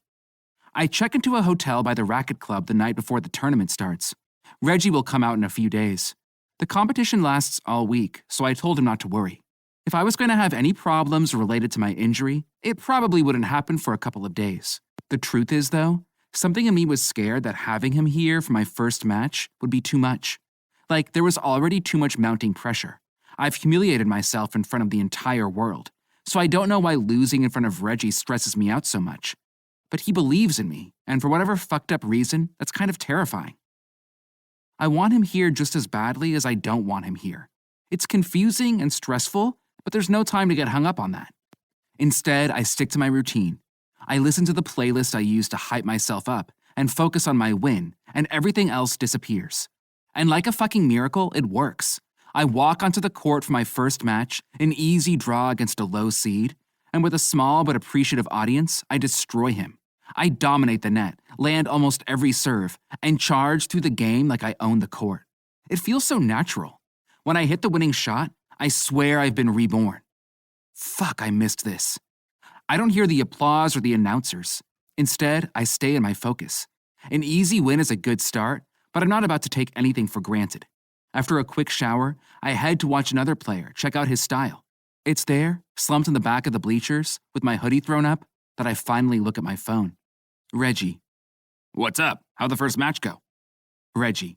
You don't need to text back. I'm sure you won. Reggie. Text back when you can, though. I'm dying to hear about it. Reggie. I found the live results online. 6261. You kicked his ass. I stare at the messages spread out over the day, smiling to myself. It's like Reggie didn't think about anything else this afternoon. Everett. Yeah, I kicked his ass, barely broke a sweat. He texts back immediately. Reggie. How was your serve? Everett. Deadly, duh. Reggie. You basically already won the tournament, as far as I'm concerned. Everett. I'll let the racket club know. They can cancel the rest of the matches. Reggie. No way. People need to see you dominate. The fans demand it. I laugh. We're just messing around, but it's nice to have someone to joke with. And with the first match done and my jitters gone, I'm not torn about Reggie showing up anymore. I'm damn impatient for him to get here. Everett. You got the hotel info I sent you? Reggie. Yep, don't worry about me. Just do your thing, tennis stud. Reggie. Gotta go. My client is here. The rest of the day goes by in a blur. I train, working hard to keep my edge, and when I crash at the hotel, I sleep like a log. The next morning, I do the stretches Reggie taught me while I chug down some protein shake, then head back to the racket club where I easily win another match, and another after that. I'm at the top of my game, and with my heart pumping and sweat pouring down my chest, I know the truth. I'm going to make it back to the US Open, and nothing can stop me. Reggie. Everett Navarro. I proudly tell the woman with the clipboard. I'm his athletic trainer. And his buddy. In some ways, I'm kind of like his coach, too, but not his real coach. Everett just calls me that. I scratch my beard as I nod at the clipboard. Don't look under coaches. I'm his athletic trainer. The woman sighs and hands me a pass. It sounds lovely, She mumbles. Aw, thanks, I say, then head back into the club. I got into Boise early enough to meet Everett for his warm-up off-site, and he was looking great. Traveling with him all official-like means that I can watch the match from up close, and I wander down the corridor behind the courts as I try to find my way to the special seats. If you're looking for that pizza joint, I heard they closed. I spin and see Everett with the cockiest smile on his face. He's wearing short white shorts and a blue shirt that's already wet with sweat, and he's got his curly hair pushed back with a sweatband, like the one at his wrist. He looks hot and powerful.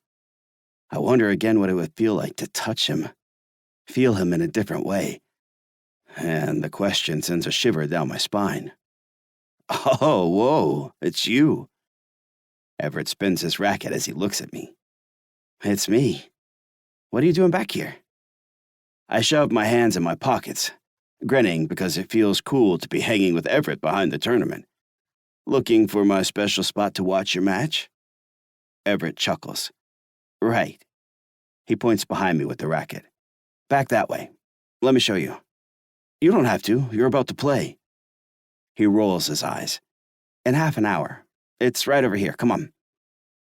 Everett leads us back toward the front, ignoring the few people who pass us going the other way. I've played this guy before, he says, his eyes set with determination. He's better than anyone else in this tournament, but he's got a weak backhand, so I should be able to clench the win.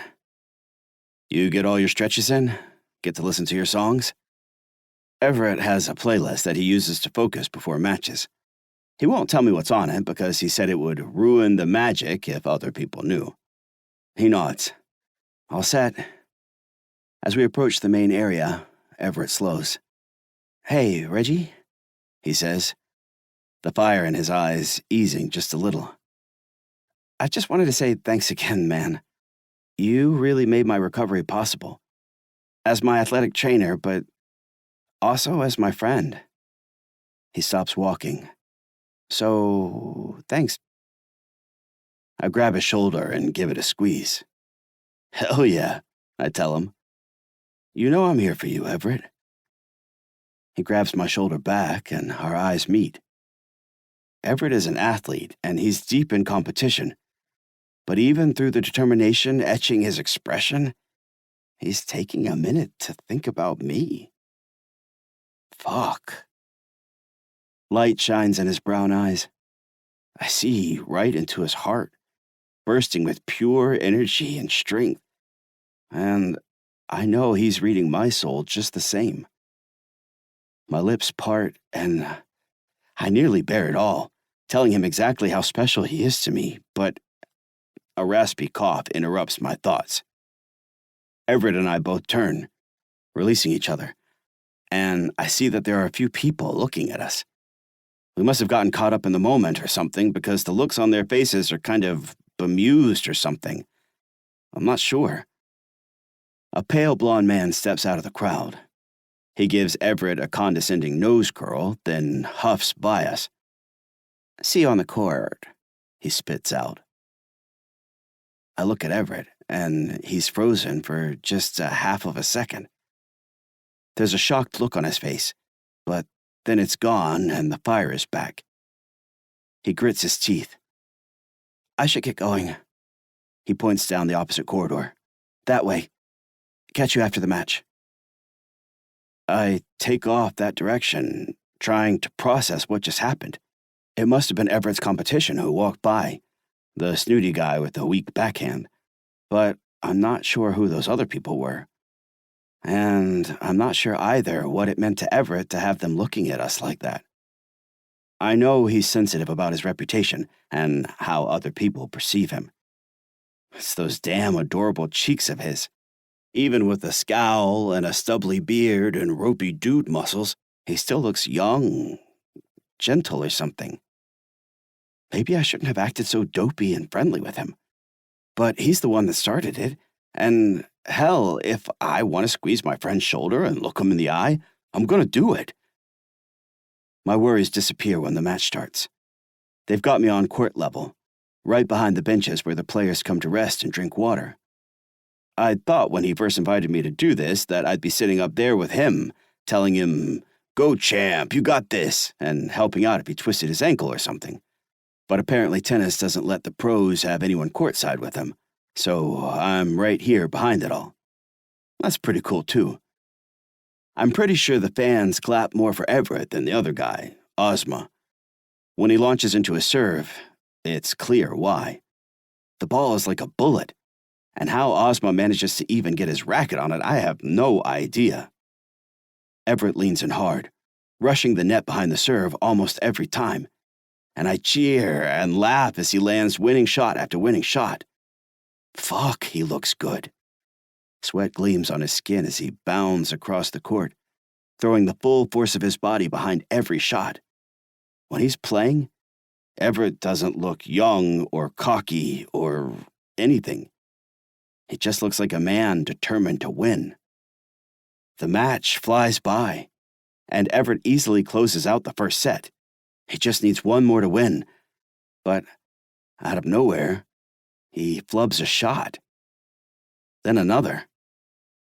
I tense. Everett walks a little circle around the back half of the court, shaking his arms out, then jumps onto the balls of his feet, ready for action again. I remind myself that it's nothing. Everyone misses a couple shots. But it keeps happening. My heart sinks. Everett and Ozma are neck and neck. Nothing like when Everett was destroying him earlier. and I can see the change in Everett, too. The confidence is wavering, and I wish desperately that I could catch his eye and help him. "Come on," I grunt. "Kick his ass, Everett." The second set goes into a tiebreaker, and Ozma wins. I'm pretty sure I don't breathe once through the deciding set. Everett fights like hell. No part of him is giving up, but he just can't get it together. He'll win 3 points in a row like it's nothing, then turn around and mess up his serve. I feel his frustration rising, and there's nothing I can do to help. When Everett scratches out a win in another tiebreaker, all my gears start turning again.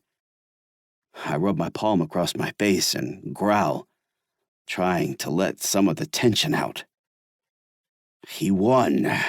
It's okay.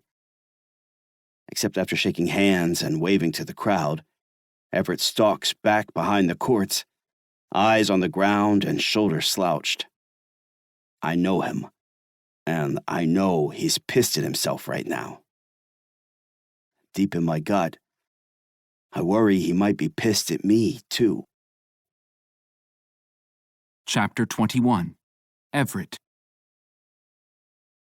When I spot Reggie waiting outside of the racket club, my instinct is to pretend I don't see him and rush away. After the encounter in the hallway in that last game, I'm shaken to my core. I'm trying my best to ignore that Reggie is a big part of why, but it's getting too hard, too exhausting. Still, even at my lowest, I can't just ignore the guy. It would hurt his feelings, and I won't do that.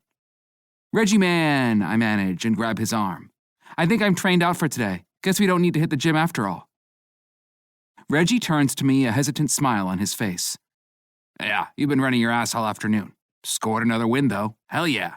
I huff. The match was a disaster. I tell him honestly because it was. I had so many unforced errors I can't even keep count. Reggie's smile turns sympathetic, and when that softens my scowl, a jolt of panic shoots up my spine. I cast my eyes around, glancing at the small crowd. Earlier in the corridor, I'm not sure what people saw when Reggie and I had our moment, but it felt to me like everything I'd been hiding from myself was suddenly on full display. Like Ozma and random strangers, and everyone could see things about me that even I couldn't see. I sunk into myself, like the world was closing in around me. No wonder I turned around and messed up the match so bad. "You can shake it off," Reggie encourages me. "You're still every bit as good as you were before the game. Don't forget."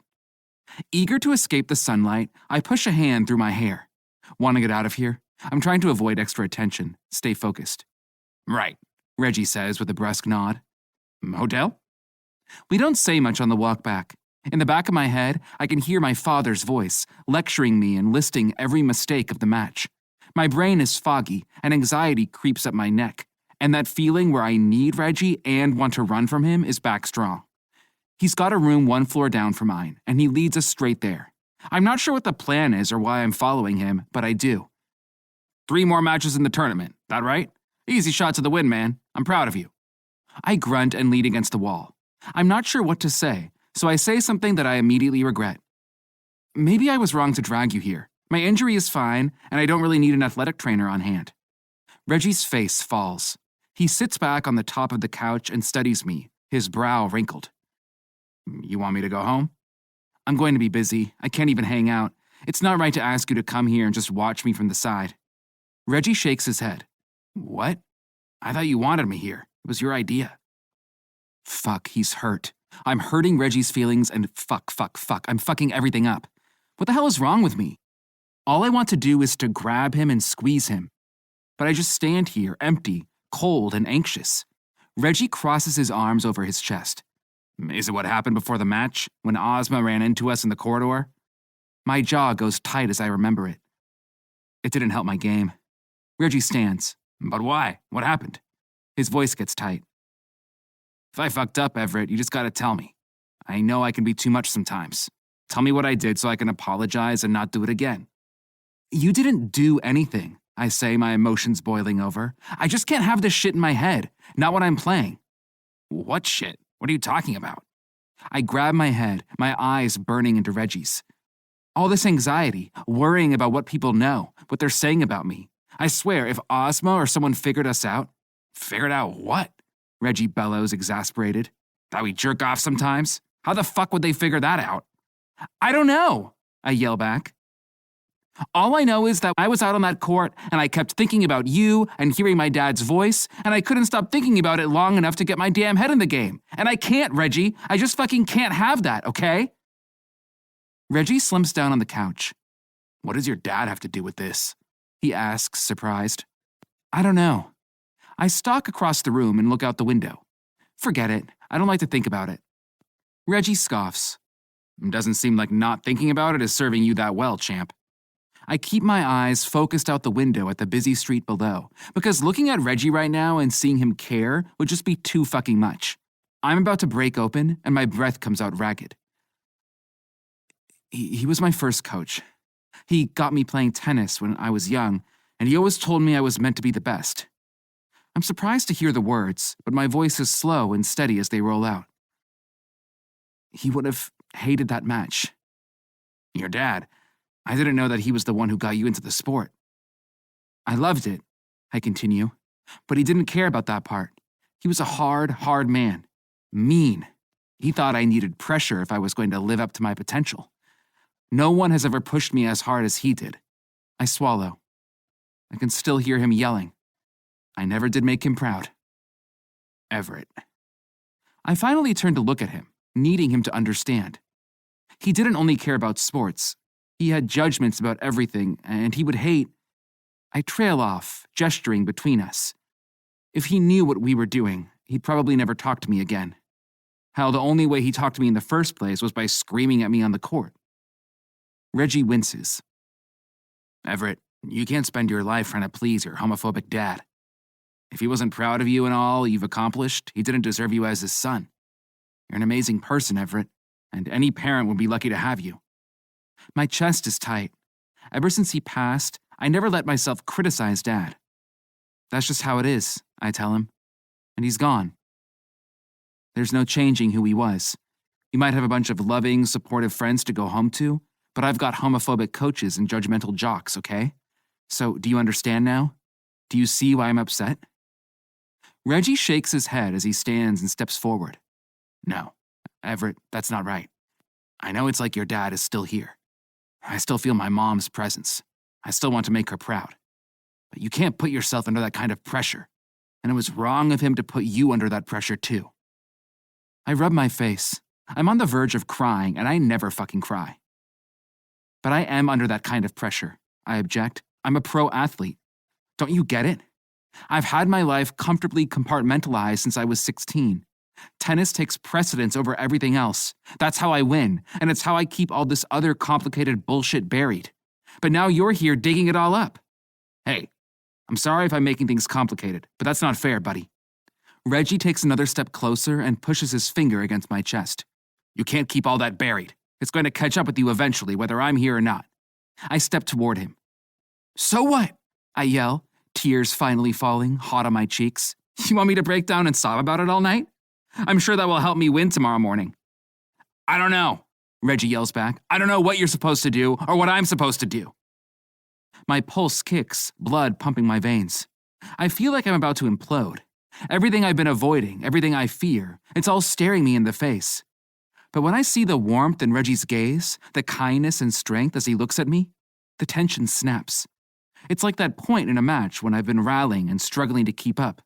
Then all of a sudden, I see my opening and rush the net, dominating the court again. An impulse grabs me by the gut, and before I can think better, I grab the back of Reggie's head and pull him to me. Our lips slam together. His beard scrapes my skin as his jaw falls open with surprise, and I panic and think I've made a horrible mistake. But then Reggie shoves his fat tongue in my mouth and kisses me back, hungry. I reach to meet his height, kissing him harder and pushing my weight to his chest. Reggie's hands are on my arms and my sides, and I'm drenched through with pleasure, burned by heat that incinerates every other thought. We're kissing, and it's pure heaven. My hands land on Reggie's face. Our tongues wrestle, and his taste is like a drug, straight to my brain until I finally need to suck in a desperate breath. I step back, panting. Fuck. Oh, fuck. Reggie's eyes are wide as saucers. Holy fuck. I'm sorry, I gasp, embarrassed and overwhelmed. Shit, I shouldn't have done that. I'm panicking or something because of the match. Reggie grabs me and pulls me into another kiss. His tongue invades my mouth, and I bury my hand in his beard. I lose myself in the kiss, and then he breaks the spell and pulls back. Shut up. I grunt a surprised laugh, my palm still on his face. What? Shut up. Don't freak out. Don't overthink it. You're the best, and you do what you want to do. Isn't that right? The strength in Reggie's eyes grabs me, yanking me from my spiraling thoughts. I'm the best, I tell him, nodding slowly. I'm the best, and I do what I want.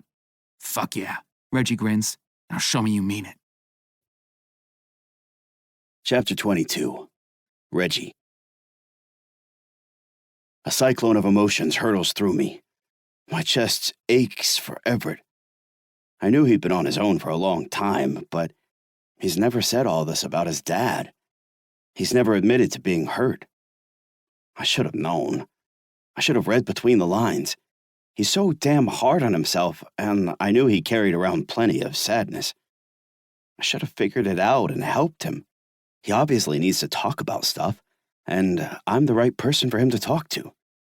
I could kick myself for being such a meathead and missing it. But now that we're here, I'm not looking away. Everett has tears in the corners of his eyes, but he stands tall. He holds my gaze, and I see a flash of something strong and hungry, an urge rising inside him. Fuck yeah. That's the Everett I know. He grabs my head and pulls me into another kiss, and when his lips close over mine, the other thoughts disappear. His mouth is soft, but the scrape of his stubble burns. It's unfamiliar and surprising, but the more we kiss and shove our tongues together, the more I crave the sensation. Everett's firm body presses to mine. I've never made out with someone as greedy and gropey as he is, and we quickly start wrestling, too. Everett bites my bottom lip, and I press my palm to his chest, pawing at his hard pecs. He falls back against the wall and pulls me to him, and a purring growl escapes from the bottom of my lungs. Fuck, I gasp. I press my fingers to my lips and find them raw and hot. Everett arches an eyebrow. His chest rises and falls with his heavy breath, and his hip is pressed to my hard cock. He's flushed and sweaty, like just after a match. You good? He asks. Good. I press 2 fingers to his lips, feeling them. I'm fucking great. Everett laughs. He tugs my fingers into his mouth and sucks on them, and it feels like getting a blowjob on my fingers. I start losing my mind, so I pull him into another kiss, and we quickly wrestle our clothes off each other. I'm not sure where this is going. When I tried to imagine hooking up with him, my imagination always got blurry. Things I tried to fantasize about, I wasn't sure if I really wanted them in reality, and I had no clue if Everett ever would. But right now is different. Right now, every grope and grunt leads easily to the next. I push Everett back onto the bed and tug his white tennis shorts off, leaving him in his gray briefs. He palms his erection and stares at me, legs sprawled, and I fall onto him. We roll around until we're both naked and kissing. His musky scent is rich in my nose, sweaty after the game, and the need to keep going builds like an orgasm inside me. Our dicks slap together between us, and before I can even think about it, Everett and I wrap our hands around them both. I'm thicker than most people can get their hands around, anyway, and neither of our fists makes it all the way around, but gripping our cocks tight feels 1,000,000 times better than any hand ever could. Everett sucks in a surprised gasp. Fuck. I push myself closer. My erection throbs against his, squeezed, and it feels like my dick is one raw nerve. Your cock feels so good, I groan. A shiver goes through Everett. Oh, shit, he grunts, massaging our cocks. You feel like a metal rod, man. Pre-cum leaks from my slit, dripping down to our hands. Everett moans and pushes his hips tighter, and I take him in another kiss. Yeah, I'm definitely not just curious. Everything about this is hot to me. He kisses me back just as hard as I kiss him, and when he leaks pre-cum, our dicks slide together, slick and wet. Everett crawls on top of me, straddling me at the hips, and his balls fall against mine. We're humping each other, riding each other, pushing each other. Every part of me is buzzing against every part of him. 1 minute I'm leading the way, then he is again, shoving his tongue in my mouth and thrusting against me. The little grunts and growls we exchange aren't words, but I can hear everything in them. We want each other. We're two horny animals breaking free. I push his chest up so I can see him, and Everett leans back, panting. You want a good look? He asks, cocky. He keeps stroking our cocks together, holding them up, and I watch the pleasure rack through him. I drag the pre-cum down our dicks with a tight squeeze of my fist, then push my hand down to his balls. I palm them and squeeze them, and Everett shudders as he slams his hand against my chest. Oh, fuck, Reggie. His wrenched expression makes me hotter for him, and I keep going, tugging his balls down like he does when we jerk off. You like that? Fuck yeah, he groans, then surprises me by falling against my chest again, trapping my hand between us. Everett drags his lips down my neck, kissing at my clavicle and then my chest.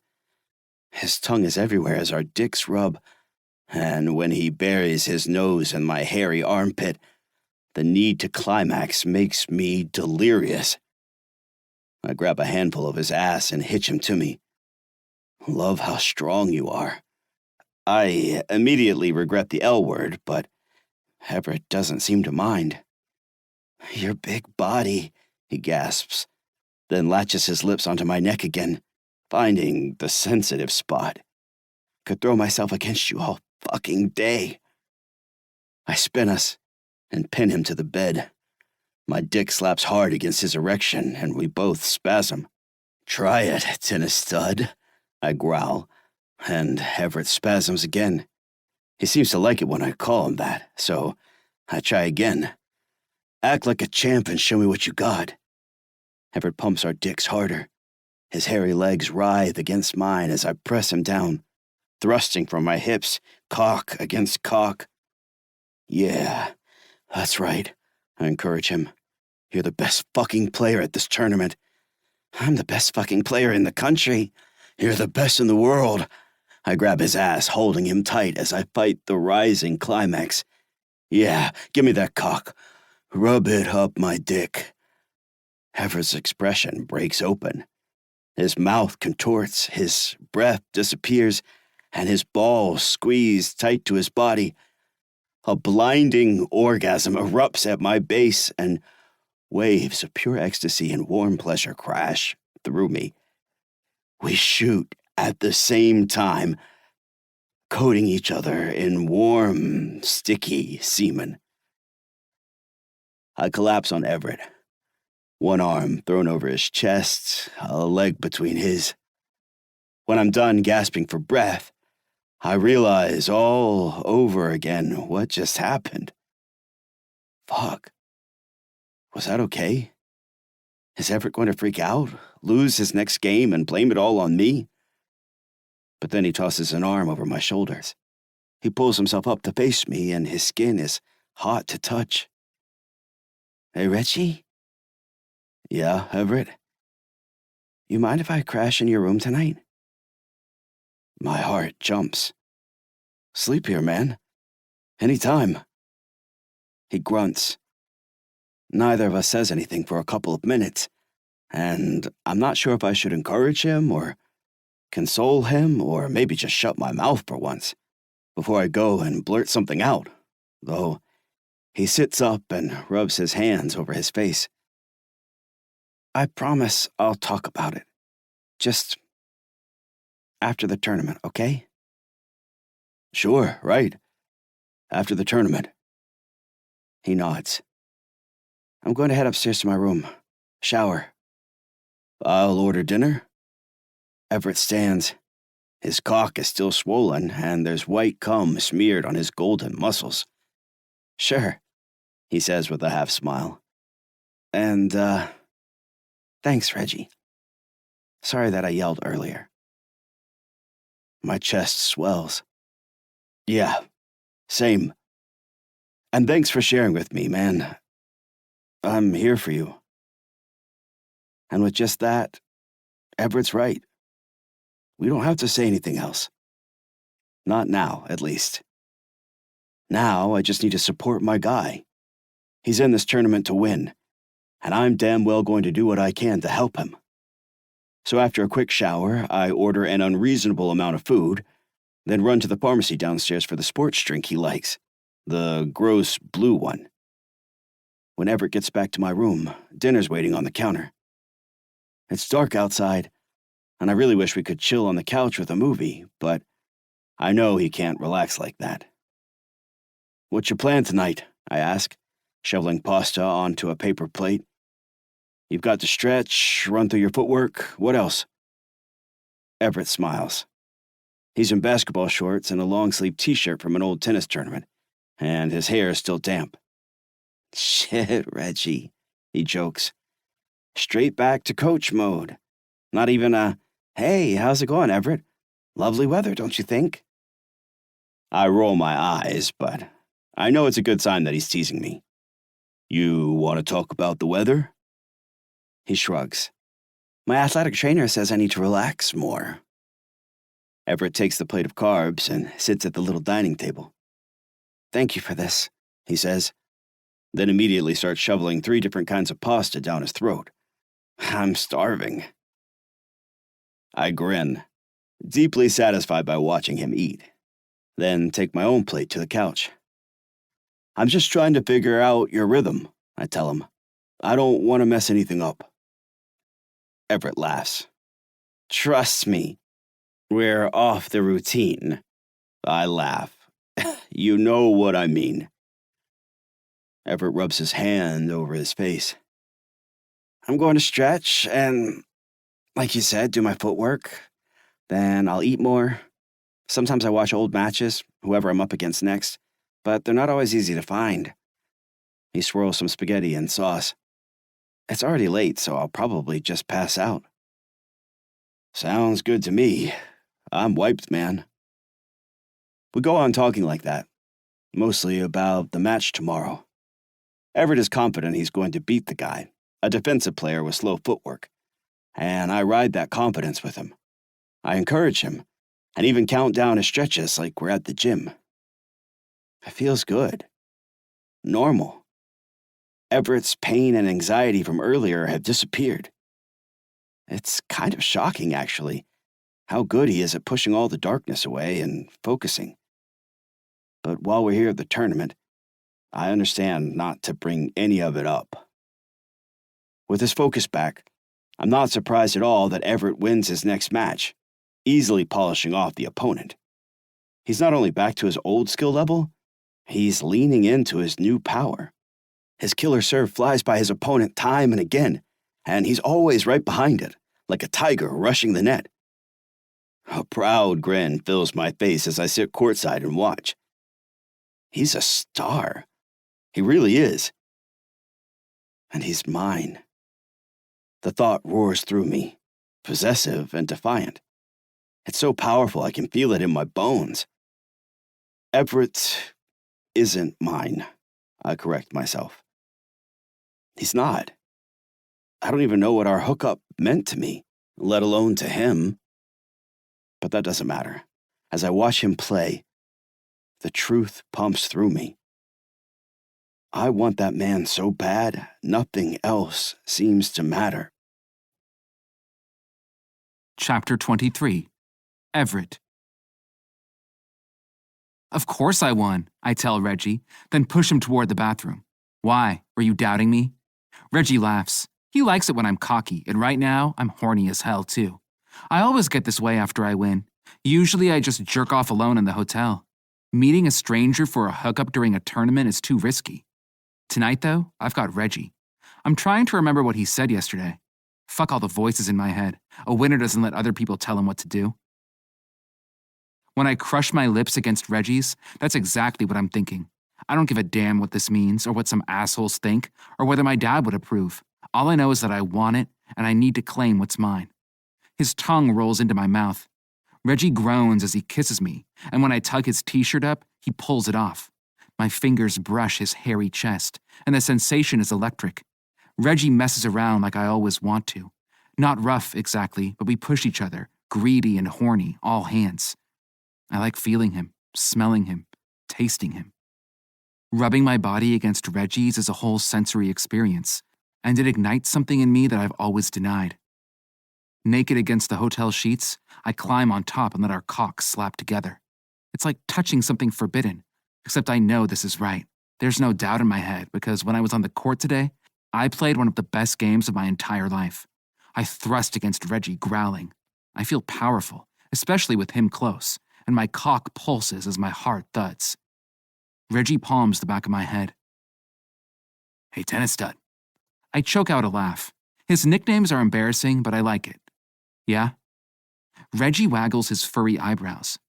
Want a blowjob? Whoa. My cheeks feel warm and I don't know what to say. Sorry, Reggie says quickly. Too far, got it. No, it's just... I trail off, then gather my senses. You want to suck my cock? I grab it and lean back, letting him feast his eyes on me. This cock? Reggie growls and grabs my erection, squeezing it. I'm not sure if I'll like it, but I kinda want to try. I crawl across his muscular body, my heart pounding. I did not expect this, but I immediately want it. You want to suck my meaty dick, Reggie? I lick my lips. That's hot. Reggie groans. I push his shoulders to the bed and crawl up on his chest, then stroke my cock for him right in his face. You like my dick so much, buddy? Reggie laughs, and I feel his breath across my sensitive crown. You're sweaty, dick, he says, grabbing my thighs and rubbing them, then sucks in a deep breath. Smells like you. Fuck, if that isn't one of the hottest things anyone has ever said to me. Gay, straight, or bi, I don't fucking care. But the way Reggie is looking at me right now, I think my dick might explode all over his face. I palm my balls. I've been out on the court all day. Makes me horny. Reggie huffs my crotch again. And sweaty. He reaches out, a little hesitant, then takes my cock. He sets his brow and looks up at me, holding my eye as he brings my dick to his mouth. My pulse accelerates and I drip pre-cum, throbbing in his fist with anticipation. Reggie lolls his big tongue out, then drags it around my head. He strokes down, tugging back my foreskin, and the wet heat on my crown is pure heavenly torture. I slam my hand against the wall behind him. Fuck! He doesn't slow down. Reggie keeps swirling his tongue down my shaft until he takes me in his mouth. His hand is rough at the base of my cock, pumping me between his lips, and Reggie slides his mouth down, working the top half of me. I hiss, the pleasure sizzling through me. Oh, hell yeah, suck that cock. Tastes good, Reggie grunts, and just his voice on my head is enough to send shivers through me. You like it? Reggie strokes my dick, looking at it. Fuck yeah, he says slowly, then grabs my ass with his free hand. Give it to me. I push my dick across his lips. My shaft scrapes his beard, and Reggie drags his tongue around, then strokes me back into his mouth. He started out so gentle, but he's getting rough now, practically swallowing me down. Without my hand on the wall, I'd probably collapse. Reggie is slobbering all over me, huffing air out of his nose as he sucks me harder, and it turns me into a beast. I start pumping at my hips, matching his rhythm, and before I know it, I'm fucking his face, sinking into the wet heat over and over. He chokes and spits out my dick, and I gasp with surprise. Shit, sorry. Reggie wipes his mouth. Oh no, that was hot. I laugh. My dick is pulsing and raw, and Reggie looks at it, then up to me. Come in my mouth, he says. Just try not to hit the back of my throat with your dick. Desire flares through me. I thought you'd never ask. I deadpan, and when Reggie laughs, I stick my cock back in. I mount him this time properly, his head between my legs, and fuck his mouth. I go slow at first, tugging the back of his hair and working my erection across his lips. Reggie takes it like a champ, pursing his lips and licking me as ecstasy floods my veins. So good, I grunt, rocking my hips. Just like that. Reggie lets go of my ass with one hand, and when I hear him jerking himself, it makes me hotter. Yeah, play with yourself. Make yourself come while you're sucking me. Reggie growls deep, and when he starts sucking me harder and faster, I hit the edge. All my muscles tense, and chemicals rush my brain. I try to fight it off, groaning and shaking, but the orgasm tears through me, and I drive into the heat of his mouth and come. His appreciative, gurgling groan roars through the room, and as I lose myself, his seed splatters across my ass and legs. I fall onto Reggie, collapsing against his chest. That was a fucking amazing blowjob, man. Oh yeah? Reggie sits up and wipes his mouth, swallowing. His lips are puffy, his pale skin is flushed, and he looks proud. Thanks. I used to pay attention when my girlfriends did it. I laugh, just because that strikes me as a very Reggie thing to say. We lay there for a second, looking at each other, and I realize that I'm totally relaxed. I'm not fighting anything down or holding anything back. I'm just satisfied and ready to hit the courts tomorrow. Reggie looks dazed but happy, how I feel. Pizza? He asks. I blink. Yeah, sure. Pizza sounds great. He sits up more. I'll order now. We should have time to drill your footwork before it arrives. You don't have to do everything. I can order it. Reggie scoffs. It's what I'm here for. Focus on the tournament and just enjoy your damn pizza and blowjob, will you? I laugh. Fine, I will. Reggie's right. He always is. Stepping back into our routine is the easiest thing, and after a deep night's sleep, I head to the semifinals clear-headed, confident, and determined to win. The player makes a solid showing, but in the end, I close it out, 6-3, 6-4. I don't think about much except for tennis after that. Even after more sweaty, grunty handjobs in the hotel, my attention barely wavers. But the next day, after I slam the winning shot of the finals and secure the title, the first thing I think about is him. Reggie watches me from a bench by the court, a big smile on his face like he's savoring my victory. It's a perfect moment, and him being there makes it even more meaningful. For once, it's not only my win, but something I can share. I don't just want Reggie, I need him. For the first time since we arrived in Idaho, it begins to dawn on me what that means. Chapter 24. Reggie. Back in Seattle, I spend a day catching up at the gym before I do anything else. It's good. Gives me time to clear my head before I see Everett again. And after the week we had, there's plenty to think about. We've kicked things up another level, and my feelings for Everett immediately skyrocketed. I'm not just curious or exploring my sexuality. I am definitely 1,000,000% into Everett and everything about him. It's exciting, realizing there's a whole new dimension of myself to explore, but more than a little overwhelming, too. It was fine for the two of us to not talk about things while at the tournament. But my guy is only back in town for a week before he travels again, and I'm not sure how he's going to react now that we have had some space to think and talk. When I get back to my place, I'm planning to hit up Owen and Fox immediately. They'll help me get my head on straight and figure out what's best to do, and I know they're going to be excited for me. Before I get a chance to reach out, though, Everett calls. Hey, stud, I answer. Everett chuckles. Hey, old man. You settled back in? Sure.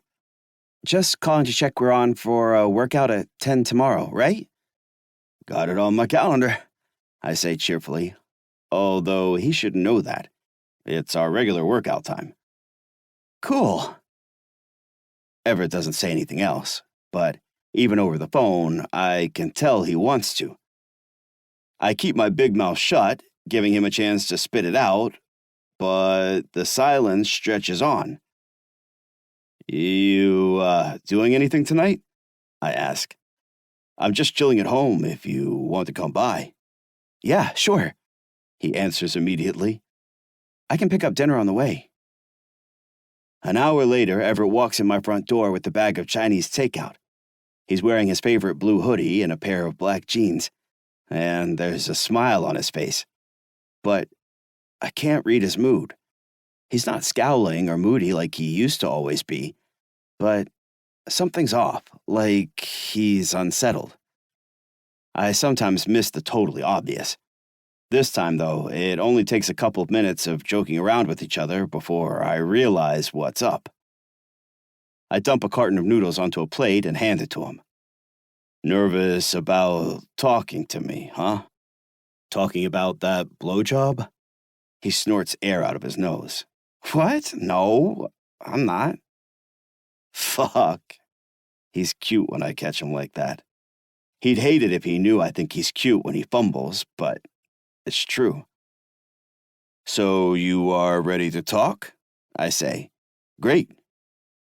Everett's mouth drops, and yup, I've caught him. It's so easy sometimes. I'm not that good at outsmarting people usually, but with Everett, I know just the way to push his buttons.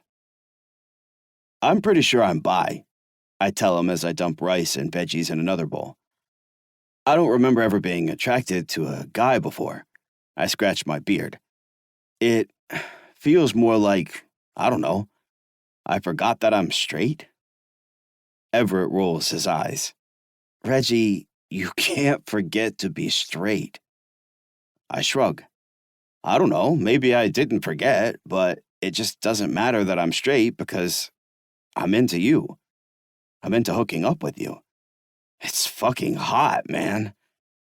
A flush goes over Everett, and I pause to appreciate it. I guess that means I'm bi, since I definitely still like women, too. Everett wrinkles his nose. Do you have a beer? I laugh. Yeah, I'll grab a couple. Let's eat at the table. As I turn to the fridge, I toss a question over my shoulder. How about you? How about me what? What are you thinking, man?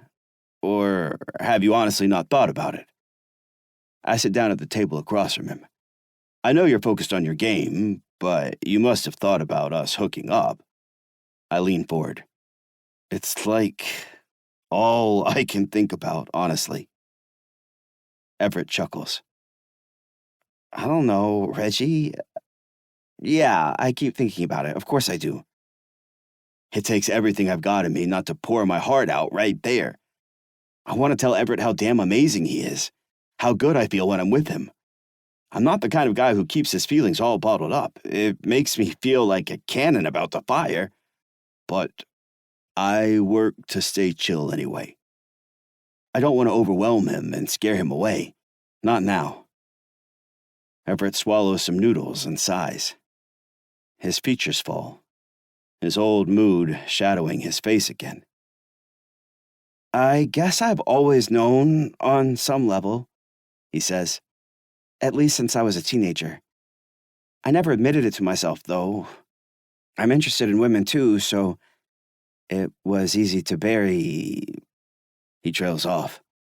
This, especially with your dad being the way he was, I say. That sounds really hard, Everett. He shakes his head, avoiding my eyes. I convinced myself it was normal. All guys notice each other, stuff like that. He grits his teeth. It's embarrassing. I tilt my head to the side, surprised by that. What is? Everett looks up, catching my eye. You and your family, you're all so confident and relaxed. It's not just that you don't hide who you are, you're happy about it. It makes me feel like a coward when I compare myself. He shakes his head again, holding my gaze. I'm still scared of it, he admits. I know that something really has changed because I never hear Everett admit he's scared or call himself weak. It's okay to be scared, I tell him. But you're not a coward. You were navigating the pro sports world all by yourself at 16. You had to fend for yourself in a homophobic culture. I reach across the table and grab his hand, needing him to understand this. You're one of the strongest people I've ever met, Everett, and no one worth caring about would hold your history against you. Everett looks at my hand holding his, complicated emotions twisting his expression. Then what does this all mean? He asks. He squeezes my hand and turns his eyes back to me. I guess I'm bi too, but I can't come out, Reggie. I just can't handle that, not when I'm trying to salvage my career. It's too much damn pressure. My heart jumps. Everett just said he's bi for the first time ever. I'm so proud of him, but I don't want to make it a moment, so I rub my thumb across the back of his knuckles. You don't have to come out, I tell him. You get to take things at your own pace, Everett. Everyone does. He rubs his hand over his face. I can't believe I'm talking about coming out. How did we get here? Well, it started when you got a boner in the sauna, if I remember. Everett laughs. Fuck off. I only got a boner because you got a boner. I grin. Whatever. I push my hand through my hair, nervous, but manage to ask the question I really want to ask. Do you want to date or something? Everett's mouth twists. Isn't that what we're doing now? No, now we're fuck buddies. The word fuck hangs in the air. Everett's skin glows, and I wonder if he's thinking about me fucking him, or him fucking me, or both. Maybe dating isn't the right word. I try again. You want to keep hooking up, mess around, and see where it goes? Everett swallows.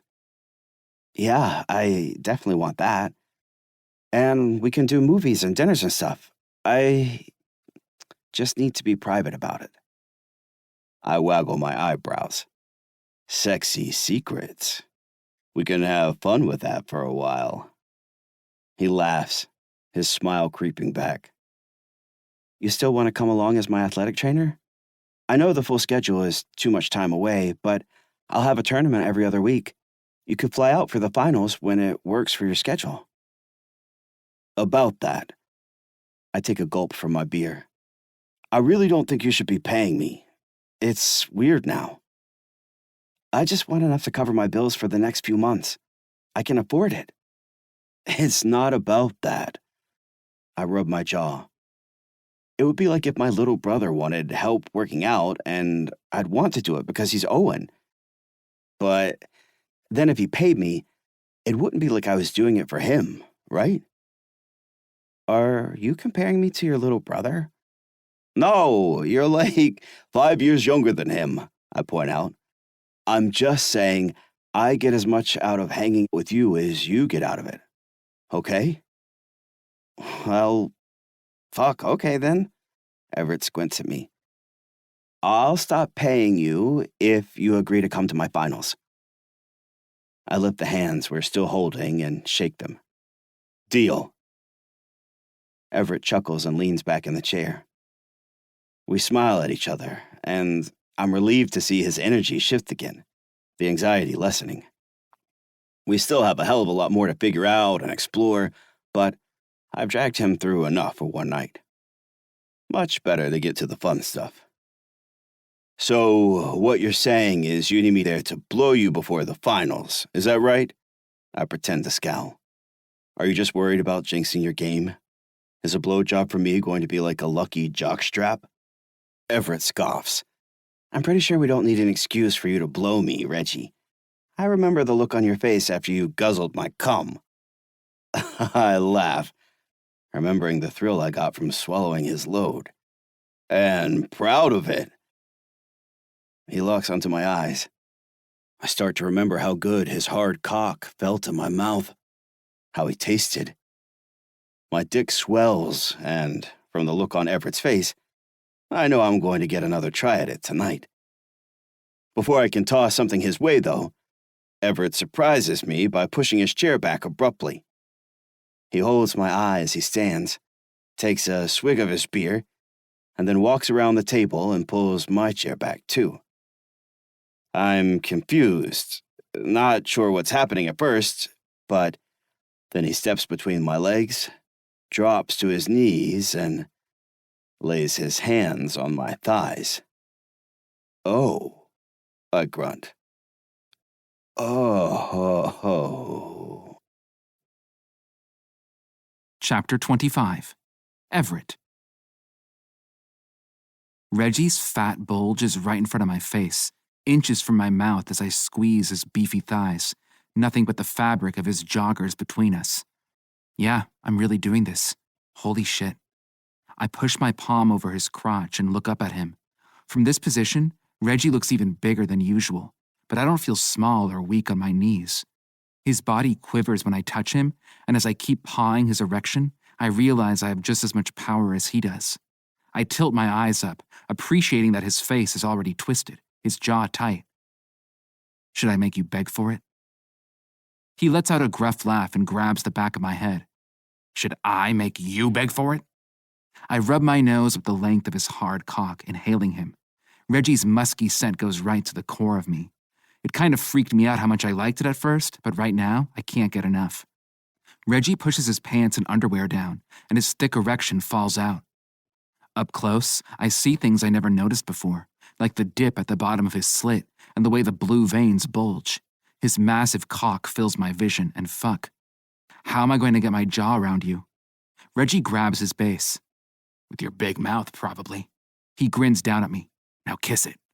I grab his hairy balls, working up to the moment as heat coils in my dick. I'm not sure what to do, so I just do what Reggie says. I purse my lips and kiss his shaft right beneath his crown, and when he groans in response, I kiss him again. The skin on his shaft is so soft, but his erection is hard as steel. Deep satisfaction roils through me as Reggie's big body lurches and responds to every little touch. I stick my tongue out, pressing it against the underside of his cock, then drag it slowly up to his tip, exploring. His crown is spongy against my tongue, and when I kiss his slit, a fat drop of pre-cum oozes out, wetting my lips. Reggie grunts hard and jerks from his hips, sending his dick across my face. The taste of his release, salty and sweet, unlocks something in me. I stretch my jaw and work his crown, licking the flare. Fucking hell, Reggie roars.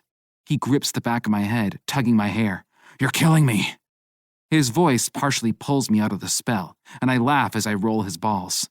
Yeah, I am, I say, my lips forming words on his tip. It's fucking hot. Then get your dick out, he says, rubbing the back of my head. I want to watch you jerk while you suck my load. I shove my hand in my jeans and let out a groan. The relief is so good. My cock throbs in my hand, already leaking, and I stroke down to slick myself up. Yeah, Reggie moans, just like that. I pull my hoodie and t-shirt off, tossing both aside, and Reggie strips himself.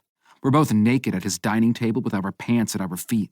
It's hot and even hotter when he lets go of his cock and starts pawing at me, groping my torso and head with his strong hands. Need flaring, I grab his cock and bring it to my mouth. I have to drop my jaw all the way to take him in, and I can still barely make it halfway down his shaft. I'm not sure how to work it, what I'm supposed to do to make this natural and smooth. After the killer blowjob he gave me, I want to blow Reggie's mind. The need to get him off drives me, and I somehow work my aching mouth further down. Reggie growls and kicks his legs appreciatively. When I get his shaft in my mouth and wrap my fist at his base, I finally fall into his rhythm again. Reggie pumps gently from his hips, bouncing his cock in my fist and mouth, and I drool down his shaft as I lick him. I jerk myself to his rhythm. Reggie's dick pulsing on my lips as I throb in my own grip. Fuck, the sensations plow through me. I bob my head harder, and his fat crown crashes into the back of my throat, choking me, but I don't stop. Pre-cum coats my tongue, and Reggie thrashes in his chair, groaning my name and tugging at my hair. It's like the room might explode into kindling. That much raw energy blasts through us. I have a dick in my mouth, and I fucking love it. I try to tell him that I'm going to come, but I can't make words. All I can do is take his cock and choke and fuck my fist until my nerves light on fire, and Reggie gives me his orgasm. He erupts like a geyser in my mouth, hot semen flooding my tongue. I swallow it down greedily, sucking hard on his cock like there might be more inside, and Reggie curses and stomps the floor. I swirl my mouth off as I climax. My cum splatters the floor, and I gasp air and look up at Reggie's exhausted, stunned, totally blitzed out face. Damn, I say. I really like sucking your fat dick. Reggie laughs. I'm like a champ. I never doubted you. He swipes his thumb across my lips, and the callus there pulls another shiver of pleasure from me. I blink. Holy shit, I just drank cum. Yeah, right? He beams with a proud smile. We're totally bi. His enthusiasm is so dorky, but I love it, and I'm trying to stop acting like I'm ashamed or something. That's not who I want to be. And fuck yeah, I'm bi. I rub my hand over my face, still processing. I can't believe I'm starting out with the biggest cock I've ever seen. Reggie laughs. Yeah, you like it though. I sit up, then stand, hitching my jeans on the way. I look down at him with a cocky grin, then grab my half-swollen dick hanging out of my pants. I know you're gonna come begging for this later. Reggie stands up too and swats my ass. Does that mean you're gonna spend the night? Oh, I hadn't thought about it. I don't know why I hadn't thought about it. Maybe I'm still in denial or something. Or maybe it's just kind of scary to want something like that, because I still don't really know what this thing I'm doing with Reggie is or what it means.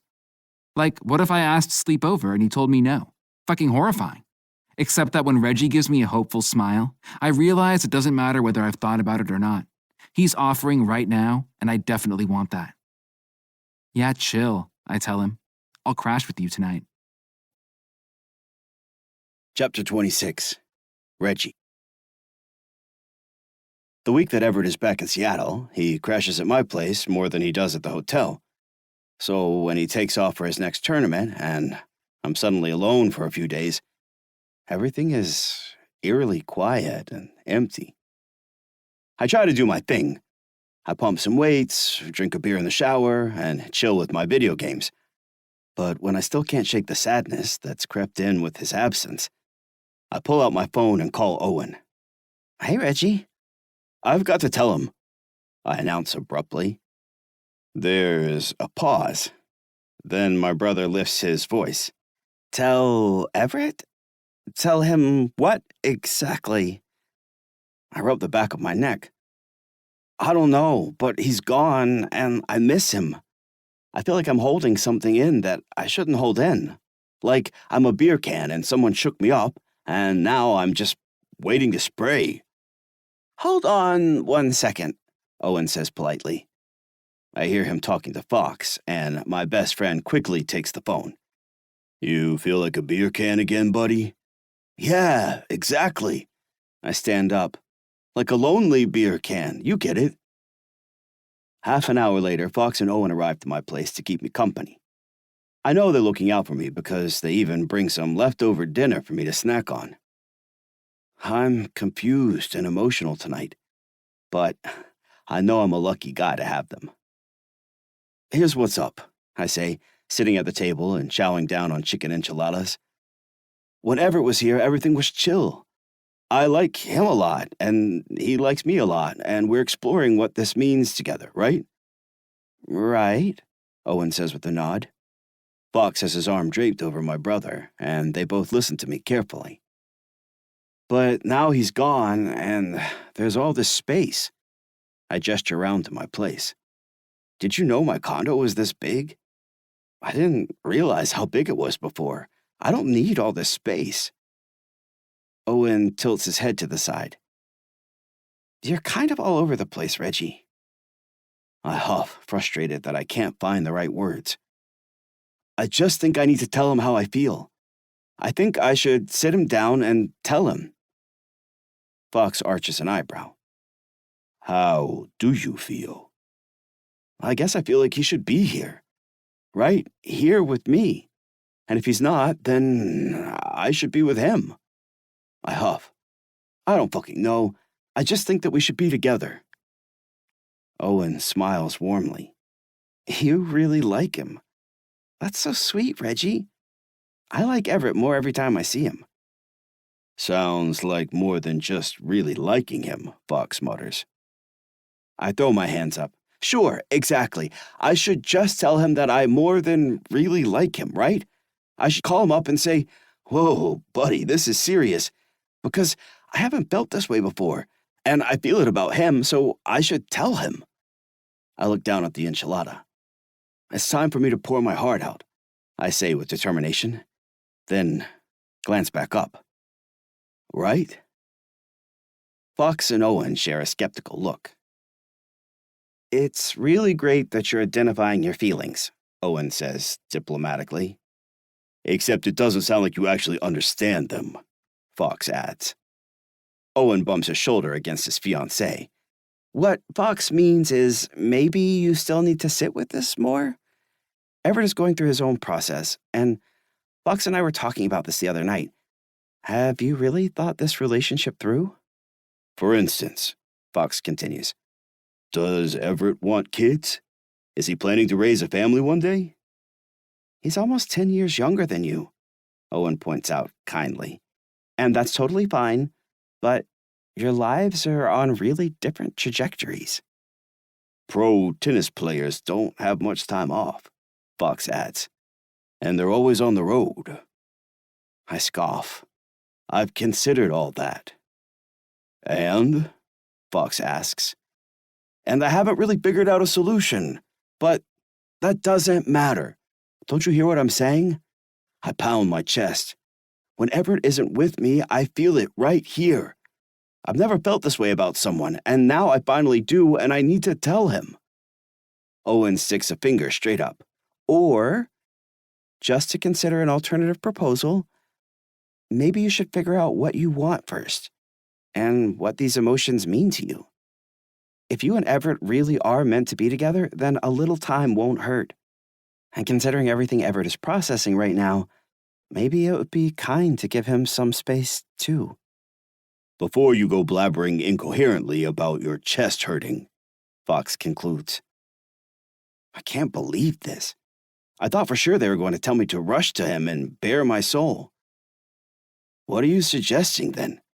I lie to my guy?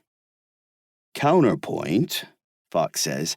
Maybe you should decide whether or not you're boyfriends before you try to decide on how many kids you're going to have. Fine, I huff, annoyed. I'll keep taking him on dates and having hot sex and making him breakfast in the morning, and the whole time, I'll keep my big yapper shut about the fact that I keep fantasizing about him moving into my condo.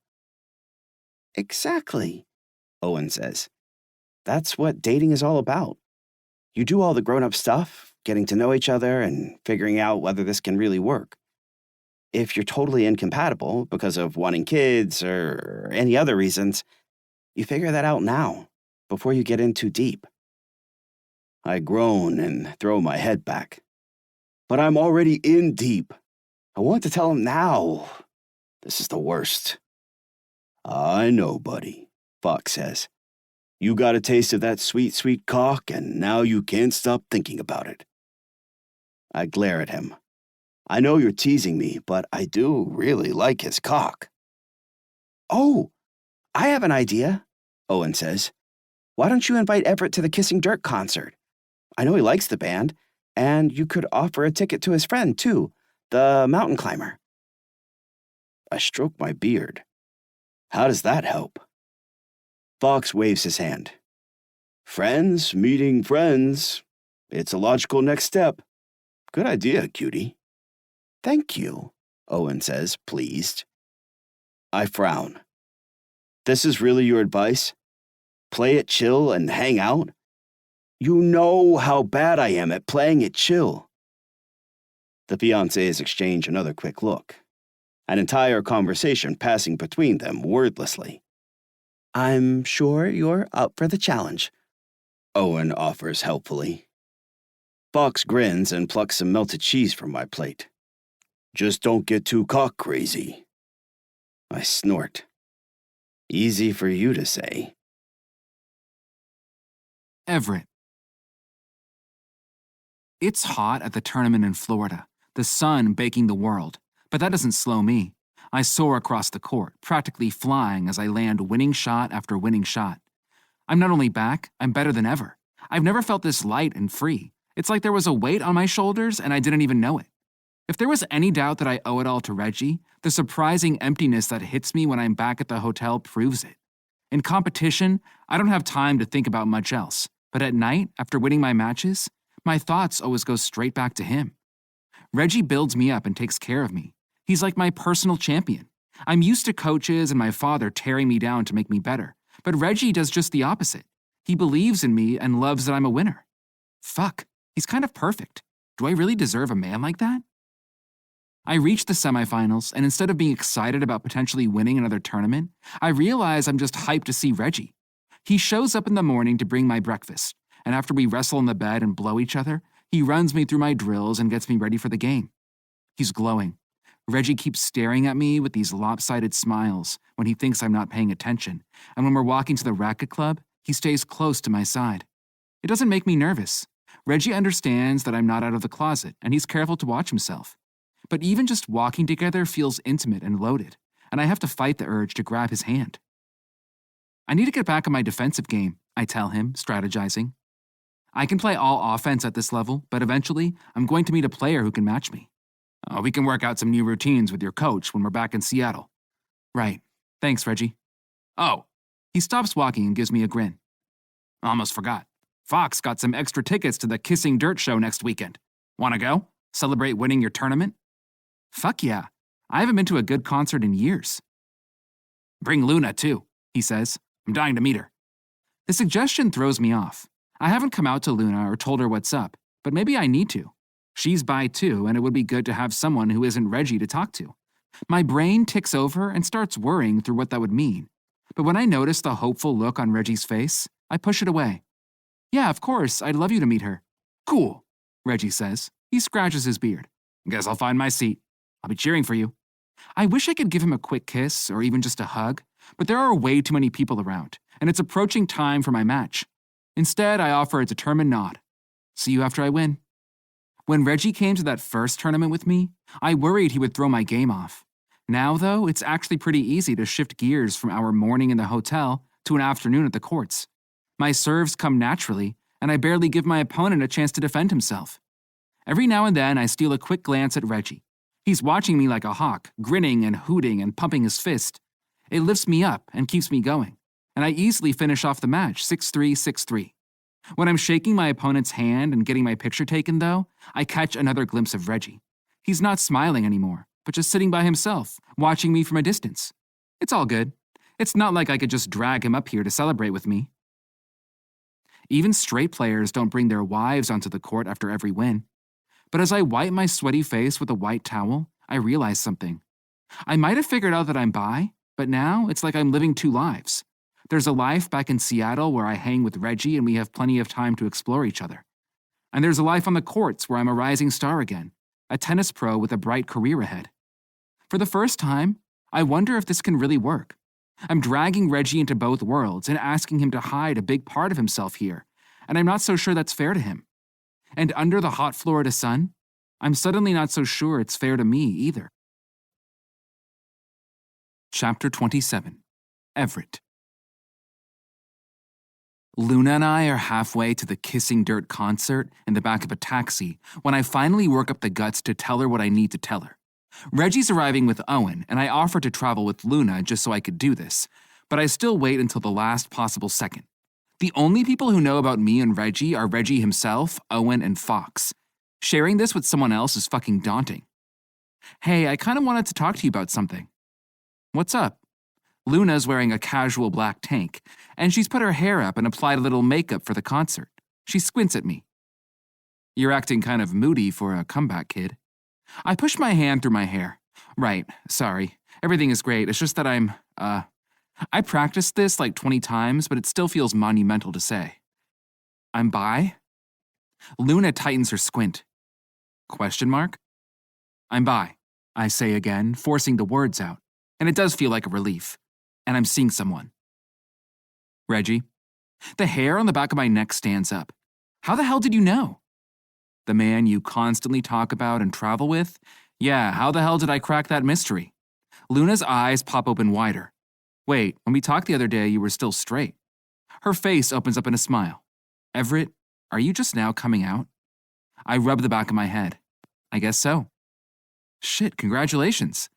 Luna reaches across the back seat and pulls me into a hug, and I let out a surprised chuckle. That's amazing.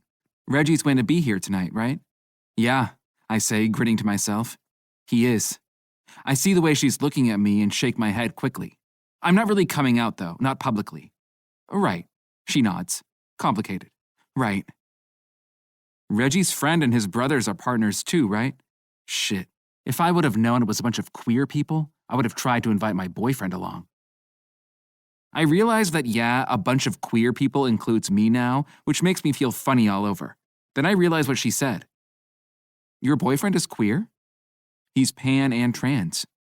Oh, sorry, I guess I was assuming again. You'll get the hang of it, Luna says with a smile.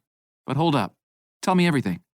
She casts her eyes up to the driver and lowers her voice under the oldies he's playing on the radio. Is this your first time hooking up with a guy? Yeah, I tell her and lean in, and it's fucking hot. Cool. She gives me an appreciative nod. You managed to drop your boring straight guy ideas too, it sounds like. It's funny. I think a part of me believed that being into guys would make me less of a man. I know that's fucked up jock nonsense. I hear it all the time, though. But being with Reggie makes me feel more like a man than ever. I'm stronger with him. I'm not sure how to explain it, but I am. There's about 15 minutes left in the ride, and even though I prepared for a million questions, Luna primarily wants to grill me about hooking up, and honestly, I don't mind. Reggie and I are having fucking amazing sex. I'm not sure if it's so good because we keep it going, learning how we each like it, or maybe because it's with a guy, and I've been denying myself that for so long. Or maybe it's all Reggie. That seems entirely possible. We haven't gone beyond our hands and mouths, and I can tell he's being careful not to push me to consider anal. But I swear we've done more nasty, sexy, sweaty things together than I ever did with a random hookup. We wrestle each other and hump and throw each other around. Reggie pulls my clothes off me anytime we're alone, and the second I smell his musky scent, I'm down lathering his cock with attention again. Hell, the other day he rubbed his sweaty underwear in my face, and I almost came just from the scent of it. Like, what the fuck? How is that so hot? I can't get enough of his taste and how his rough hands drag across my skin. Getting Reggie off is satisfying in a way I don't understand. His groans rumble through me, feeding my desire, and we end every night together exhausted and covered in sticky hot cum. When we get to the venue, we find Reggie, Owen, and Fox waiting outside. Kissing Dirt is one of the hottest bands right now. They mix this electronic sound with the classic Seattle grunge, and their songs are catchy as hell, especially since they added a new keyboardist. This show is in a smaller venue, a converted old theater, and Luna and I make sure to thank Fox for getting us tickets. Quickly, I fall into place next to Reggie, and the group of us make our way to a small table right by the stage. Reggie's gravity comforts me, like an anchor in the crowd, and I realize how much of a bummer it is that I can't lean against him like I do when we're alone. Owen catches my eye and flashes me a smile as we sit. Congratulations on winning all your tournaments. Yeah, Fox adds with an appreciative nod. You're on fire, man. Oh, thanks. I sip my drink awkwardly. Are they following the matches? Do they really care? If they do care, it's just because I'm seeing Reggie, I know. It's almost July. That's when the tournaments really start to count. I have to rack up more wins than anyone else to grab the wild card and make it back in this year's US Open. Reggie leans closer to me. And he's going to win it, too. He's the fucking best. I look up at him and can't help but smile at the goofy look on his face. He's so proud of me, and I'm still not used to how that feels. I've got the best athletic trainer in the business helping me out, I tell the table. He's got one of the fastest serves in the game, Reggie continues. He pretends to toss a tennis ball and serve, throwing his arm like he's holding a racket, and Owen laughs and ducks to the side. Reggie! Fox wraps his arms around his fiancé and holds him to his chest. Don't worry, he jokes. I won't let the scary man hit you with tennis balls. Reggie turns to Luna. They're just joking, he explains. I don't hit my brother with any kind of ball. Luna laughs. I figured. Now, Everett, on the other hand, Fox says casually, there might be some ball hitting. Reggie scowls. I told you, we're not talking about THAT in public. Owen scrunches his nose. Why did you spell that? Because we're not talking about it in public, Reggie says, exasperated. He looks over to me. Sorry, Everett. I hold my hands up, embarrassed that they all must have talked about this before we met up, and hoping the conversation will move on. It's chill. I get it, Luna adds helpfully. My boyfriend hates to talk about sex in public. At that moment, the opening guitar chords fill the theater with noisy music, saving me from a conversation I don't know how to have. Before it goes dark, I see our table from a different perspective. Fox still has his arms around Owen, Reggie and I are sitting close to each other, and even though we're not touching, together with our friends, it's not hard to see what's up. Anyone at that concert could recognize me and know. It's a disorienting, almost terrifying feeling. But right as my head starts to spin, Reggie lays his hand on my knee under the table, stilling me. "Sorry about that ball thing," he tells me as the music pours out. "I'll make sure to talk to Fox so that doesn't happen again." "You don't have to do that," I manage. I'm sick to my stomach thinking about being outed right now, but I don't want to put that on Reggie. He's more than understanding. He takes my privacy seriously and really wants me to have the time I need to come out. I owe him something better than having to take on my bullshit and insecurities. I owe them all something better. I've never had people welcome me like Reggie and his family do, and it feels wrong to ask them to keep secrets. Reggie gives me a questioning look, and I'm not sure what to say. The music gets louder, though, and the lead singer of the band takes center stage with her powerful voice, and I realize I don't have to say anything right now. Instead, I lay my hand over Reggie's, keeping him there on my leg. He stretches his fingers out and presses his palm to my knee, and warmth flushes through me. Until I know what I really need to say, I hope this will be enough. Chapter 28. Reggie. I wake up with a yawn and stretch my arms and legs, then sit up when I realize Everett is gone. I'm usually the first one up, and I immediately worry that he's left for some reason, and I won't see him today. When I lumber out of the bedroom, though, I hear clanging in the kitchen, and the smell of bacon drifts my way. Holy shit, you're making breakfast? I bellow out, charging toward my guy. Wait, hold up, Everett yells. Just give me 5 minutes, will you? I hesitate. Why? Everett laughs. Because I said so, that's why. Just go back to bed and act lazy like a normal person. I chuckle to myself as I walk back to the bedroom. Everett is making me breakfast in bed. No one's ever made me breakfast in bed before. With a leap, I crash back down on the bed. I'm in my boxer briefs, and I scratch my balls as I lay there smiling, waiting for him. This keeps happening.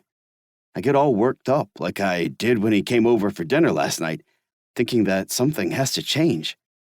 I'm just so damn certain that Everett is meant to be mine. It's like fire in my veins. I need to tell him, claim him, show him what's right, and the longer I stay quiet, the more I worry myself he doesn't feel the same way. I'm anxious that Fox and Owen are wrong, and I need to tell him what I want right now, before it's too late. But then Everett turns around and does something like this. He wakes up early and makes me breakfast, or he cleans my dishes for me, or any other little thing that makes me think it's okay. He's coming around. I just need to give him time. He steps into the bedroom, and I bolt upright. Fuck. He's not only bringing me breakfast in bed, he's bringing me breakfast in bed in a jockstrap. Everett stands at the foot of the bed, nearly naked. A red jockstrap cups his cock, and he's using an old pizza box as a tray to hold plates piled with breakfast deliciousness and cups of coffee. The morning light shines on his lean muscles, and he holds a cocky grin as I drag my eyes up and down his body with an appreciative whistle. Bringing home the bacon, I joke. Everett laughs and joins me on the bed, setting the food on my nightstand. I remember you checking me out the other day in my jockstrap.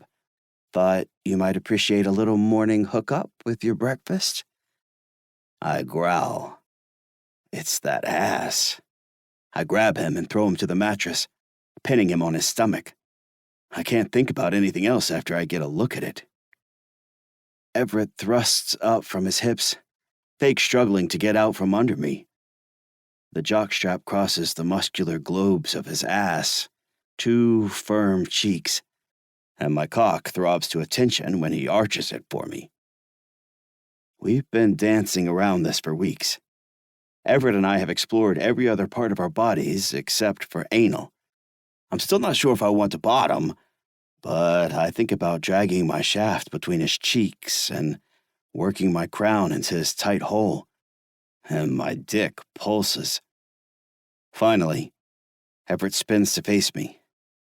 His cock strains the red pouch, filling it, and he's got a cocky smile. We should probably eat before the food gets cold, I say, although I'm horny enough that I don't really mean it. Everett grabs the back of my head and pulls me down to him. No one likes cold breakfast. He ruts his erection against mine, jerking his hips. Yeah, I say, my voice rough, and thrust back at him. Our cocks throb together, and heat gushes through me. Let's eat first. Immediately, we slam our mouths together. Everett shoves his tongue against mine and bites my lip, and I growl and roll across the bed with him. The morning is warming up, and we get sweaty as we kiss and hump and grope, the smell of men filling the room. Everett goes to pull his jockstrap off, but I grab his hand to stop him. Wait, I grunt. He grins. I thought you'd like it. Everett shoves his hand in his jock and grips his cock. Can't keep it on all morning, though. I cup his erection through the cotton. Just a little longer, I tell him. I drag my hands to his hips and surprise him by wrestling him onto his stomach again. I told you, I said, leaning back and staring at his ass. That thing is a work of art. Everett laughs and looks over his shoulder. Kiss it, he says, challenging me. I paw his cheeks and groan. I think he's joking, just giving me shit. But then I see the look in his eyes. Hell yeah. It's finally ass time. My dick throbs as I lean down with a growl. Everett shoves his ass up in the air, and I press my lips to his cheek. The skin is surprisingly soft, and an earthy scent fills my nose. I huff. Fuck. He smells just as good as he does after a sweaty game. Everett shivers. I pull my lips to his other cheek, kissing, and he writhes at the hips. I take it as an encouragement and keep going until I'm at his crease. My mouth so close to his hole, the rich aroma like a drug. Come on, Everett says, pushing his hips back more. Eat your damn breakfast, Reggie. I laugh and grab his cheeks. Gladly. I'm not sure what I expected from anal. I understand the basics, but I'm not prepared for how hard it makes me when I pull his cheeks apart and see his hole. It's tight and quivering, and faint hair grows in a circle around his rim. Fuck. That's so hot. Without another thought, I drag my tongue up his crack and over his hole, and Everett groans and buries his face in the pillow. His glutes squeeze tight, and the wet dirt scent hits me like a tidal wave. I kiss his hole over and over again, not sure what to do, but confident that Everett likes it. He's got one hand stuffed into his jock, jerking himself, and the other reaches back to grab at my shoulders. Pleasure boils through me, but it feels too good to grope his ass and pull his cheeks open, so I don't even pull my hand away to touch myself. I just keep kissing and licking him. I drag my fat tongue over his twitching hole and huff his aroma. Everett's rim loosens, opening to me, and it's like a reward when my tongue starts to slide in. Holy fuck, Everett groans. He cranes his neck and there's sweat dripping down his forehead. That feels fucking amazing. I gasp my breath. His ass is red from my hands and the friction of my beard. Yeah, it does. Everett spins onto his back. Yeah? You like eating my ass, Reggie? He pulls his knees up, offering himself to me. Go on. I want to watch you do it. I waggle my eyebrows at him. I'm a hungry man. Everett laughs and shoves a hand in his jock. The front is wet, leaked through with pre-cum, and I honestly don't think I've ever been as attracted to a person as I'm attracted to Everett right now. I bury my face in his ass and go back to licking him. Everett's hole opens to me quickly, and I swirl my tongue just past the rim. His entrance spasms, squeezing against my mouth, and I growl as I think about how good that would feel around my dick. Oh, fuck. Everett throws his leg over my shoulder and thrusts his ass against me. Fuck, right there. Keep going. I work his rim with my tongue, feeling the orgasm growing inside of him. With Everett's legs wrapped around my shoulders, I can finally jerk my erection. We thrust against the bed. I'm practically fucking him with my face, and Everett is slamming back into me with his ass. Our bodies find their perfect rhythm, like two athletes on the field. And when I know he's nearing his orgasm, I thrust my tongue in hard. Everett comes first. His body convulses around me, and he hollers my name as he sprays in his jock, soaking it through. The squeeze of his hole against my mouth sends me over the edge, and I roar and shake as the climax wrenches my muscles. Sweaty and spent, I crawl up to Everett and take him in my arms, holding him against my chest. Best breakfast ever, I tell him. Everett laughs. Oh, yeah? He lifts a wobbly arm like he's going to grab the food, then collapses back against me. Fuck it. You've got a microwave. I run my hand through his curly hair. Thanks for cooking for me. And wearing the jockstrap. Thanks for the rim job. Literally anytime. Literally? Jury duty, March Madness, funerals, doesn't matter. You need that ass eaten? You call me. Everett chuckles. You're such a dork. I get a little emotional after I come sometimes, and I guess that's happening now because I blurt out something I shouldn't. You should just stay here when you're not at a tournament. Skip the hotel and save some money. Everett doesn't say anything for a minute. Then he turns to face me. Did you just ask me to move in with you?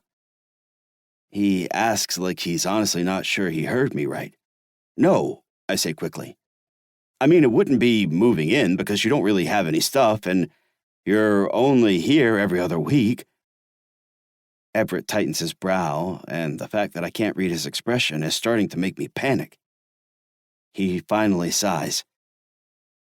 It will be even less than that, he says sadly.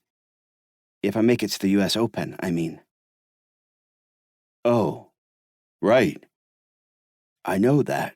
He's mentioned it a few times. It just really bums me out to remember it. Everett pushes a hand through his hair as he sits up. You really want me to live with you? He asks again. Sure I do. Why the fuck wouldn't I? You're practically my boyfriend. When Everett's face falls a little more, I rush to correct myself.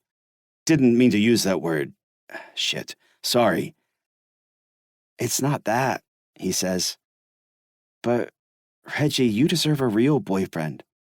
Someone you can be out with. Now, I sit up. I'm not sure how a jockstrap rim job and breakfast in bed took this turn, but I can tell Everett's troubled, so it doesn't really matter. I'm not trying to hurry you out of the closet, I say, holding his eye. I totally understand that it's a lot, especially with your career. Hell, I'm just figuring out that I'm bi, too. That's the thing, Everett says. I really like you, Reggie. A fucking lot, truly, and I'm not afraid to say it. My chest swells. I know that he likes me, but it's still nice to hear. Yeah, I like you a lot too, Everett, I say, although I kind of want to use the other L word. Right. Everett avoids my eyes.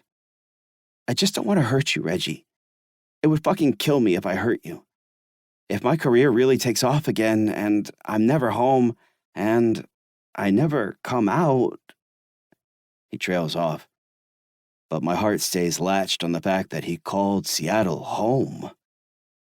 I know that Everett is trying to let me down easy. I stuck my tongue up his butt and invited him to move in, and now he's emotional and reminding me of what I've always known. The kind of relationship I want isn't in his future plans. But I can't hear it. I can't accept that because I know Everett and I know he wants this too. So instead of doing the Reggie thing and blurting all my emotions, telling him what I need, I take a cue from Everett and I swallow my feelings back down. We don't have to get engaged for you to crash here, I tell him. I already know you're married to the game, and I'm still inviting you over when you're in town because I want to, okay? Everett looks up to me with a hopeful smile. Yeah? You really mean that? Yeah, sure, I say, then pull him to my chest again. Just so long as you wear that jockstrap sometimes. I'll even cook you breakfast again. I haven't tasted your bacon yet, but your biscuits are yum. We go back to laughing and joking around, and a couple minutes later, Everett heats up the breakfast and we feast in bed. The mood fully shifts, but the voice in the back of my head gets louder.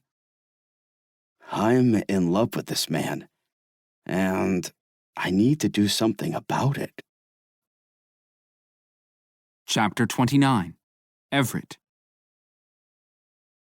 I stand on the tennis courts dripping sweat as the crowd loses their shit. I've won the tournament and earned a wild card to the US Open for the second year in a row. I'm back, fully 100% back. I shake hands and get my picture taken with the trophy, forcing myself to smile. But my brow is already set tight as I think about the big tournament. Getting back into the US Open is one thing. If I really want to redeem myself, I've got to kick ass there too. I'm pumping with confidence when I get back to the hotel room with Reggie, and before we can talk about anything else, I jump him and drag him to the shower. We fumble under the hot water until I get down on my knees and service him. I work my jaw around his fat cock and guzzle him down, and then Reggie and I rub up on each other and rut until I come. We finally end up naked on the hotel bed, both grinning as we drink the bottle of champagne Reggie brought. I wonder if I can skip this photo shoot tomorrow, I say as I hand the bottle to Reggie. I hate those things. He throws his heavy leg over mine and swigs. How big of a deal is it? His phone buzzes on the nightstand, and after he glances, he squints and grabs it. What's this? He mutters, then gasps. Holy shit, ESPN. I arch an eyebrow. What? Reggie turns the phone to show me. You're all over the place. People are talking about you coming back to the big tournament. Owen sent me some links. I grunt and sit up. What? I ask again. Shit, really? I grab the phone and scroll, and yeah, there's definitely already stuff on the internet about me again. Not good. It's fine. I hand the phone back to him. I can handle it. I know you can. Anyone else, I'd feel compelled to hold my shit together. But with Reggie, I can just dump it all out. The US Open isn't for 2 weeks, but some of the players are already in New York. The tournament is a big deal for every tennis player there, from the number 1 seed down. But for some goddamn reason, I'm the only player outside of the very top who has to deal with all this extra attention and buildup. Not for some goddamn reason, Reggie says. It's because you keep surprising everyone with how good you are. He grins. And because you broke your butt. I snort out a laugh. Thanks for the reminder. It is because you're so good. I mean that. Reggie crosses his beefy arms over his chest and leans back against the headboard. Don't know if you need to put all this pressure on yourself to win the biggest tournament in the country. He glances at his phone. But according to the internet, you are on a winning streak. I don't need to win it, I tell him. I just need to not humiliate myself again, and to come close to winning it. Oh, is that all? Reggie rolls his eyes, which makes me laugh. A thought flashes through my mind. If I did lose in some major way, mess up like I did last time, that would be the end of my career. It would be fucking devastating, but it would also mean I could be with Reggie. It sends a chill down my spine to think that. I know that Reggie wants more than I can give him. He insists it's cool to keep things like they are, and with my tournament schedule, I don't have any other options. Hell, I want something more with him too. I've never known anyone like Reggie. But just because I want something doesn't mean I get it. Guilt pinches my chest. The voice telling me that this isn't fair to him gets louder. Reggie rubs the back of his head. Some of the players are already there, huh? Yeah, we're required to show up early. Does that mean you'll be going to New York soon? Soon as I can.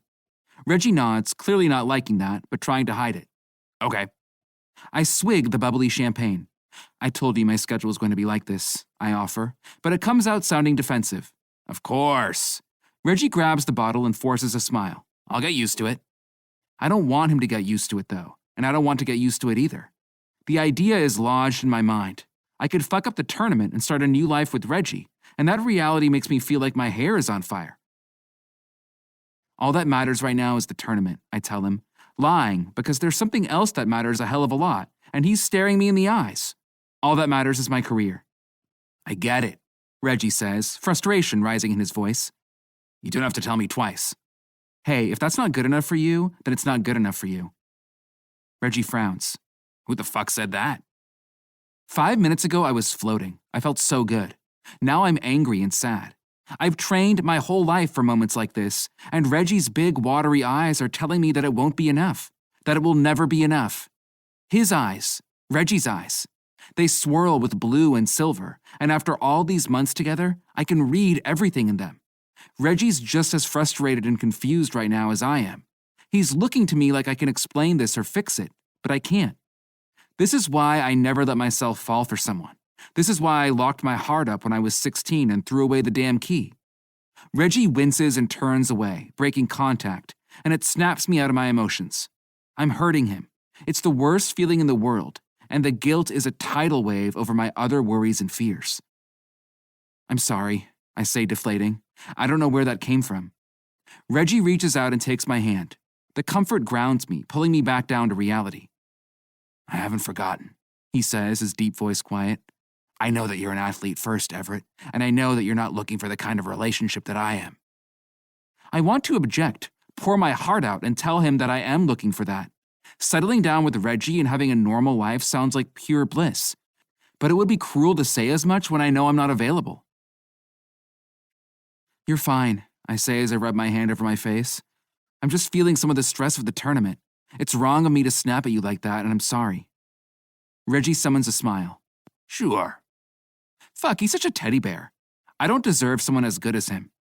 I'm not sure what else to say, so I crawl across the bed instead of talking. Reggie lifts his arm and I find my spot, one arm across his hairy chest and my face nuzzling his neck. His caress soothes me, and I listen to his heavy breath as his chest rises and falls. I'd never been held like this before Reggie, and no matter what happens, the memory of his embrace will always stay with me. I'm glad you're here, Reggie. Nowhere else I'd rather be. Chapter 30. Reggie. The few days Everett and I have together in Seattle should be great. He stays at my place, and we talk about the big tournament and celebrate with our friends. We work out together, cook together, soak each other in cum, all the stuff we usually do. But something is different. After our talk in the hotel room, the energy between us shifts. There's a distance that didn't used to be there, and it grows wider every day. Luckily, by the time I get to New York for the U.S. Open, I know exactly what I need to do. Everett's always been clear what he is or isn't available for, and I must have messed up and made him think I didn't understand that. But I do understand. I spend my life with athletes, and I would never want him to give up on his dream, even if it hurts my heart to know there's no space in that dream for me. That's what I need to show him. I'm enthusiastically behind Everett and supportive of his career. Full stop. He doesn't need an emotional boyfriend right now. He needs a superfan. I put the outfit together myself the morning I get to town. Everett is busy with official duties, which gives me plenty of time. First, I take a giant novelty tennis ball, cut it open, and make it into a hat. The tennis organization won't let you carry big signs like you can at a football game, but I find some oversized letters at a party store and manage to glue them to the top of the tennis ball helmet. Everett #1, the tennis helmet practically yells. and I pose and give myself a satisfied grin in the mirror. I consider taking my shirt off and writing more encouragement across my chest, but I don't want to embarrass him, so I just grab a few donuts and head to the tennis club. It's a gorgeous summer day as fans file into the massive facility. A couple people even stop to get a picture with me in my helmet, and when I pass a newsstand, I see that there's an article about Everett in a tennis magazine. Will pretty boy cave under Grand Slam pressure? Hell no he won't, I announced loudly, then flipped the magazine over to hide the headline. Everett didn't have time to see me this morning, but he did save me one of those good seats, and I find my way right to the front row at court level. There's not a huge crowd for the early match, but I listen appreciatively to the buzz about my guy. The woman behind me taps my shoulder. "You're a pretty boy fan?" she asks. "Everett Navarro," I correct her. "Sure am." "We're here to see if he falls on his ass again," she tells me, and I frown and turn back to the court. Subdued applause goes through the crowd as the players jog out, and I sit up straight, anxious for him to spot me. Whatever tensions and hurt feelings have been getting in the way between us, I know that this will make him feel better. He'll see that I really am his fan and that I'm as dedicated to his career as he is. When Everett's eyes land on me, though, I'm not quite sure what the look on his face means. His mouth twists to the side and his brow furrows even tighter than it already was. I try to hold his eye and mouth my encouragement, but there's no time, and he's quickly wrapped up in pre-game prep. I cup my hands over my mouth. "Go get him, Everett!" I bellow. "You got this!" He starts out serving, and I can tell immediately that he's in his game. Pure, raw determination drips off of him like sweat, and he throws all of his strength into each shot. He's playing a top-level opponent, though, and it's obviously not going to be a simple win. I've got a million things I could be worrying about, but I lose myself in the match instead. Everett works the court and keeps pressure on the net, and I stomp my feet and holler whenever he wins a shot. The helmet makes my head sweaty, and I keep having to wipe my eyes to see, but I don't care. Even though Everett fumbles more than usual, I can still feel it in my bones that he's got this. He plays near the top of his game, and as the match stretches on, his opponent flounders. By the time he hits the winning shot, I'm so excited, I jump out of my seat and pump and holler his name like I just won the lottery.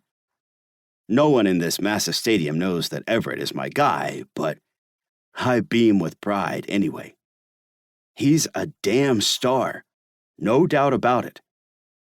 I don't get to meet up with him until that night when he finally texts me that he's free. I hurry to his hotel room, eager to see him in person after being apart for more than a week. I knock on the door and throw the tennis ball back on my head. Everett opens the door in sweatpants and a t-shirt, and I point to the helmet as I grin. "Everett #1, you heard it here first." He glances quickly down the hall and gestures for me to come inside. "Hey, Reggie," he says as he gives me a quick hug, but he's not nearly as excited as I expected. I slide the helmet off. "Great match," I tell him. "Yeah, I pulled through." He walks into the hotel room. "You want anything? There's food here, stuff to drink." "I'm good." I point to my head. "Did you see me in the crowd?" Everett shoves his hands in his pockets. "Yeah, about that," he says. "You brought that hat with you?" "They don't sell it in the gift shop," I joke, but I can tell it's not landing right. "Too much?" "It's a little distracting." "Oh," I scratch my beard. "Right, of course." A wave of embarrassment hits me. I'm doing that thing where I'm too big, too loud, and that's the last thing Everett needs right now. "Sorry." "Fuck. I should have known better." His expression softens. "No, Reggie, don't apologize." He sighs and pinches the bridge of his nose. "It's me. I'm just..." "Under a lot of pressure," I say. "Got it." Everett sits on the bed. I'm glad you're here. I sit down next to him. Yeah, me too. The room is tense, and I think I might be fucking this up. I just wanted to show you that I'm here to support you, I tell him.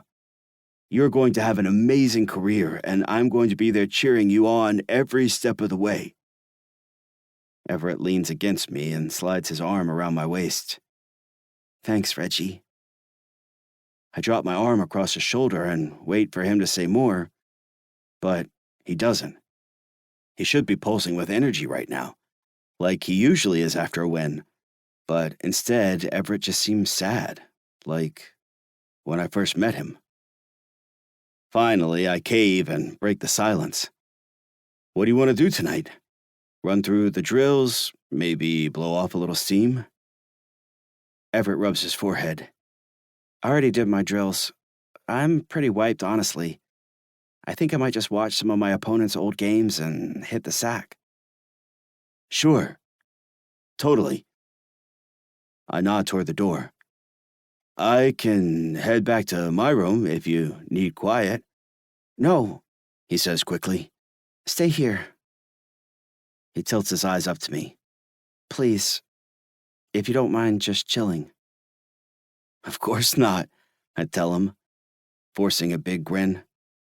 Whatever my tennis stud needs, my tennis stud gets. Everett chuckles. Thanks, Reggie. We fall into something like our old routine.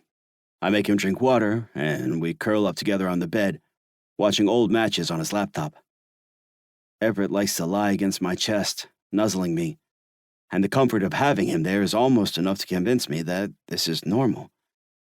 Everything is fine. He's my guy, and we're at a Grand Slam tournament. What could be better than this? But even when Everett asks me to sleep over, it still doesn't shake the uneasy feeling in my gut. I'm going to lose him. It might not happen immediately, but sooner or later, Everett is going to focus on his career, and I'm going to be left on the sidelines, holding my dorky helmet and wishing it could be different. Everett. It's a fuck of a lot harder to hide what I'm feeling for myself when I have to hide it from Reggie, too. He's so damn sweet to me, even when I'm acting like an ass. Those big eyes of his peer right into my soul, and I swear he can see all the fucked emotions tearing through me. No one has ever known me like Reggie knows me. I've never let anyone, and having him at the hotel trying to take care of me and do the right thing rips me open. I can't think about that now. With Reggie by my side, I walk to the courts, AirPods pumping my songs as I try to find my focus. I can't think about Reggie because then I start thinking about being with him and not being with him. It leaves me torn up, empty inside, exhausted. I start thinking about fucking up. I think about that pretty boy nickname and humiliating myself at the last US Open and about nuking my career and heading back to Seattle with Reggie for good. We walk up to the rear of the Billie Jean King Tennis Center, and when he pauses, I pull the AirPods out. Here's your stop, he says. A smile twitches my lips. See you after the game? Definitely. Reggie furrows his brow, thinking, then opens his mouth again. Before you head in, I just wanted to check. He grabs the bottom of his t-shirt and lifts it, revealing an Everett number 1 written on his chest in blue paint. Is this okay? He asks, his shirt partially off and covering his face. Or would it be distracting like the helmet? I laugh because I can't not laugh with Reggie sometimes, but I pull down on his shirt. Reggie, I say, suddenly flushed and at a loss for words. Reggie nods seriously. That's what Owen thought you'd say. He summons a smile. Glad I asked. My hand is still on his shirt, bunching it against his chest. We're close enough that we could kiss, and I want so fucking badly to do that. I feel like if I could bury my tongue in Reggie's mouth, I'd charge into the stadium and dominate. Instead, though, I only give myself 1 second to stay there, hesitating in his scent, leaning on his strength. Whoa! A gruff voice says, Pretty boy, who's your friend? My heart jumps and I turn quickly. There's a man there with a phone, snapping pictures of me and Reggie. Reggie yanks his shirt the rest of the way down. His name is Everett, he barks. A shock goes through me. Who the fuck are you? I ask the man. He smiles. Just covering the tournament, he says, then asks again, who's your friend? I push a hand through my hair as my heart pounds. I might as well have had my tongue down Reggie's throat. The moment was that intimate. I convince myself that I can hide this, but maybe I'm delusional. Reggie looks to me, his eyes wide. Everett, he says, his voice tight. I swallow, trying to center myself. Fuck, I grunt, and I lock eyes with Reggie. I've got to play, I tell him, ignoring the stranger. I don't have time for this. I'll see you later. Yeah, Reggie manages. Okay. Without another word, I stalk into the stadium. Chapter 31. Reggie. Everett wins his match in a fifth-set tiebreaker. It practically gives me a heart attack. I'm sure that I fucked up, and if it had cost him a game, I don't know how I'd get over it. I don't see him again until he gets back to the hotel, and as soon as he walks in my room, I feel like a dam that's about to bust open and gush all over. Everett won the game and walked the court with his head held high and that intense concentration on his brow. But as soon as we're alone, his face falls. It looks like someone hurt him, and I feel that hurt right in the center of my chest. Another big win, I tell him, summoning all the enthusiasm I can. If Everett can keep his head in the game, I damn well better do the same. That's awesome, man. You made it to the third round again. Everett offers me a weak smile. Yeah. Celebrate with a couple pizzas? Sure, Reggie. Everett tosses his bag on the table, and the room is tense. I want to squeeze him to my ribs. I'm not sure what our incident with the photographer brings up for him, especially under this pressure, but I'm sure that his head is going somewhere dark. I'm desperate for him to feel all this love that's beating at the heart of me. No, it's there for him if he wants it. Everett rubs his hands over his face. Sorry, he says as he sits on the couch. I'm letting shit get to me. It doesn't show on the court, I tell him. You've got one hell of a game, man. He looks up to me and rolls his eyes. Don't lie. My net game was off, and if he hadn't been so intimidated by my serve, I would have lost. You'll be back in prime shape tomorrow, I encourage. I know it, Everett. It's the attention, he says again. That fucking pretty boy nickname. People making comments about last year. All the shit on the internet. He shakes his head, mad. I don't want that. I just want to play my game and win. My hands clench into fists as I feel his determination. Block out all the noise. I know you can. That's when I notice that his eyes are wet. Everett's expression is broken, and seeing it unlatches something inside of me. I love him so damn much, and I just want to make this good. I think I need to go it alone, he says, his voice tight. My mouth goes dry. Alone? He turns away from me as his voice cracks. I can't lose tomorrow. I can't come this far and get distracted. I was able to focus on my game for years by going it alone, and I just think that's what would be best for me now.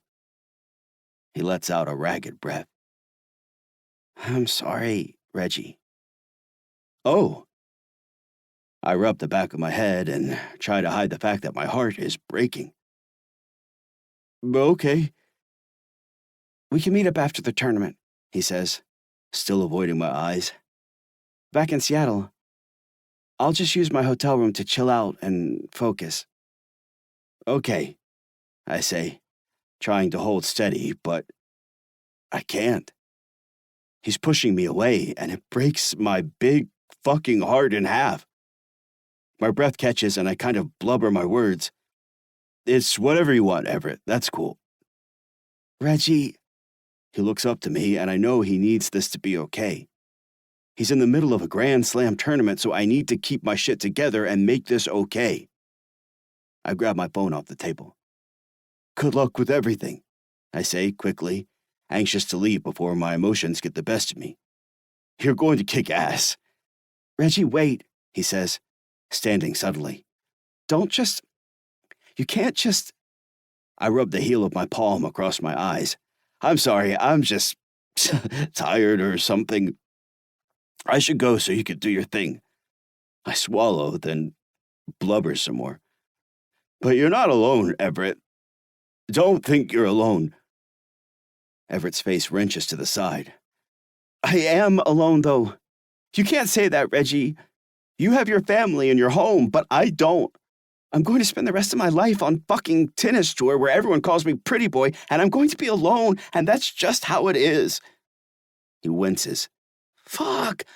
Why are you making me think about this right now? I huff and throw my arms, losing my shit. I'm not trying to make you think about anything. Are you trying to make me fuck up in my third game again? Do you want me to lose? Why in the hell would you ask me that? I nearly roar. I'm that upset. Why would I want you to fuck up? I'm doing everything I can to show you that I support you. Maybe you want me to fuck up so I don't have a career anymore, and I have to come home and be with you. My jaw drops. I would never want something bad to happen to Everett, not even if it meant I got him all to myself, and it hurts that he thinks I would. Everett slams the palm of his hand to his forehead. Fuck, I don't mean that. I don't know. He looks up to me, his face aching. It's fine, I say again, my voice cracking. You've got your boundaries. Hell, you won't even tell me what music you listen to before your match. I get it. Queen, Everett yells. It's Queen, okay? It's all fucking Queen. Fine, I roar. I love Queen.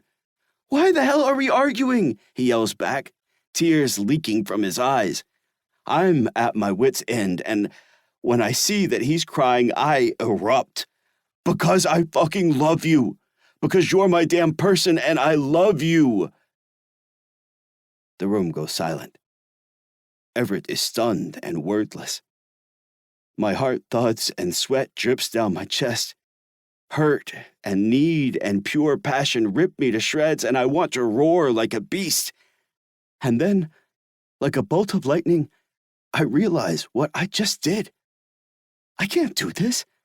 I can't say that to him right now. I'm here to support Everett, and it's not fair of me to throw my big emotions all over him. Especially not after he told me he wants to be alone. Especially not now. Shit. I'm sorry. My voice comes out like I feel. Deflated. I mean, I do, I love you, but this is the US Open, and shit. Everett's mouth hangs open and his shoulders are slumped. I watch him searching for something to say, but he doesn't say what I need him to say. He doesn't tell me that he loves me too.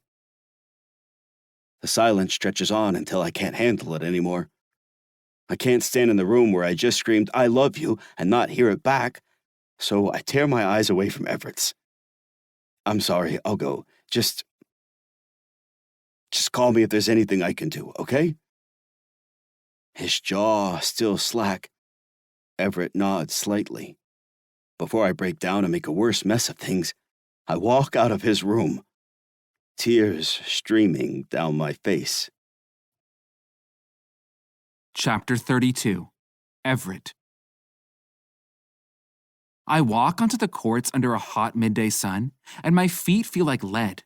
I somehow managed to sleep last night after a couple hours of self-torture and almost calling Reggie, and I forced myself to do my routine this morning. But I don't know how in the hell I'm going to play, not after last night. Reggie opened his mouth and told me that he loved me, and I stood there like a coward. Every cell in my body ached to say it back to him, but I just couldn't. It's all too much, more than I can handle. I look over at the empty seat where he would usually sit, and my heart sinks into my gut when I remember turning him away and telling him I wanted to be alone. I'm just not good enough for Reggie, not strong enough, and now I'm going to lose my match because of it. My opponent is a tall blonde guy with a mean smile. He approaches the net and offers me his hand, and I give him a firm shake. I hear you're on a winning streak. Rumor has it, I tell him, but I can't even fake a cocky smile. Every option in front of me feels like losing. Losing my career or losing Reggie. Either one will kill me. We get a minute before we're supposed to start, and I stretch my legs and try to ignore the crowd. I summon all my strength and remember where I am, but somehow something totally unexpected grabs my attention. I turn and look into the crowd. Up near the back row, far enough away that I can barely see, is Reggie. I almost don't believe it at first. How could I spot Reggie in such a big crowd? The man is wearing big round sunglasses, a baseball cap, and he's got a black mustache. But the second I accept that it's him, I know exactly what happened. Reggie couldn't handle leaving without watching me play, but he knew it would mess with my game if he attended, so he went and got himself a costume this morning and hid out in the cheap seats. A laugh escapes me, dragging the air out of my lungs. Even when I sink to my lowest low, Reggie makes me light again. What he said last night was right. I'm not alone. I'm with Reggie. I walk over to the match coordinator, one of the tournament officials who is responsible for our court. Excuse me. She steps forward. Something wrong? I shake my head. I know this is weird, but I don't have anyone in my box seats, and I wondered if someone could invite a friend I spotted in the audience. The woman frowns. Seriously? I offer a weak smile. Thanks so much. She gives me a disbelieving stare, then sighs and relents. All right, have a good game. Relief washes over me, and I give her a quick description of where Reggie is.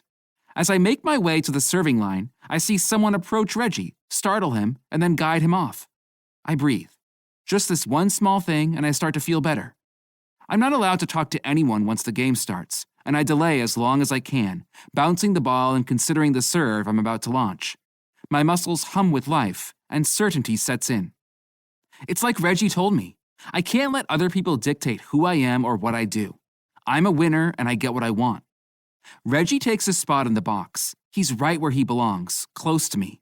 And when our eyes catch, he hesitatingly pulls his mustache and sunglasses off, and a big smile grows on his face. Everything is right again. Having him there with me, it's just right. Pure energy pulses through my muscles, and I throw the ball in the air and swing without another thought. My opponent dives for it, but he doesn't even make contact. My first serve of the match is an ace, and I realize I'm going to win. I plow ahead, my heart pounding as I charge the net again and again. I slam the ball and make impossible returns. My footwork is immaculate, and the crowd loses their shit when I slam countless winners down my opponent's throat. But I'm not doing it alone. After every few points, I steal a glance at Reggie. He's sitting on the edge of his chair beaming, and I don't know why I thought it had to be different. When I hit the winning shot and finish the match, it takes all my self-control to play nice and shake hands first. The umpires do their thing, and the crowd cheers, but I don't care. The second I can, I throw my racket to the ground and sprint across the court. People laugh behind me, surprised, and I leap over the divider, landing at the seats. Reggie stands up, his eyes wide as saucers.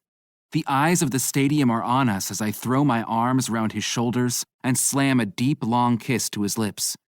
Reggie grabs the back of my head and pulls me to him, kissing me back just as hard, and a pleased growl rumbles through his chest. I'm sorry, I gasp. I love you too. You do? Reggie steps back to look me in the eyes, joy and wonder flooding his gaze, then tilts his eyes up around the stadium. Holy shit, he mutters. Everyone's staring at us, right? Yeah, cameras and everything. I kiss him again, even harder this time. It's exhilarating. I'm coming out to the entire world. I'm making a scene again, and this is going to bring an avalanche of attention, but I don't fucking care. All I care about is having Reggie. As long as we have each other, as long as he knows that I love him just like he loves me, I know we'll be okay. My thoughts drift back to our other problems and the reality that my stunt right now and my showing at the tournament is going to make me a very famous tennis star. In the rush of the moment, though, an idea hits me. Until I'm 30, I tell Reggie. Give me until I'm 30 to play pro, okay? He furrows his brow. What? Why would you quit when you're 30? To raise a family. I'll never be happy if I don't, and that will give us a couple years before you're 40 to have kids. That's what you said, right? Kids by 40? I watch joy dawn on Reggie's face, lifting his features. Do you really mean it? As long as my boyfriend is up for raising a family with me, yeah, that's what I want. Reggie purses his lips into a hesitant circle, offering me a hopeful look. Yeah, I say with a laugh. You're the boyfriend, Reggie. He throws his arms around me and takes me in another long kiss. I'm doing it again. I'm making a spectacle of myself in the middle of the US Open, distracting from my game, acting impulsively. I kiss the man I love, and I feel free. Chapter 33. Reggie. Holy shit, they're hot on her tail. I glance over my shoulder at the crowd following us down the sidewalk as we attempt to escape back to the hotel. What do we do? Everett takes my hand. I don't know, ignore them? I laugh. You're fucking amazing, I tell him, half running down the street. I still can't believe you did that. For you, Everett says. I did that for you. I'm so happy. For once in my life, I really don't know what to say. Then I remember there really only is one thing to say. I fucking love you. I fucking love you. Everett lets out a loud laugh. And I just won another match. I whoop as we walk into the hotel, laughing as more eyes turn our way. I'm going to be at every game, I tell him. Right there in the front row, I swear I'll never miss one. I'm going to have a hell of a career. I pull him into the elevator, which we thankfully have to ourselves. Yeah, you are.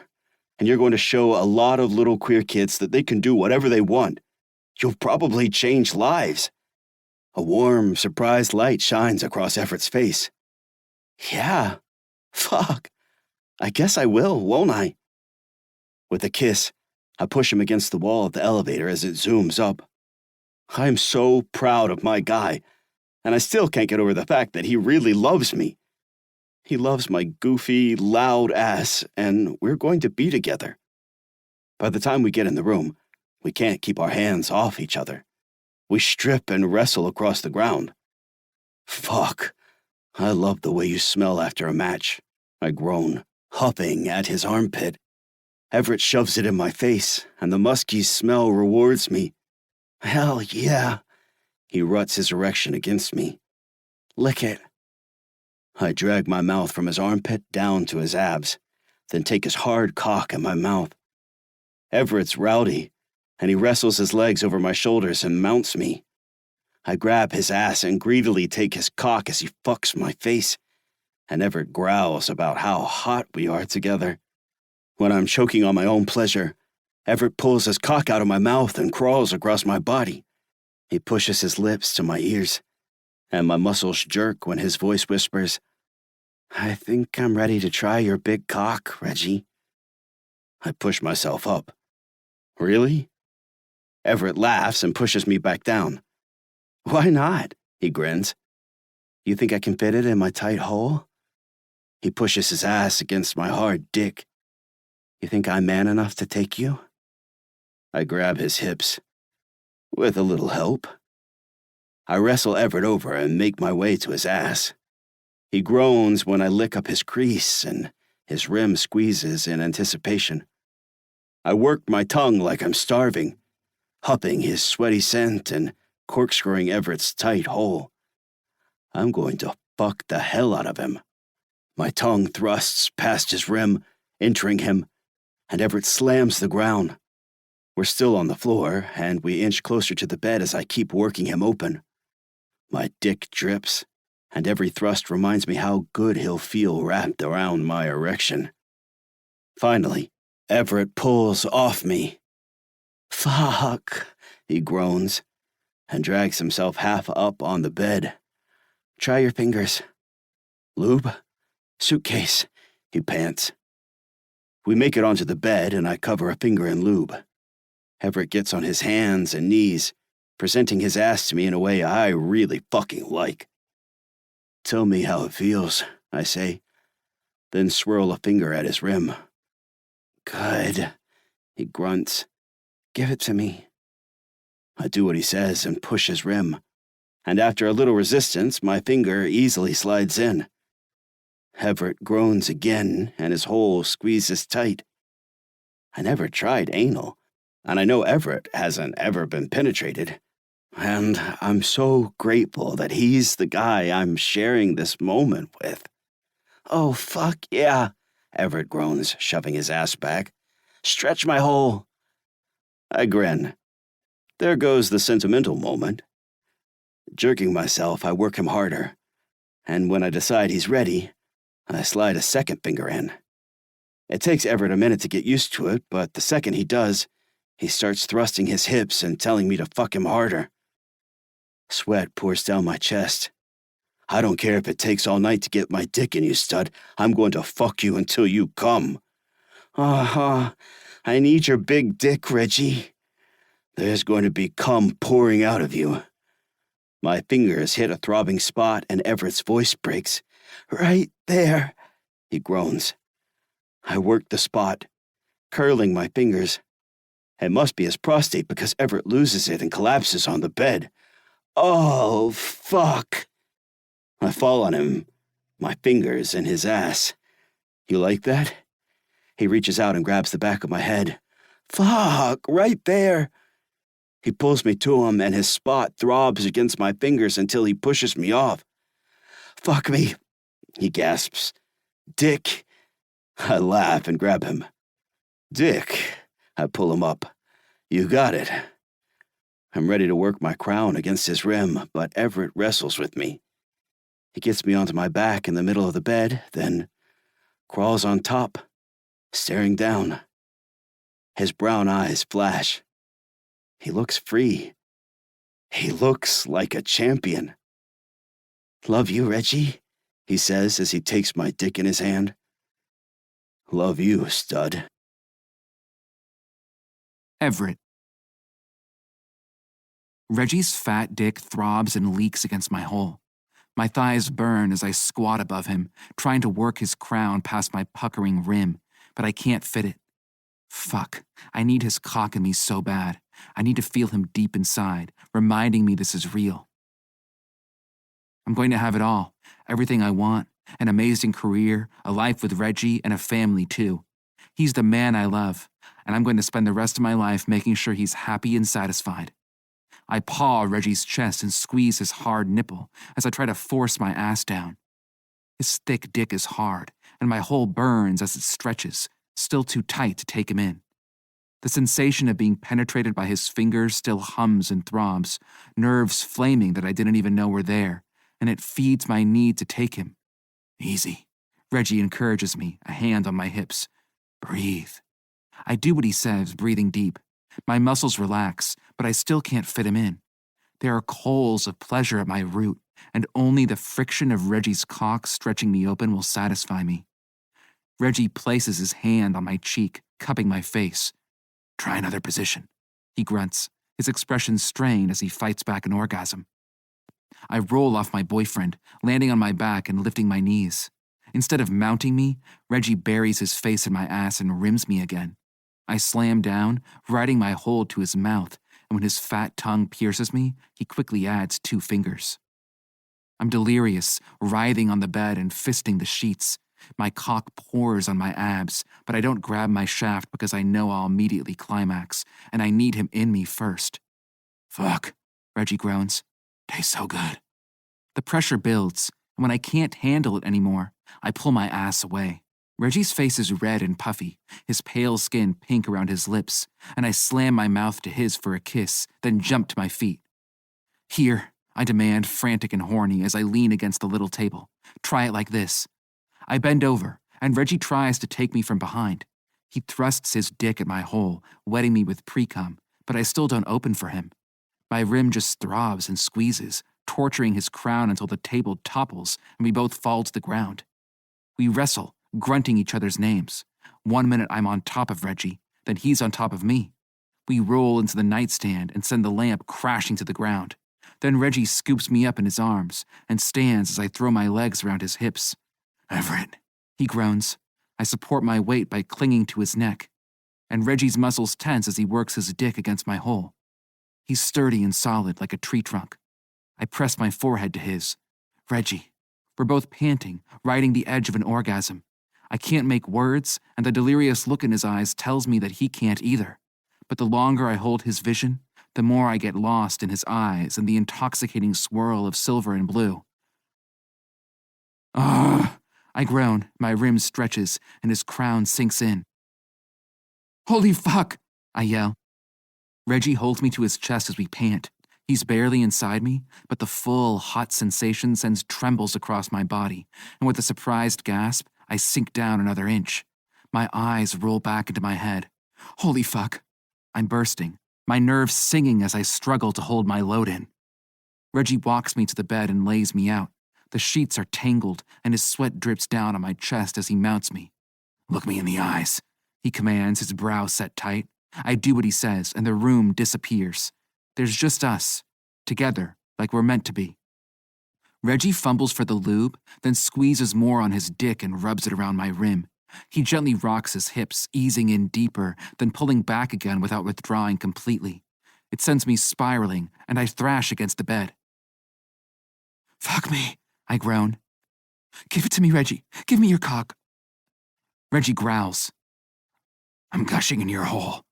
He thrusts deeper, pulling a gasp out of me. The friction burns, but the pain feels good, and I grab his face as I stare in his eyes. Breathe, he says again, his voice steady and strong. And when I take a deep gulp of air, he slides in another inch. We stay like that, Reggie half buried in my ass as my hole clenches. Our breathing aligns, and when a spasm of pleasure racks my body, he lets out a satisfied groan. I love you so fucking much, Everett. Love, I gasp, orgasmic bliss stealing my voice. Love you, Reggie. He rocks his hips, teasing me slowly. I throw my legs around him and pull him closer, and Reggie sinks in, putting hard pressure on my throbbing spot. I keep throwing my head back and groaning, but he pulls my face, holding my gaze. My orgasm screams, demanding release. I can feel it everywhere. It's like pushing my body to the extreme on the court, throwing myself to the breaking point and refusing to back down. Oh fuck, Reggie groans. I feel his dick throb, stretching me even wider, and I let out a desperate guttural yell. Gonna come. I press my forehead to Reggie's, huffing his scent. Right there, don't stop, give it to me. Reggie roars. He pulls back and thrusts harder, and when his crown slams against my spot, it sends me over the edge. My entire body convulses, every muscle squeezing him in and holding him tight, and wet heat floods my insides. I'm not even sure if I'm coming. The climax throttles me, turning me into a weak, trembling puddle under my man. Then my balls squeeze tight, blinding light saturates my vision, and I convulse as I spray my load. The world disappears. I hit a state of pure ecstasy that I've never felt before. There are no thoughts, just a sense that everything is good and right. And when my vision returns, Reggie is still holding my gaze steady as ever. I pull him down into a kiss. His body slams against mine, taking the air out of my lungs. He's still buried in me as we make out, clinging to each other. You're my guy, I tell him, my voice raspy. You're mine. Yeah, Reggie agrees, his lips on my mouth. I'm yours and you're mine. The room is a total disaster, furniture strewn about. Somehow we manage to recover enough to order food. Reggie drags me into the shower and we clean each other as we wait for it to arrive, then collapse back in bed. The next morning, with Reggie sitting front and center where he belongs, I manage to win another match, earning thunderous applause from the huge crowd. It earns me a spot in the quarterfinals, and even though I play at the top of my game, the number 2 seed in the tournament edges me out, but I honestly don't even mind. I'll be back next year, I know. The peak of my career is still ahead of me, and even without a Grand Slam championship, I feel like I just won the biggest prize of all. Reggie loves me, and together, nothing can stop us. Epilogue. Reggie. 1 year later. Currently ranked number 23 in the world, Everett Navarro has made quite a comeback for himself, the announcer says. That's right, her colleague says as the camera pans across the courts at Wimbledon. He's up against the number 3 seed today, and while the odds are against him, Navarro has been known to surprise us. It's that killer serve. He's already pushing record speeds, and he just seems to get faster every year. Of course, that's not the only thing he's known for. As an out queer player, he's quickly become a role model and a trailblazer. And those good looks don't hurt either. As Everett and his opponent stretch, the camera swings to the crowd. That's right. The announcer agrees with a laugh. And here we see the man who needs no introduction, a fixture at every one of Navarro's matches, his partner Reggie. I hit pause and sit up. Look at that! Look at that shot! It's a thing of beauty! Everett laughs and cuddles closer to me. We're on the couch at our place in Seattle, enjoying a couple weeks of downtime before his next big tournament. I don't think you've ever looked more handsome, Everett tells me, and I beam. It's the body paint, I explain. I always look good in body paint. I've got my get-up down at this point. I always go with the tennis ball helmet, of course. Since his other superfans started making their own, it's pretty much required.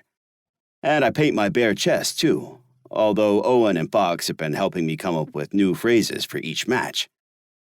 Everett Navarro, tennis king, Everett says, then laughs to himself. You're lucky you have so much chest space to fit the words on. Yeah, right?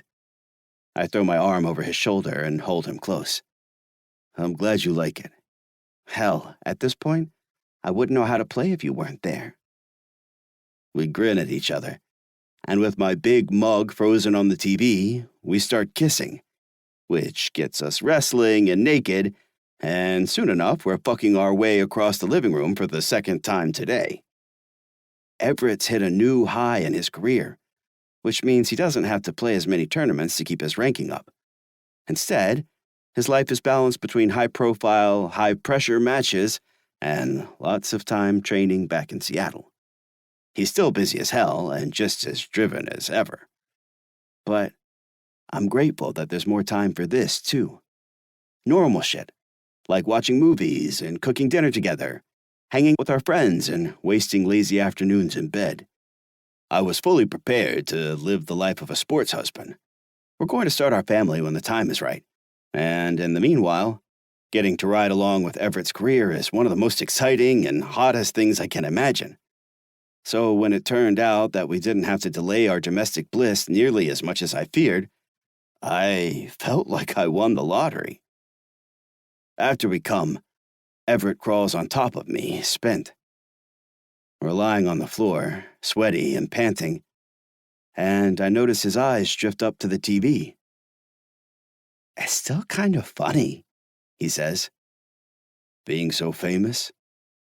He looks back to me with an easy smile. No, having someone there who supports me. Someone who actually cares about me. He shakes his head. It's why I'm winning. It really is. I scoff and stroke the back of his head. Bullshit. You win because you're the best. He laughs. Sure, but also because I have something to look forward to now. Sexy times back in the hotel? Everett kisses my forehead. Our future. Raising a family. Getting old with you. My only goal used to be to win, but there's so much more to life than that. His smile grows. There's you. Warmth thrums behind my ribs. There's us. Exactly. His face softens as he looks down on me. You're sure you don't mind waiting? I know you've said 1,000,000 times that it's fine, but you aren't getting impatient? I'm dying to start our family, I tell him honestly. But no, I'm not impatient. This right now, your career and this time where it's just us, that's pretty damn special too. The buzzer to my place blares out and Everett's jaw drops in surprise. Shit, is it already brunch time? I slap my hand to my forehead. Fuck, it's brunch day. I can't believe I forgot. It must be Owen and Fox, or maybe Luna and her boyfriend. Everett looks down at himself. Do you think our friends will mind that we're naked and covered in cum? I snort. Wouldn't be the first time. I roll him off me and go to stand, rushing to get a robe, buzz the first arrivals in, and start cooking. Before I get to my feet, though, Everett pulls me back down, and I crash to the ground as he kisses me. Come on, you greedy jock, I say with a laugh. One orgasm is going to have to be enough this afternoon. It's not that. It's just... He trails off and rubs his face. Fuck, I don't know how to do this. I can't believe how nervous I am. I arch an eyebrow. Do what? Everett gets up. I talked to Owen and Fox, made sure this was a good idea. He tells me as he walks over to his tennis bag. And I got some guidance from Luna. Now they're probably all downstairs expecting that I already did it. They even got a cake to celebrate. Did what? I ask again. Everett looks nervous, like I haven't seen him look in a long time, and it's confusing me. What cake? He turns from the tennis bag. He's still sweaty from the sex, and there's cum dripping on his abs as he gets down on one knee. My jaw drops. Holy shit. I thought I would do this at dinner the other night, but those fans kept interrupting. And then I tried in the park, but it started raining out of nowhere. Fucking Seattle. He swallows, and when I see the small box in his hands, tears stream down my cheeks. Everett. He takes my hand. Reggie. My guy. His voice cracks, but he keeps going. You're everything to me. You're my strength, my joy, my biggest supporter, and my greatest comfort. I don't know how I'm so lucky that I found you, but now that we're together, I'm never going to let you go. I squeeze his hand, blubbering. This is really happening. I'm your biggest fan, Reggie, Everett says with a cocky smile. And I want the whole world to know it. Will you marry? Yes, I yell. I grab him and lift him, holding him to my chest as the buzzer blares out again. Yes, yes, of course. Everett laughs. He manages to squeeze out from the bear hug enough to kiss me, and I close my mouth over his as my head spins. I love you, Everett. Love you, Reggie. This concludes Filthy Bromance by R. Cayden, narrated by Sean K. Jane and Javi Wilder. Copyright 2021 by R. Cayden. This unabridged audiobook is published by arrangement with R. Cayden and was produced in the year 2023 by Tantor Media Incorporated, a division of Recorded Books, which holds the copyright thereto. Please visit tantor.com for more information on our growing library of unabridged audiobooks. Audible hopes you have enjoyed this program.